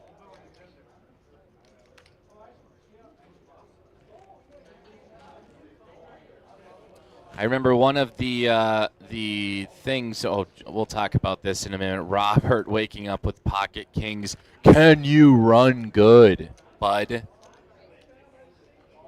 Robert is up 203,000 since beginning with 30,000 in chips. Masaki 10. He's got 70K. He'll fold. So Robert 3 bets to 28,000 after Travis Schmaltz's 10K raise. Will we see a shove here?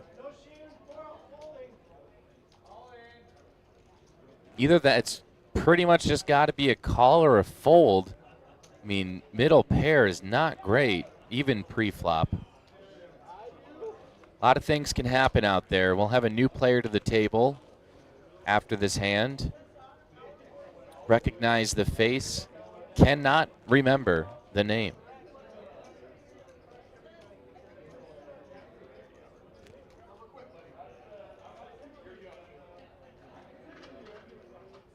Just a reminder, poker players will be going on break in about 7 minutes. We will be coloring off yellow 500. What to do, Travis? If you can start slowly selling them to one player at the table, that will help with the color off process. Once again, break time in 7 minutes. We will be coloring off the yellow 500. Am I running into a monster, Travis says. Am I running into a coin flip at best if I go all in?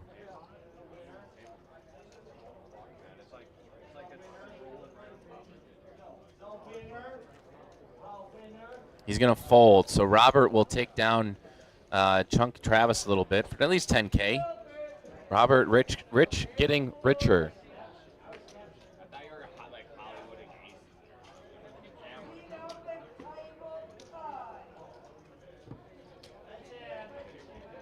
Go put up a graphic here of the cumulative winnings on this table thus far. Tom Gullickson, we just changed his name from Tim to Tom, so he's going to be at 0. But you can see Masaki, Travis, and David have both lost chips.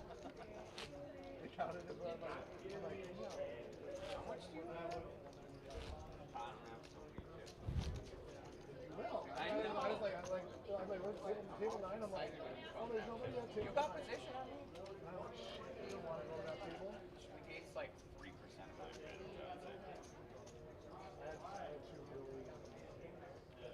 Me too.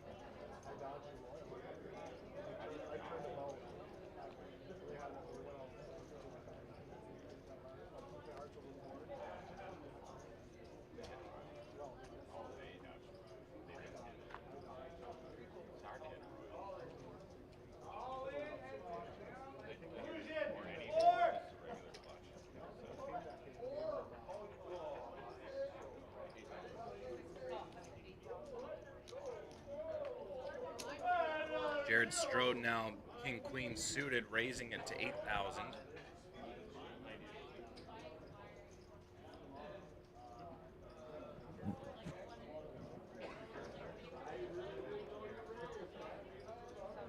Robert will fold. Nathan Retke coming to the table. Nathan already putting chips in, totaling 8,000. He'll call that raise from Jared. Once again, players taking a break here in 4 minutes. If you haven't already, please sell your 500 denominations to one player at the table. Flop comes 3-9-8. No help to either player immediately, but Nathan does flop a open-ender.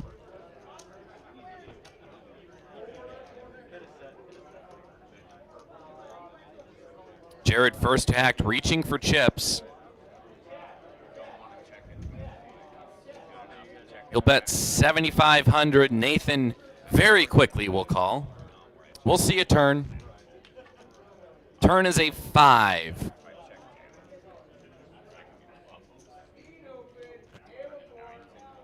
Nathan looking for a 6, 7, 10, or jack.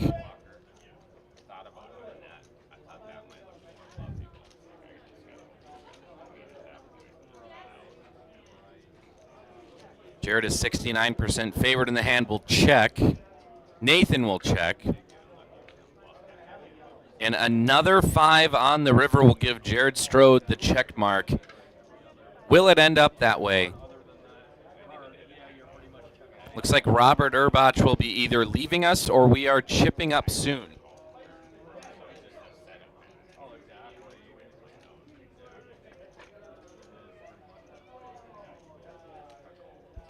My guess is we're going to be chipping up the 500s very shortly.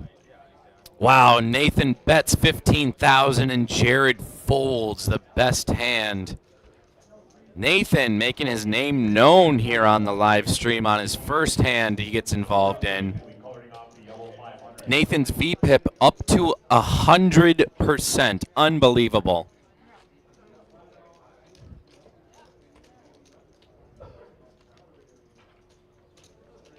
A couple live streams ago, I finally learned what VPIP percentage is, and it's voluntarily putting chips in the pot.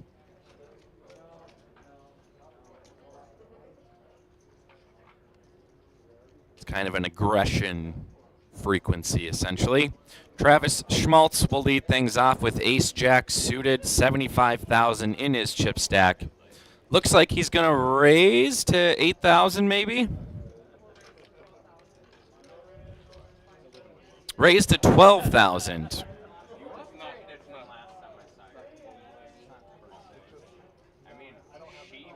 He might not see any action from that.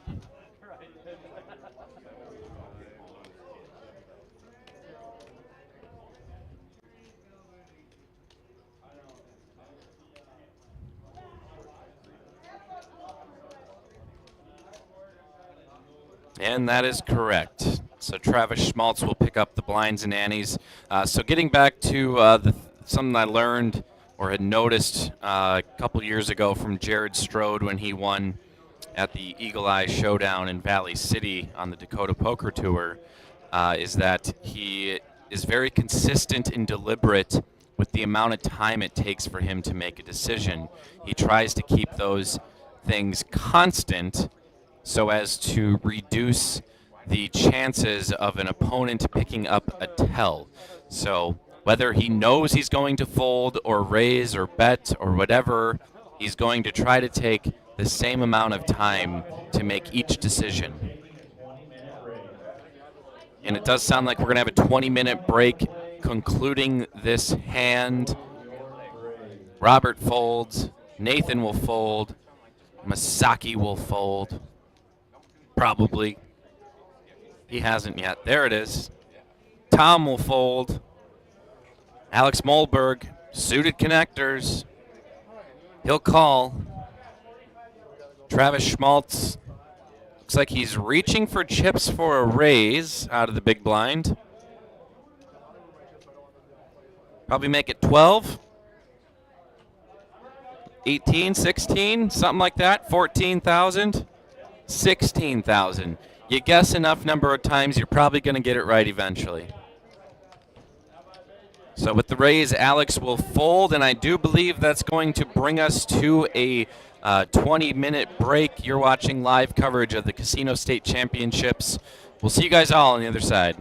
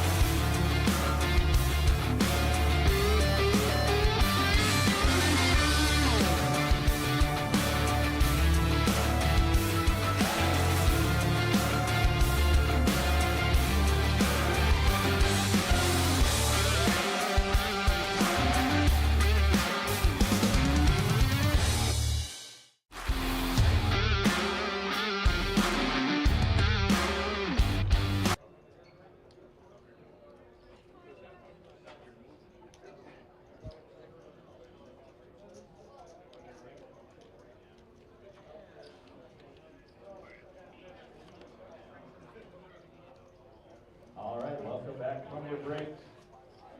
Here comes back to the small blind of 3,000, big blind 5,000, 5,000. Big blind 8 shuffle up and deal. 83 players remain after 47 of you will be batting up six for championships under. And welcome back, poker players. We are, I think, down in the 80s. We have 40 more players to eliminate to get down to that magical 48 number.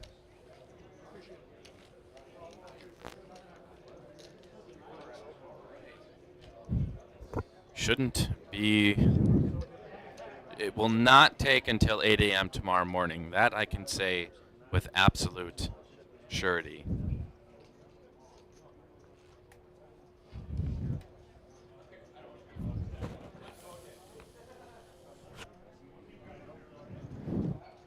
Looks like we had a little shuffle of the table.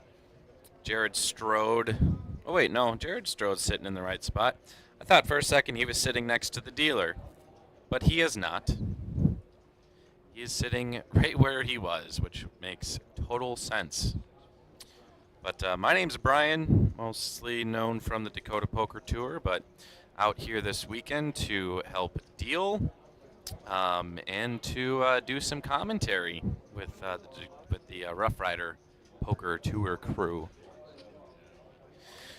If you're just tuning in or welcome back, this is the largest poker tournament in North Dakota state history. I believe Jerry said over 1,300 entrants. Prize pool well over 200,000 for Championship Sunday tomorrow. Right now, I think we're sitting at 370 some total entrants.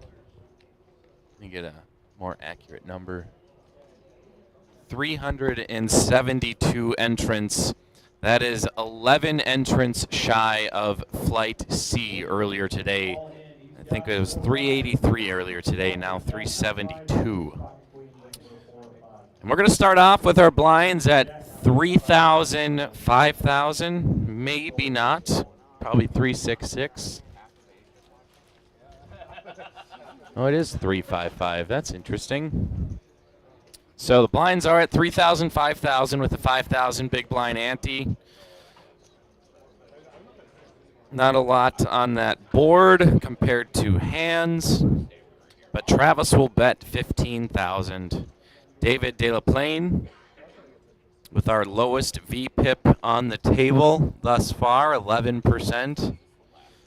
Probably will keep bringing that number down lower, because he ain't going to be a part of this pot. Alex Molberg maybe calls. But I don't think you call. I think you would raise in this situation.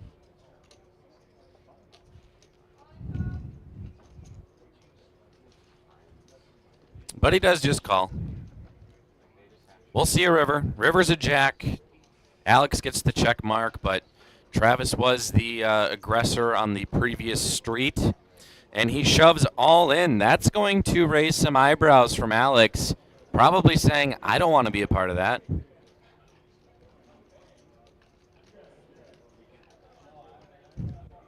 Travis representing strength on that jack. And yeah, Alex will fold. Ace-9, the winning hand.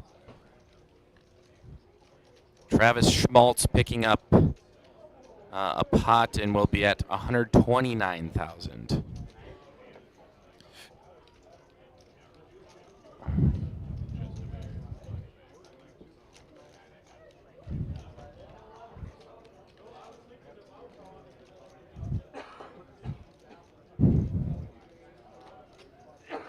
There's our chip count there. Robert Urbach just climbing a mountain. Started with 30,000, now up to 253K. David De La Plane, 66,000. Masaki Ova, 68,000. They're definitely going to need to start making some moves, knowing it costs 13,000 in chips to finance one orbit around the table. Robert will fold. Nathan will fold over to Masaki. Masaki Queen Jack offsuit.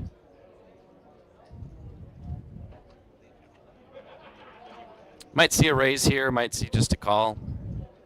Depends on how aggressive Masaki would like to be. Dems looks like raising chips. Raise to 12,000. Over to Alex Molberg.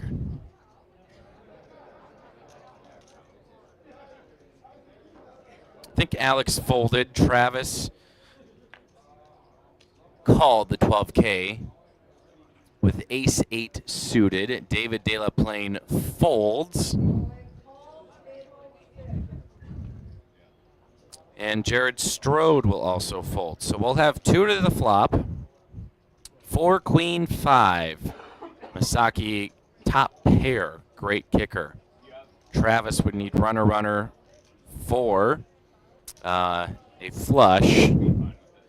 He's going to need an 8 on top of that if he wants to beat out that queen. So Masaki just bets 8,000.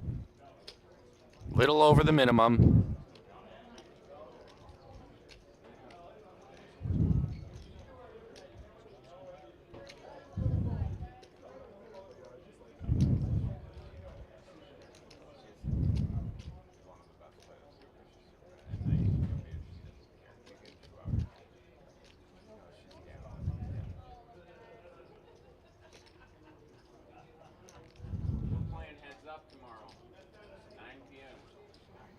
Travis thinking. Looks like he's going to call. He's just going to call. Queen on the turn, Masaki with trips. Question is, does he want to try to bait Travis into something with a check? Nah. He's going all in. 48,000. Travis will surely fold.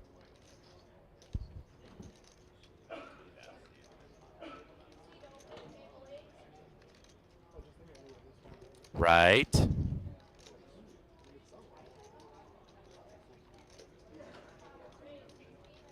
There it is. Yep. Travis Schmaltz with the fold.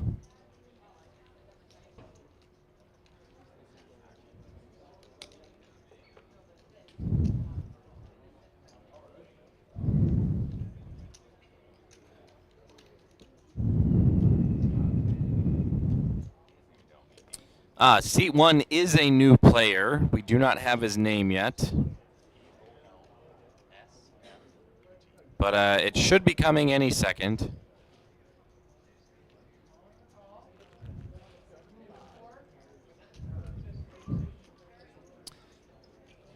Anthony Polsroot. Coming in with 117,000 in chips.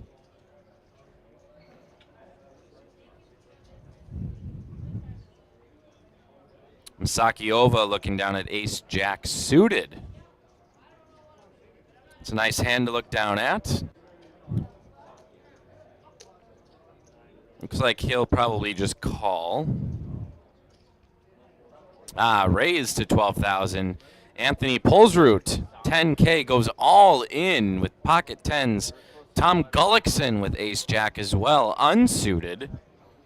That removes cards from Masaki Ova, and Alex Molberg as pocket queens.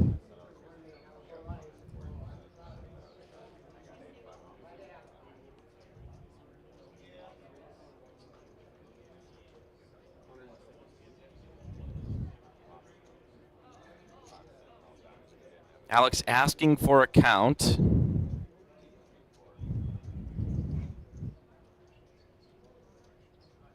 Be left with about 27,000, 22,000 left.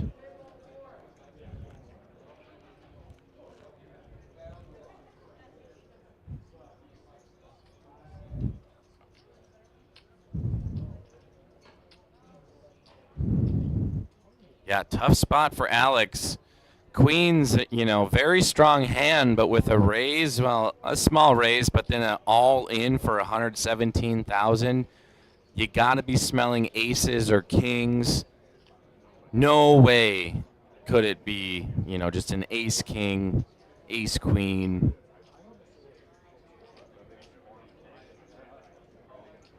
Could be jacks. Definitely not queens. I mean, it could be. There's 2 more on the deck.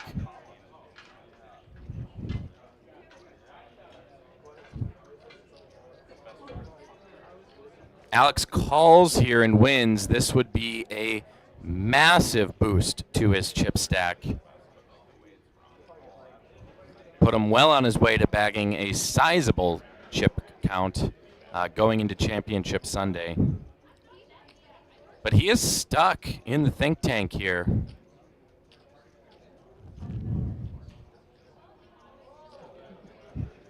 It's a huge decision. There's so much money on the line. I do not envy any of these players to be put in these positions. Alex is going to fold queens. Wow.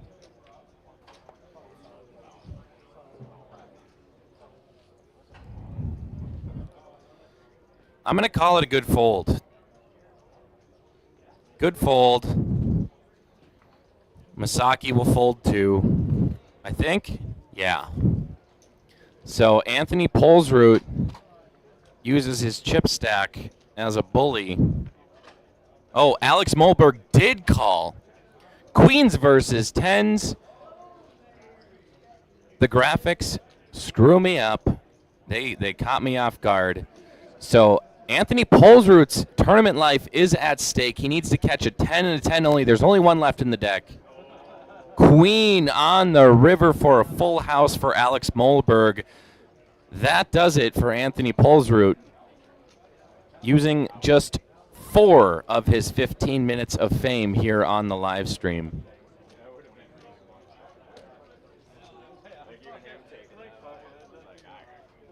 Wow. As I said, it would be a huge boost to his chip stack if he makes the call. Alex Molberg up to 341,000 in chips. Unbelievable. He is our current chip leader at the table. Robert Urbach, 243,000 in chips. Nathan Retke looking good, 221. But now you look down the list, David, Jared, Tom, they're looking at some massive chip stacks on the table, which could also be a good thing. That could be the thought that, hey, those chips are going to be mine. Just got to double up off one of those big stacks, and the tables will turn almost immediately.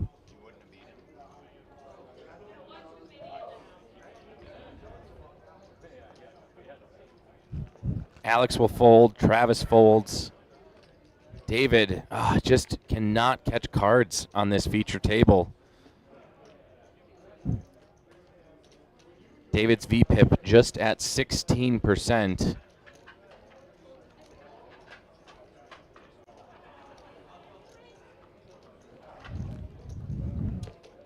So Robert raises and gets Nathan to fold. So he'll steal his blind and ante.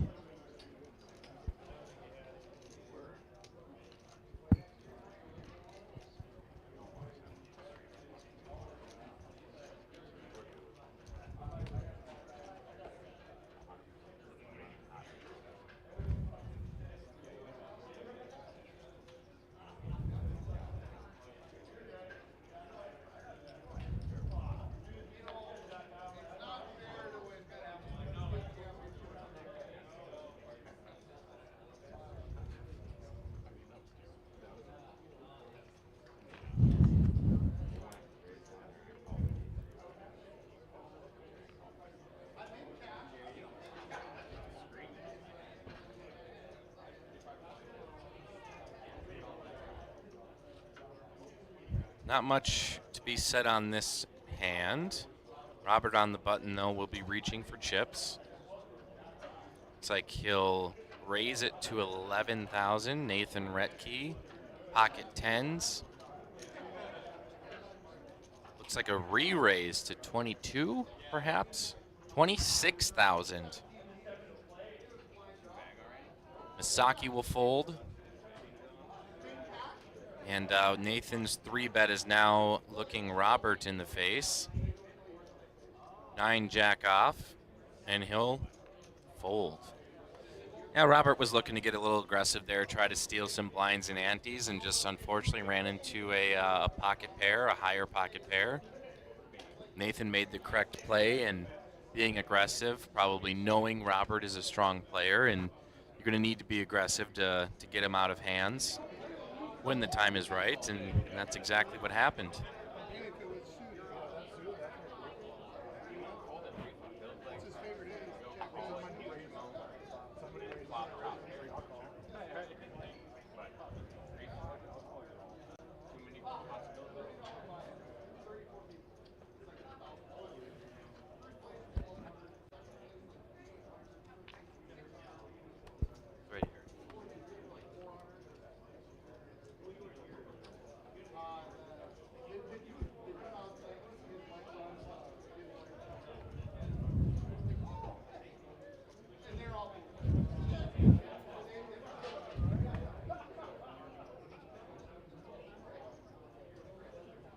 Robert will fold.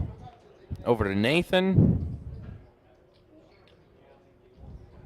I've got some important news, poker players.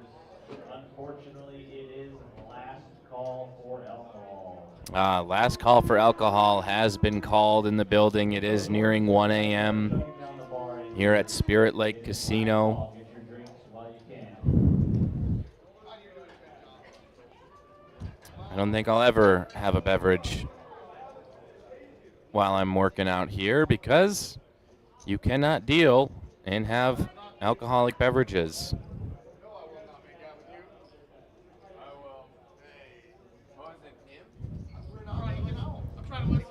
Which is a great rule. Not arguing with that.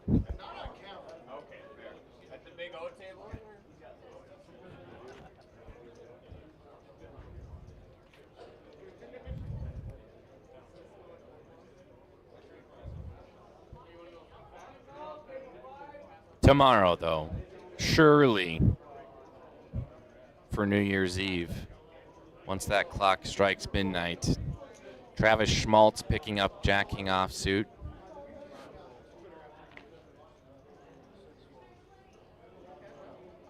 He'll raise it to 11,000. Robert with suited queen deuce. He'll fold.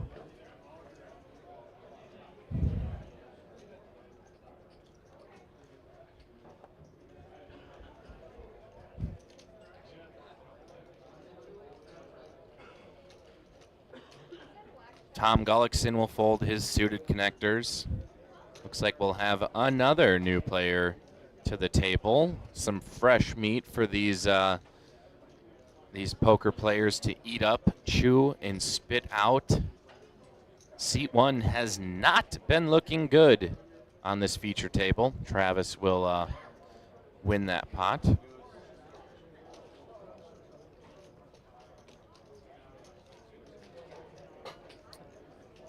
Our feature table's next victim is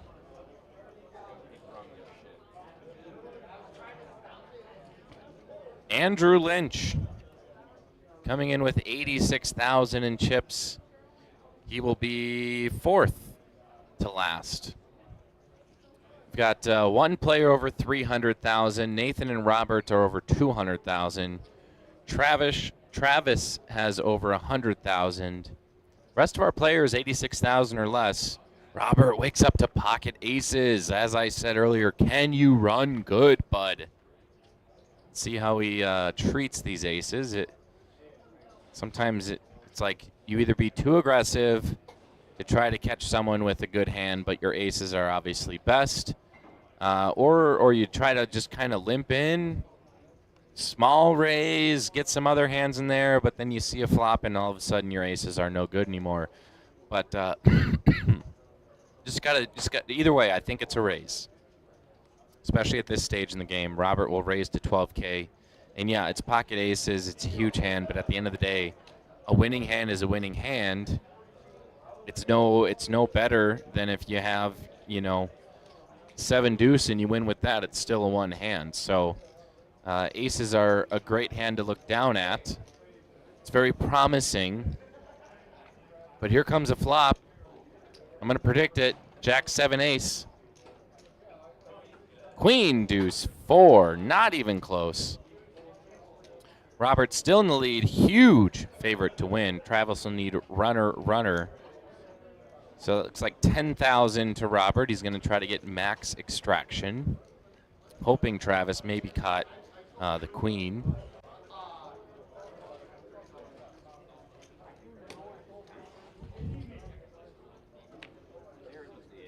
That's kind of the best you can do. Robert showing he had aces.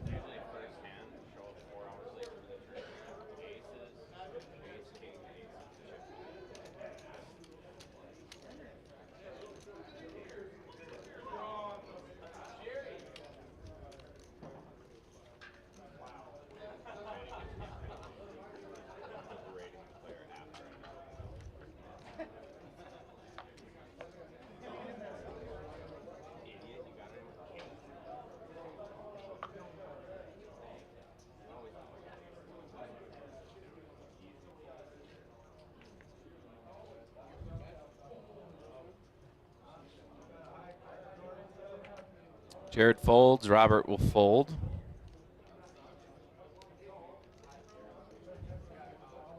Robert again noticing a pattern in his play style is whether he's folding, betting, or raising. He's always going to look at his cards, put them back in place, pause, and then make his action.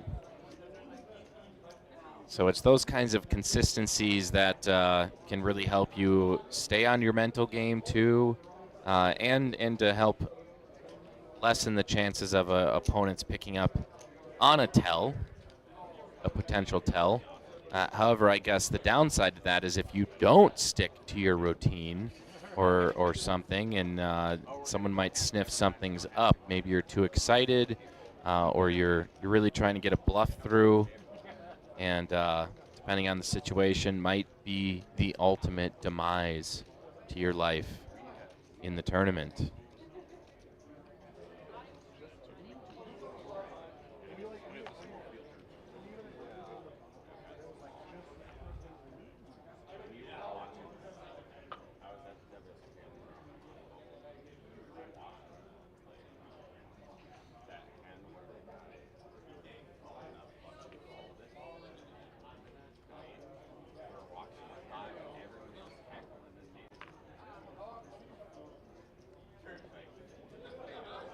So we'll fold.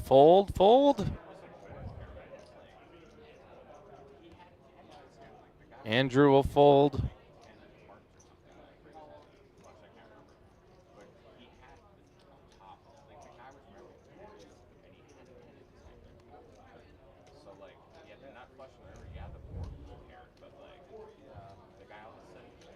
Tom Gullickson raises to 17,000 with ace-9 and will get folds from everybody else at the table.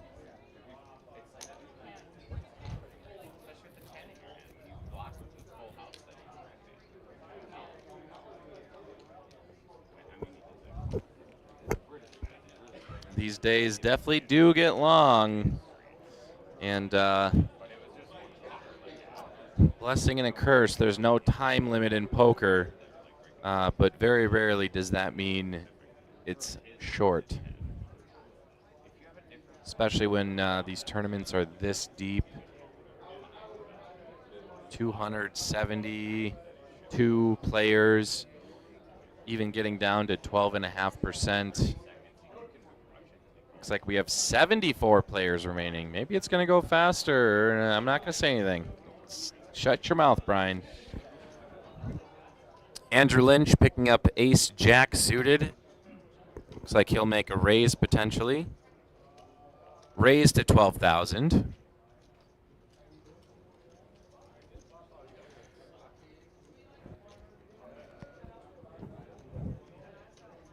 Jared pocket eights.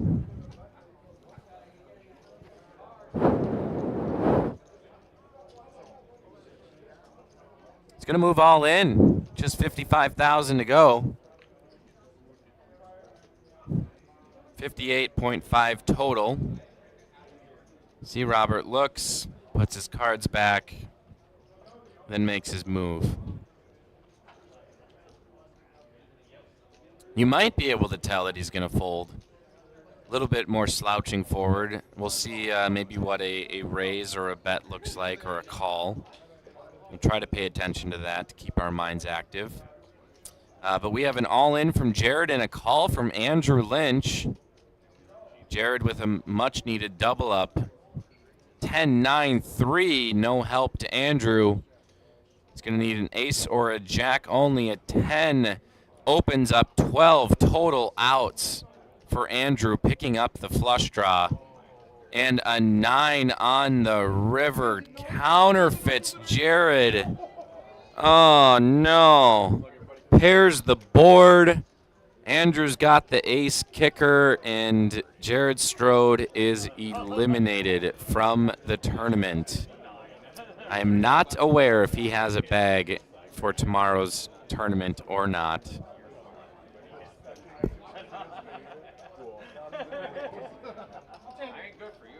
I imagine there will be a small cool-off period, or just take a mental break, and he might perhaps head over to the cash game out back. Tons of Big O, as they call it. Some other Hold'em cash games, which can be done. We are on casino grounds. We're not beholden to the charitable gaming laws here, which has allowed this to be the largest prize pool in North Dakota history. Over $200,000 prize pool for tomorrow. Estimated was 150, and boy did they underestimate. And as Jerry said earlier, the weather had a lot to do with that. It definitely cleared up. Had we had the ice storm that we had last Monday on the east side of the state, no one's going anywhere. Literally 1 inch to 2 inches of ice on trees, signs, houses. I know in Fargo, tree branches were falling down left and right. A medium-sized tree branch fell right next to the house, my house. That was a little scary. No damage, luckily, but that's what we were dealing with. And then we had a few days of warmer weather in the mid-30s, allowing things to melt, allowing that ice to shed, allowing the roads to clear up.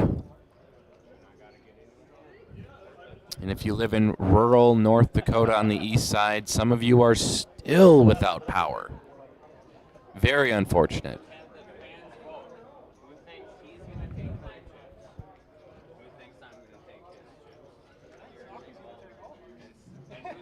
I think Saki will take all of everybody. We will get to 47. Saki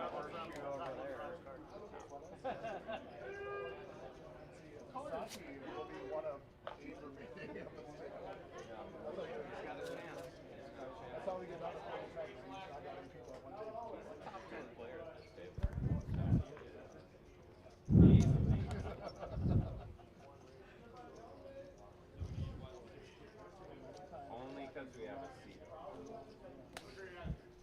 See a raise to 12K from Andrew.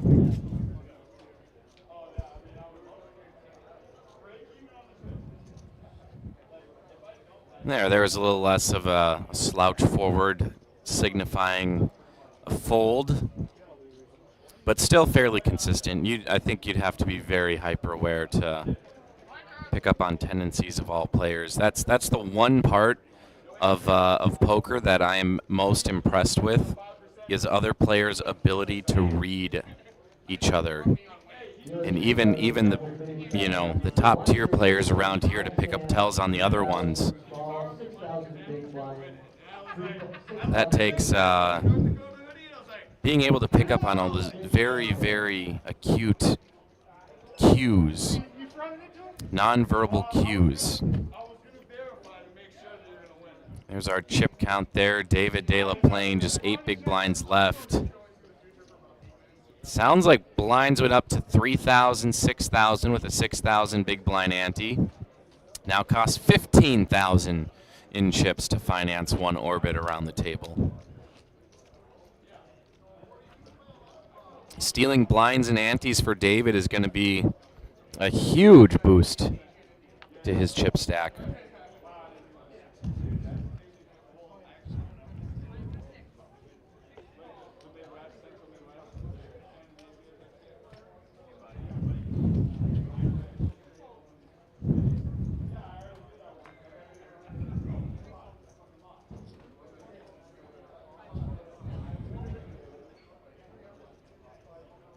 Here's a look. Place the cards. Pause.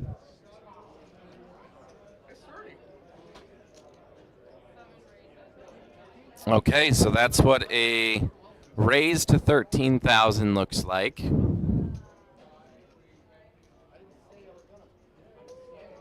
Nathan, ace queen suited, a much better hand than 9-4 offsuit. Robert trying to steal some blinds and antes. Looks like he's going to 3-bet to 28,000.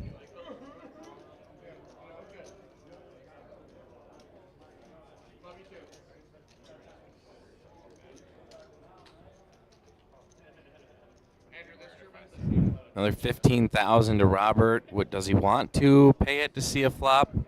I mean, he could, especially with such a disguised hand as 9-4. But let's go ahead and save that 15,000. He says. Not the right time. Not the right time to try to sneak something in with a less than stellar hand. I did not have a face card in my hand. Come on now. It had to be pretty plain. I had two cards that when you first looked at them. We appreciate everyone for sticking around through what's turning out to be the wee hours of the morning.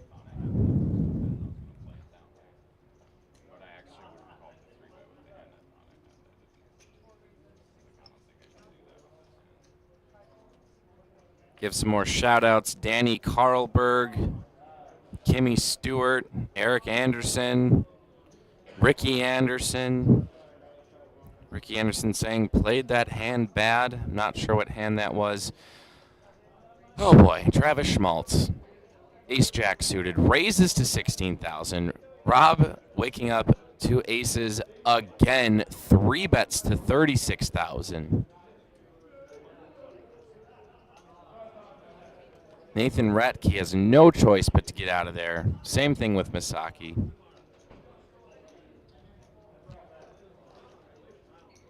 I mean, if you're Travis, this is your chance to go all in. It's your time, perhaps. Ace-Jack suited's pretty good. Let's think about it, though, Travis. Tournament life at stake. There's no re-raise unless it's an all-in.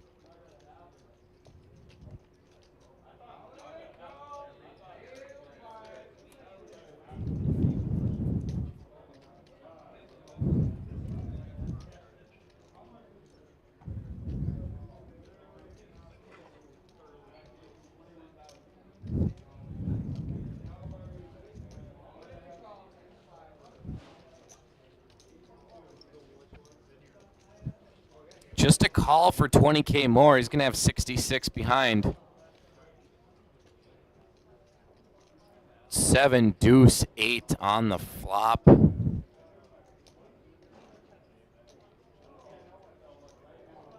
Check.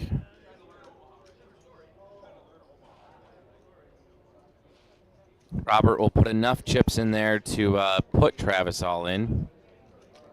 He's done his damage. He's chunked him for 20K or 36,000. There's not much more you can do, Travis.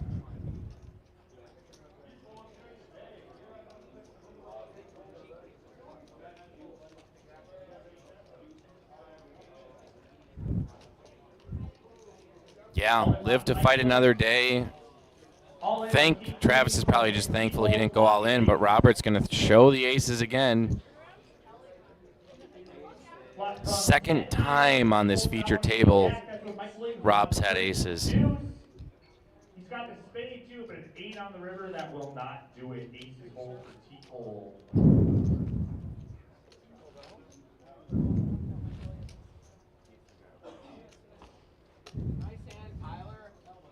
And as I see, we just finished up with this aces hands, I look down at the live stream, and it's Rob's other aces, so pretty much exactly 15 minutes apart. Travis Schmaltz, ace-jack suited, back-to-back hands.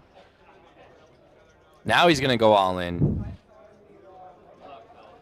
De La Plaine goes all in with kings. Robert will not be a part of this hand. David was all in to call. Nathan folds. Masaki will probably fold.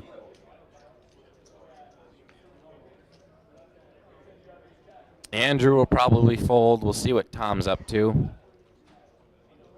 8-7, yeah, that's a fold. Alex will fold. So we have heads up. David De La Plaine wants to double up off of Travis Schmaltz. Flop comes king, 3, queen, trips for David. David's going to be doubling up. Needs a 10 though. 10. A 10 will bring it home to Travis for the straight. 3 outer.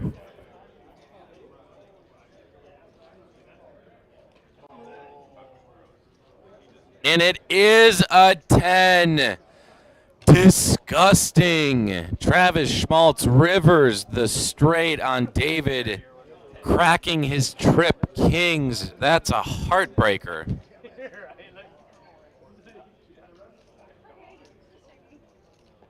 Elimination. Wow. David had a VPIP of 12%. Voluntarily putting his chips in the pot 12% of the time. He just didn't get cards. It's so unfortunate.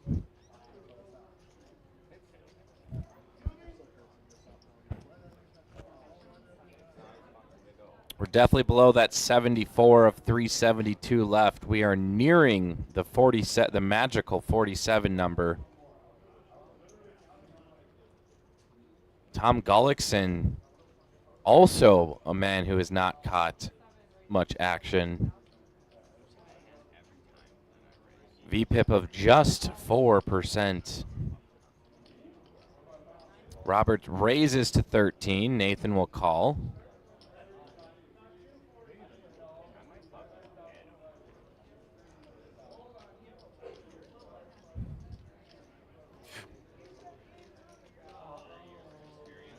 Two of the big chip stacks are in this pot together. We'll see if Tom wants to tango.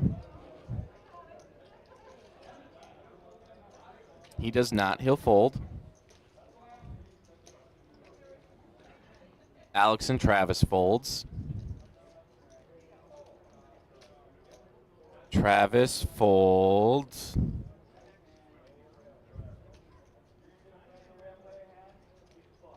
Travis.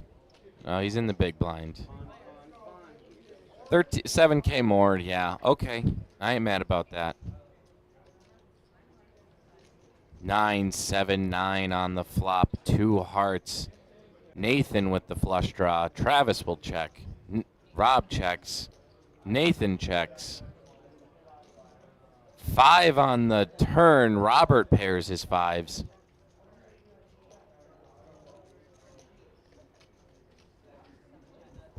He'll check, though. Nathan, sensing weakness, he'll throw some chips out there. 16,000.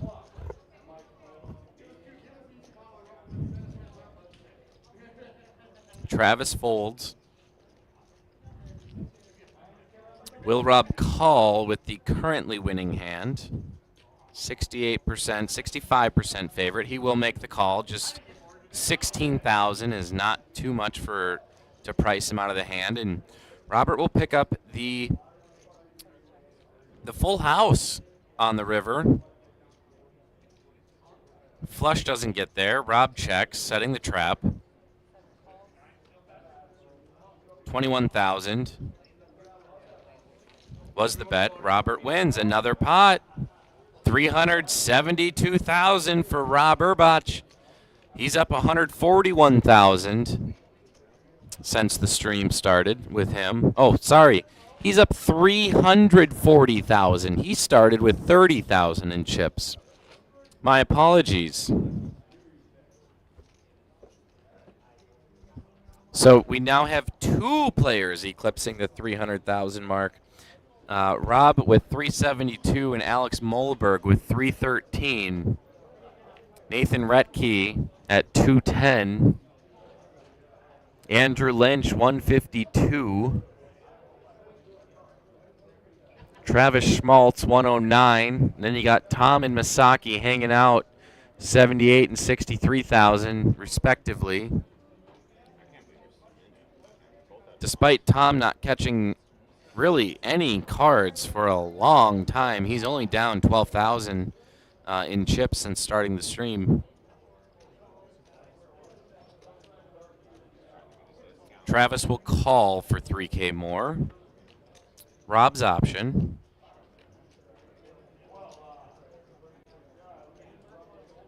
He'll check.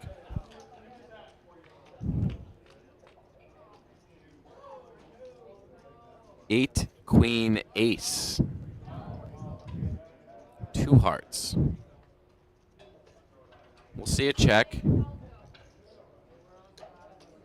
Rob will bet.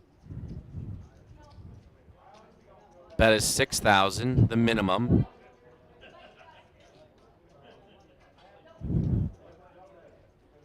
And Travis will fold.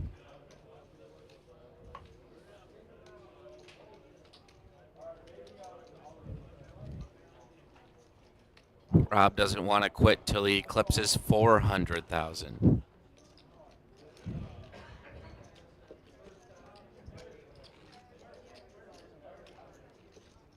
Cannot say it enough. We want to thank all of the dealers and RPT, DPT staff for coming out, putting on a great tournament, the largest tournament in North Dakota history. Some of these dealers have been going since 9 a.m. this morning. A true feat, maybe even a bigger feat than just playing poker. Because as dealers, when it's break, you still have to sort your cards. You might have to sit at the table if it's a color-up break. You really don't have much time. You can't be absent when the time starts. Some players come back few minutes late from any breaks and just muck their hands. Well, a dealer has to be there a minute early. The breaks, 20-minute break is really about 15. So big shout out to the dealers for just marathoning all the way through the day. And it's only day 3 of 4. We got one more day left. Rob and Andrew in a hand here. Both spike and ace. Andrew's got the better. Andrew wants a piece of the chip leader at the table. Bet is 28,000. Both players have a Broadway draw. Another 8 on the turn gives both players 2 pair, and their kickers don't play. We're looking at a choppy chop right now.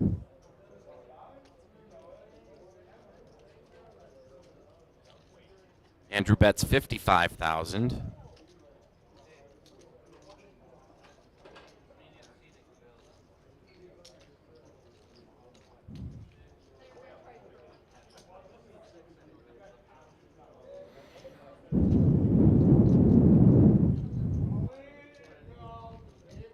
Looks like we will have a new player at the table. Despite what you might think, his name probably isn't Dad.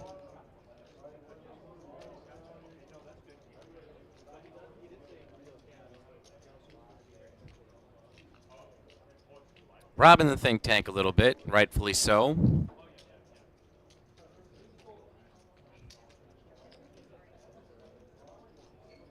Just a raise to 16,000 a call.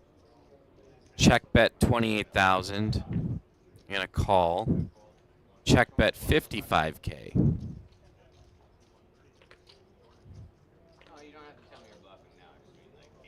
Rob probably knows best case scenario is going to be a chop. Can probably calculate that.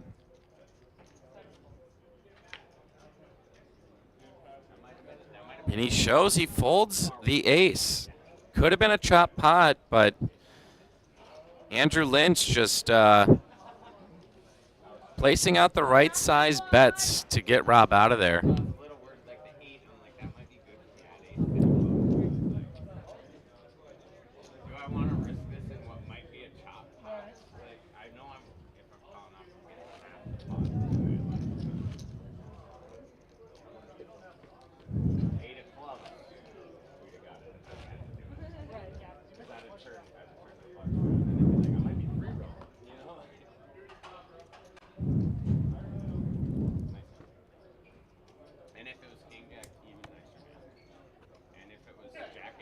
There most certainly is not 74 people remaining. Let me go check to see how many.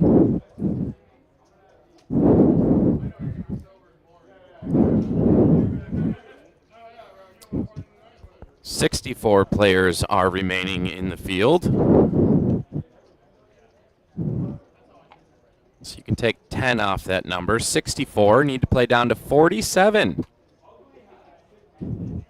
Every hand is bringing us just a little bit closer to that 12.5%. This is flight D of D. Players have been battling through 4 flights. Starting yesterday was flights A and B. Today is C and D. If you make it to that top 12.5%, you get to bag your chips. If you bag twice, take the larger bag, get paid out $7.10 for your smaller bag. Pretty good deal. Take your starting or that chip stack into Championship Sunday, and then you play on from there. The smallest blind level reached to get to that 12.5% is the blind level they will start at tomorrow.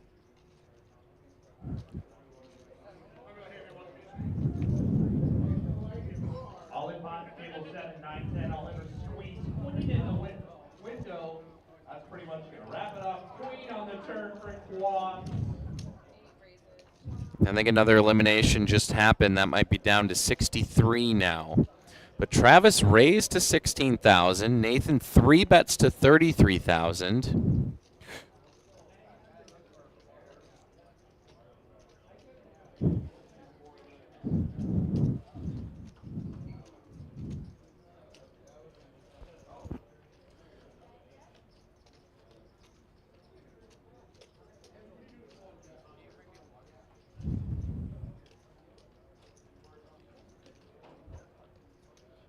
Man, Travis has been in some tough situations at this feature table. Shove. Shove it all in, he says, with pocket eights. So a 4 bet to shove all in for 107,000. Probably knows Nathan has a good hand, but is it strong enough to call 107,000 total? 123,000. Make that.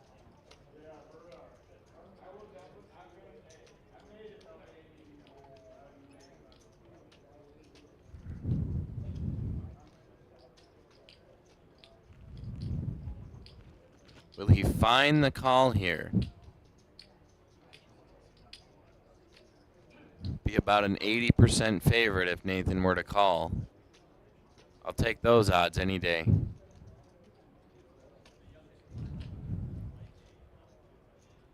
Nathan, of course, worried about running into Jacks, queens, kings, aces, but he does make the call. He's going to be ecstatic, finding he's up against eights. 5, ace, 7 on the flop. Needs to dodge 2 outs, and that is an 8. King on the turn. No 8. 9 on the river will eliminate Travis Schmaltz in probably 62nd or 61st place. Nathan Retke gaining more chips. He's now past the 300,000 mark, 333 to be exact. He's up 137,000 on the table.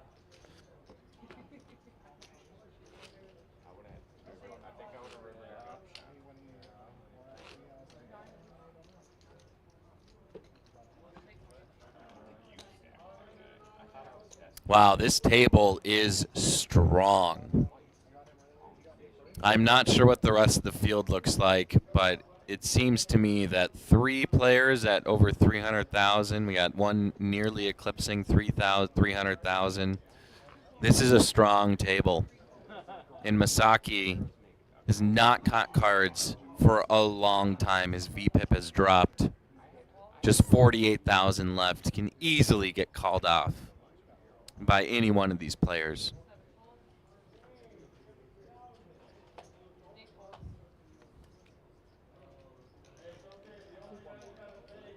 Masaki in the small blind, though. So he's got another orbit to try to survive, try to catch some cards. Andrew will check his option.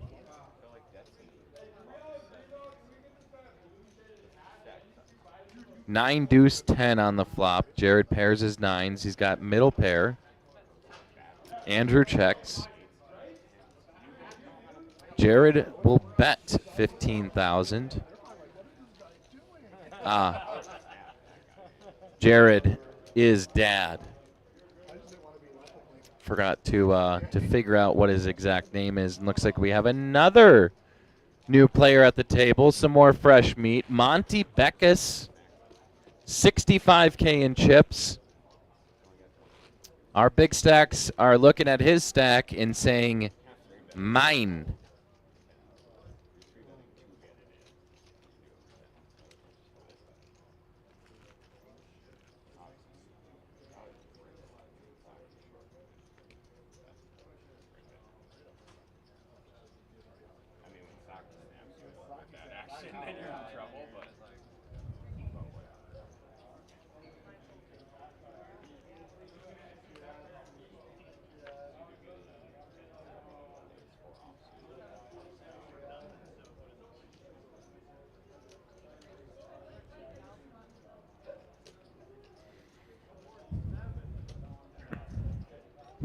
Once again, Masaki not catching cards. He was in this situation not too long ago. Did get a double up, I think, to around 70,000. But he is down 30,000 on the table. Andrew Lynch with 9-3 offsuit, 3 bets to 33,000. After a Nathan Retke raise to 13. Nathan, I believe, will call. 3, king, 10 on the flop. Andrew gets bottom pair.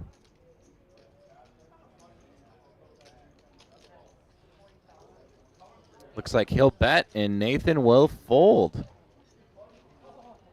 And looks like he exposed his hands. Naughty. Keep it to yourself.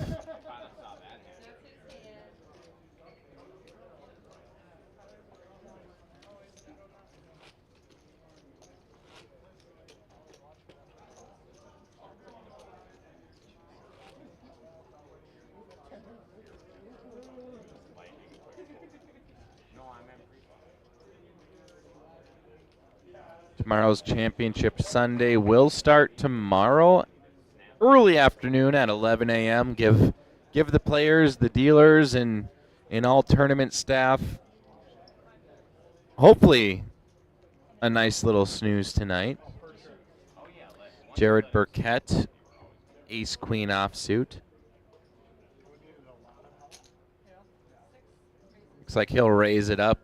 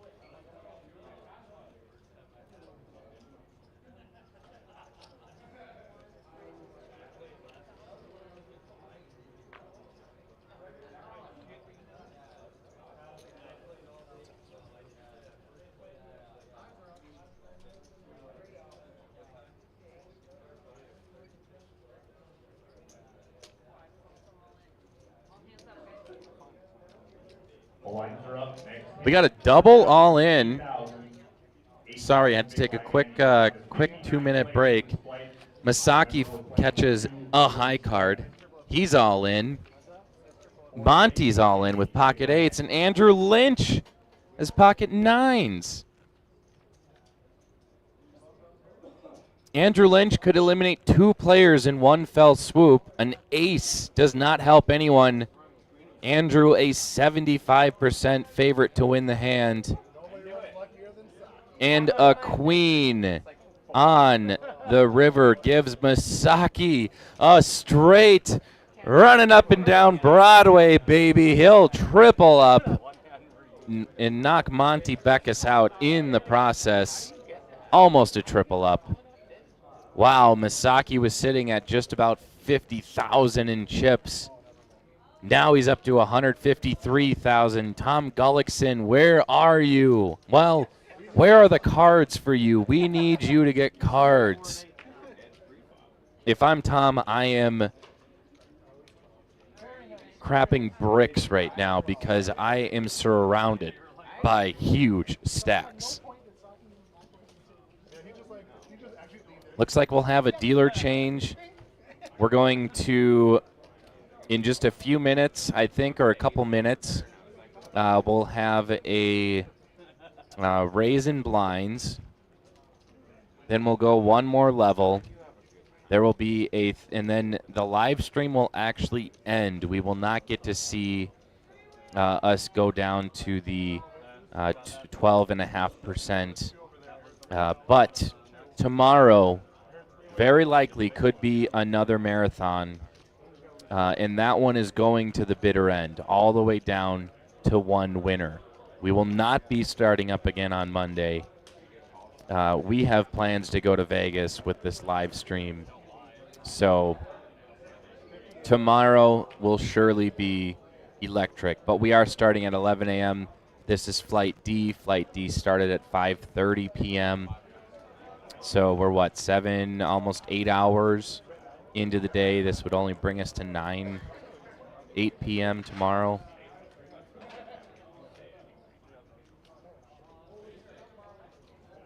And we won't have a field, I don't think, of the 200. I don't remember how many people it was. 372. I don't think we'll have a field of 372. If you do want to come down to Devil's Lake, there is a last chance tournament tomorrow. Let me see if I can pull that up quick.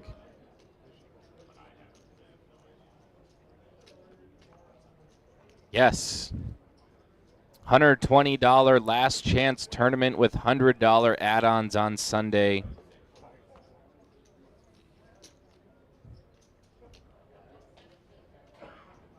So if you want to come down, you want to play some poker but haven't gotten a bag, there's still a last chance tournament tomorrow. That starts off at later in the day, we'll call it. I don't see a time on here.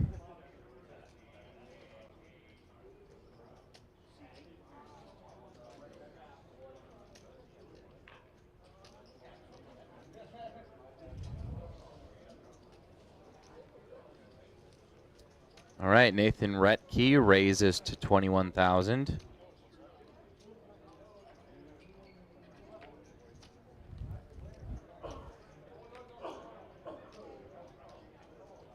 Tom, we feel bad for you, buddy. You get on the live stream, you want to see hands, you want some action, you want some stuff to go back and look at later, but all we have is Tom folding. Queen Jack 8 on the flop. Nathan, top pair, top kicker.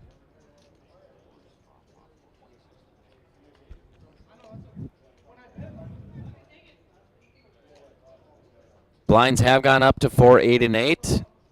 I believe they were just 3, 6, 6. Now costs 20,000 in chips to finance one orbit around the table.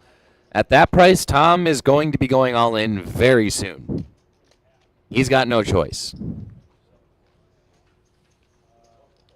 You want to do that with 20,000 left in your stack, or 63,000 in your stack? If you're all in with about 20,000, 30,000, well, guess what? You're going to have to go all in again just to have something to write home about.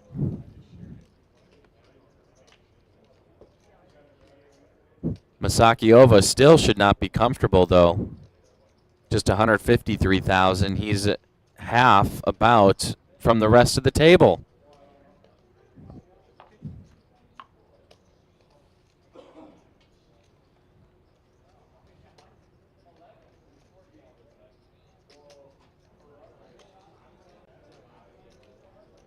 Another shout out to Bo Hillis on the RPT Facebook live stream.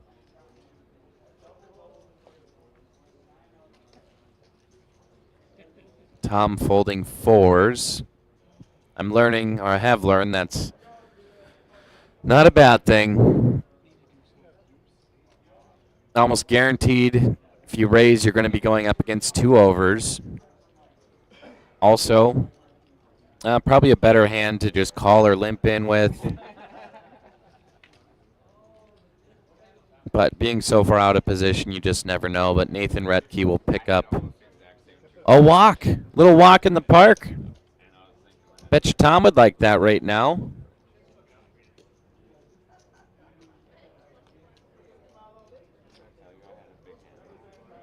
This is our Casino State Championship in St. Michael, North Dakota on the Devil's Lake. At the Spirit Lake Resort and Casino. There's your chip count again. Jeff Schmidt, new blood on the table. Little does he know, these players are tough. They are catching cards.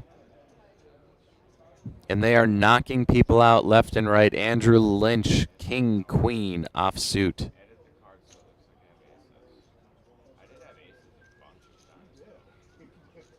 Looks like he raises to 22,000. Tom and Alex fold. Jeff will fold.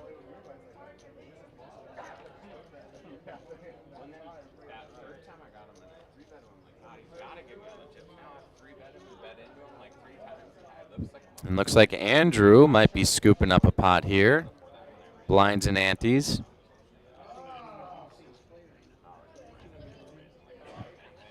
So we got about 25 minutes left on the stream, if I understood correctly.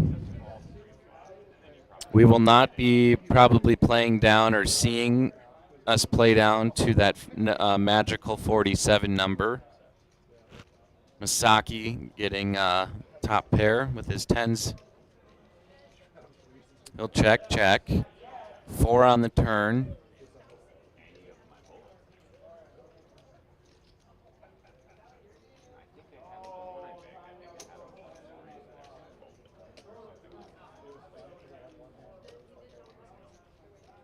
Masaki bets 17,000. Andrew folds. Masaki creeping up towards that 200,000 in chips. He's got to be a little bit happier. He's had a lot of ups and downs. He's now up 100,000 since joining the feature table.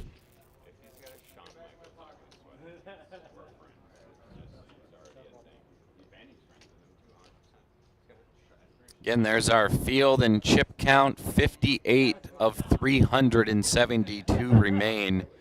If I remember right, Jerry said there was over 1,200, maybe even 1,300 entries into the 4 flights that are concluding tonight. An astronomical number of entries, and I do not believe that includes rebuys.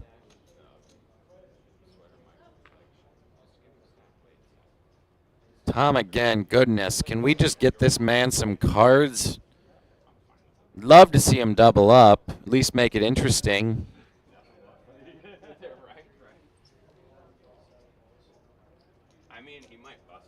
Nathan ace 10, he'll raise it up to 17,000.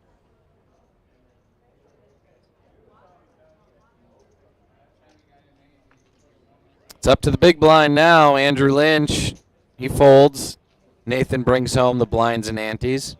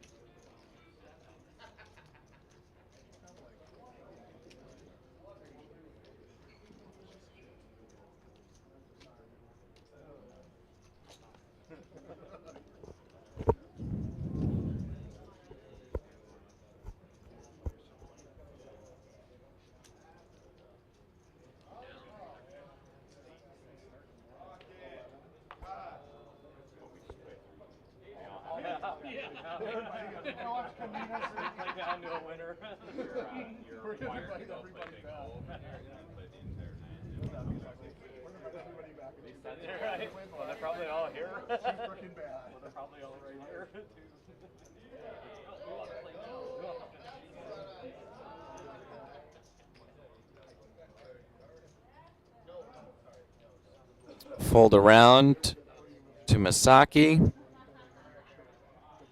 King deuce suited. He'll fold. Andrew Lynch, strong 7 deuce unsuited. He'll fold. Tom Gullickson winning the small blind. Well, And his big blind and ante back. So Tom not doing anything.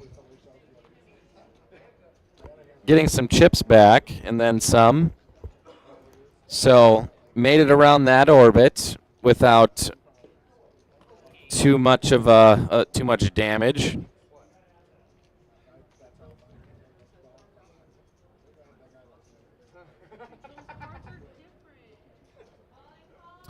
Let's hope Tom can maybe catch another couple cards and double up his chip stack real quick.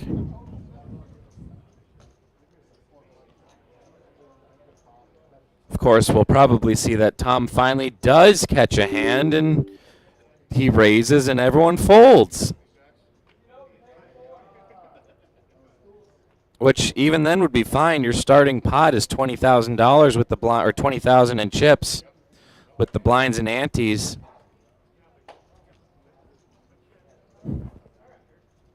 That brings Tom up to a little bit better of a stack. It would at least bring him about even.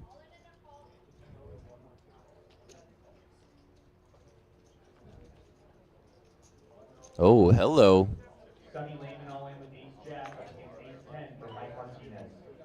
Hearing an all-in and a call in the field.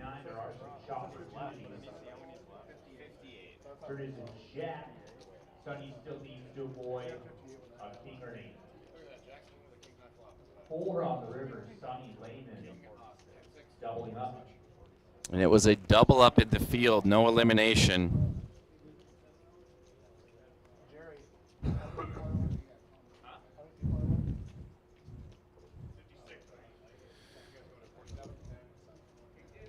I want to thank you all to the 38 people, at least on the RPT Facebook page, for tuning in to tonight's broadcast. Staying up late, burning that midnight oil or whatever the saying is.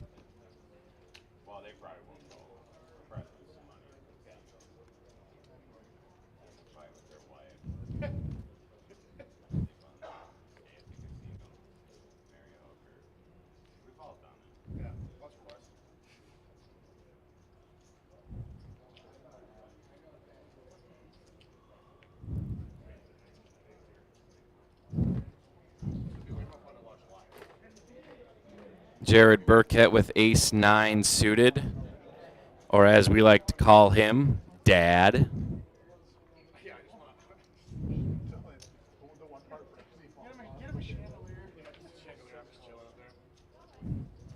He'll call the 8K. It's been a long time since we've just seen a call make it through the big blind. It's usually a raise in there somewhere. Masaki will fold.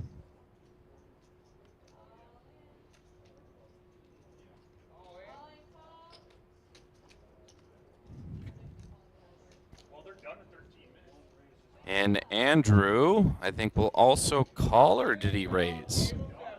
He raised to 22,000. Tom Gullickson will fold. Jeff Schmidt folds.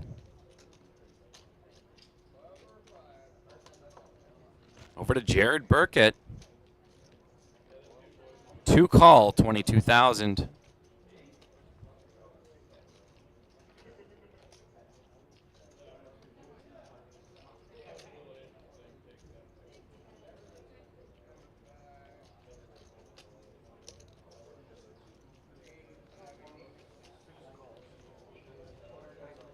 And he does, so we will see a flop 6-3 suited versus ace-9 suited, 3-7 queen. On the flop, Andrew Lynch gets the biggest piece of that pie. Jared will check.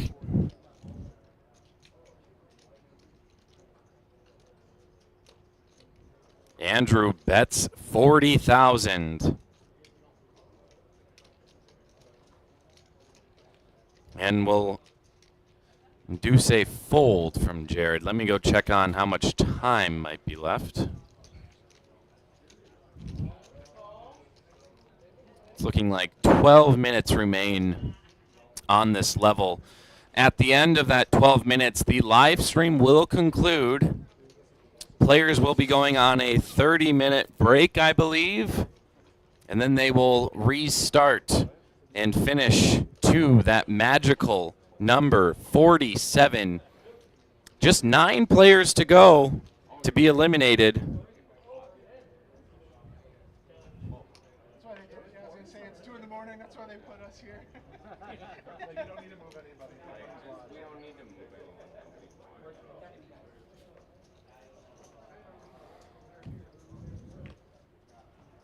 anybody. Once this broadcast concludes, we will see you all tomorrow afternoon.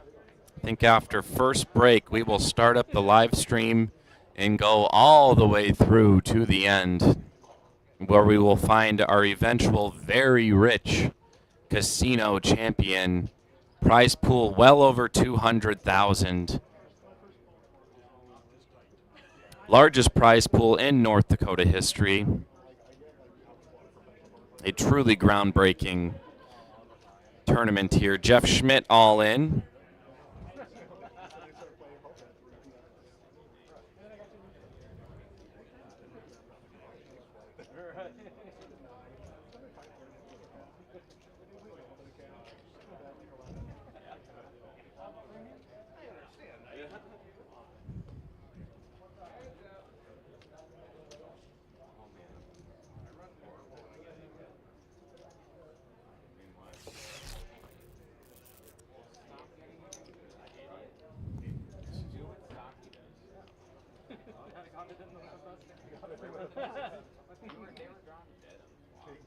Just 10 minutes remain until we will, in 7 seconds, but that is in counting, so it's probably more like 10 minutes exactly now.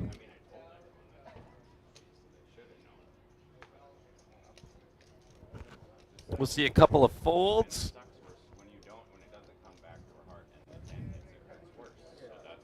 Tom folding another hand. Geez, absolute garbage all night long. Then here comes Jeff Schmidt, pocket nines. We caught something all in, 142,000. Will Rob have something to call him down with? No, 7-4 suited though.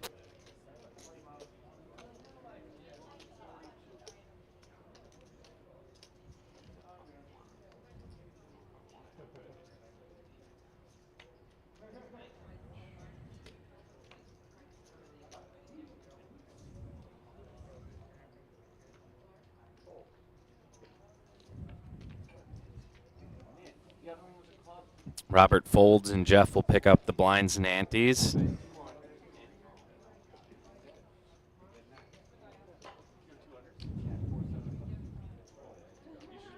Man, if only Tom could catch a pocket pair, a higher pocket pair than 4s or 5s, whatever he had earlier.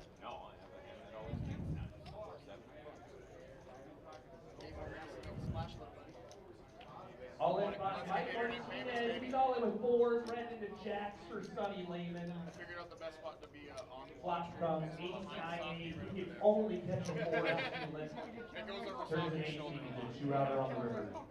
But it's an 8 that will not do it. I don't know if I just heard an elimination or a double up in the field.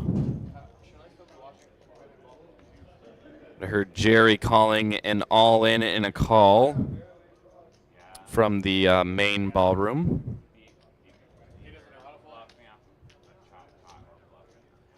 Andrew Lynch, pocket 5s.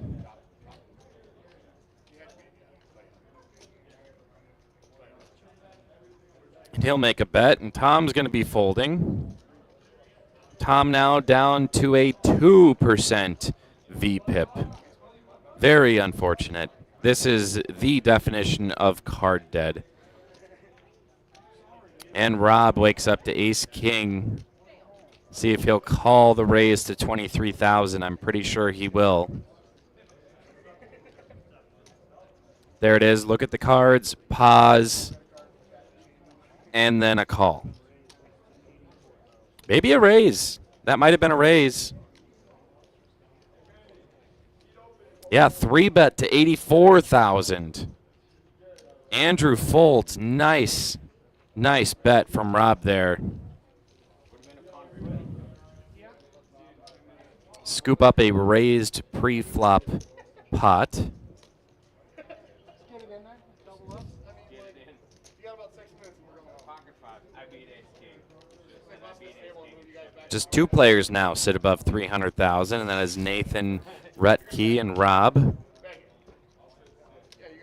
Alex Molberg has been quiet as of late, still sitting at 278,000.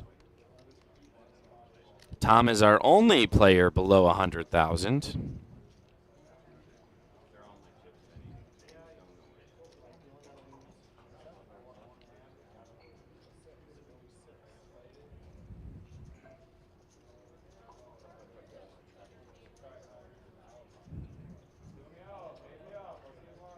Tom, pocket sixes. It's time. It is time. Tom is all in for 63,000. And what? We're going to get folds all around. Jared folds. We'll have a new player onto the feature table. Rob folds. It's up to Nathan. Nathan, king, queen. That's callable. But he does not want to double up Tom.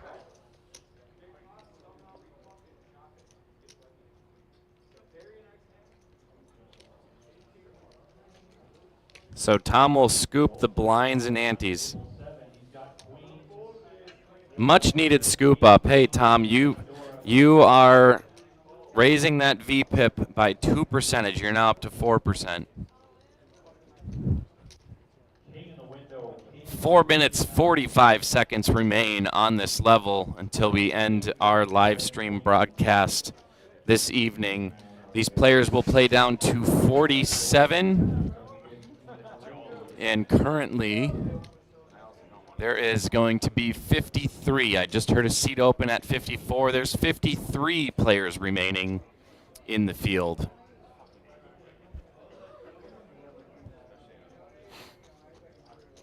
So just 6 players away, 6 eliminations away from being in the money. That very much so influences our chip stacks, our players, of whether or not calling even a Tom Gullickson stack of 60 to 80,000.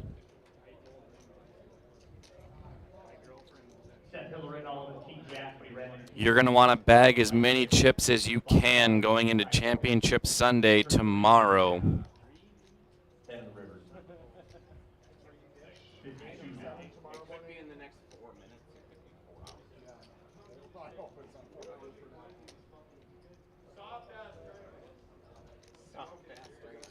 This table very well might know that they have large chip stacks at the table, and they do not want to risk putting those larger stacks in jeopardy of calling off a less than ideal situation. But we have 8 deuce versus jack 7 on a flop of 5, 10, 9.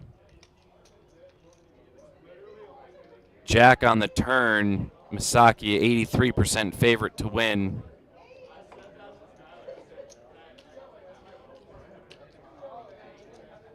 Misaki will bet 10,000. Andrew Lynch calls. 9 on the river. Andrew with the open ender at that point. Does not hit it on the river. That would have been devastating to Misaki. Misaki likely will bet. Andrew will likely fold. 51 players remain, just 4 eliminations left. And we'll be down to that magical 47 number. 2 minutes and 10 seconds remain on this level. That is likely 1, maybe 2 more hands. So we definitely want to thank you all for tuning in on all of the various platforms we are on. You're watching Rough Rider and DPT co-sponsored Casino Championship event at Spirit Lake Casino in St. Michael, North Dakota. Record-breaking over $200,000 prize pool. And that is shattering the record by a lot, to the tune of over $50,000. Estimated prize pool coming into this tournament was 150. Good weather, coupled with poker players wanting to be a part of history, culminates into this record-breaking weekend we are having right now. Rob will raise, I think, to 17,000.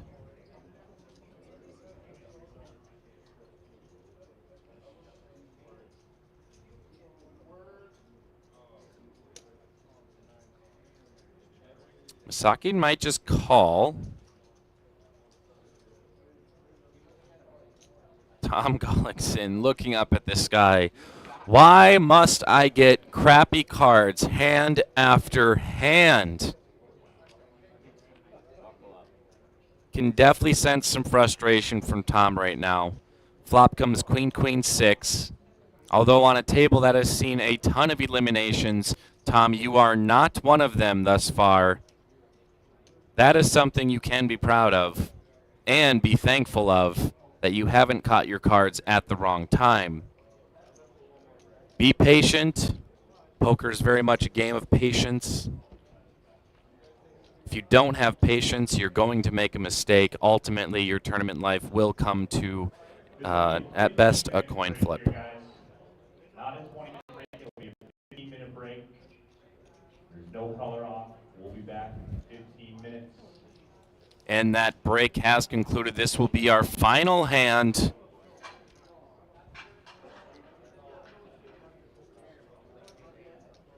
Looks like Rob does bet. 38,000. He's repping strong. Is it too strong, though, or Misaki can kind of sense some weakness? He does have a bottom pair, and he will fold. So, with that, everyone else is taking a break. Thank you all for tuning in. We have some sleep to tend to. Thanks for tuning in. We'll be back tomorrow around 1:30, 2 p.m. to see who will be crowned champion. Have a good night, everyone.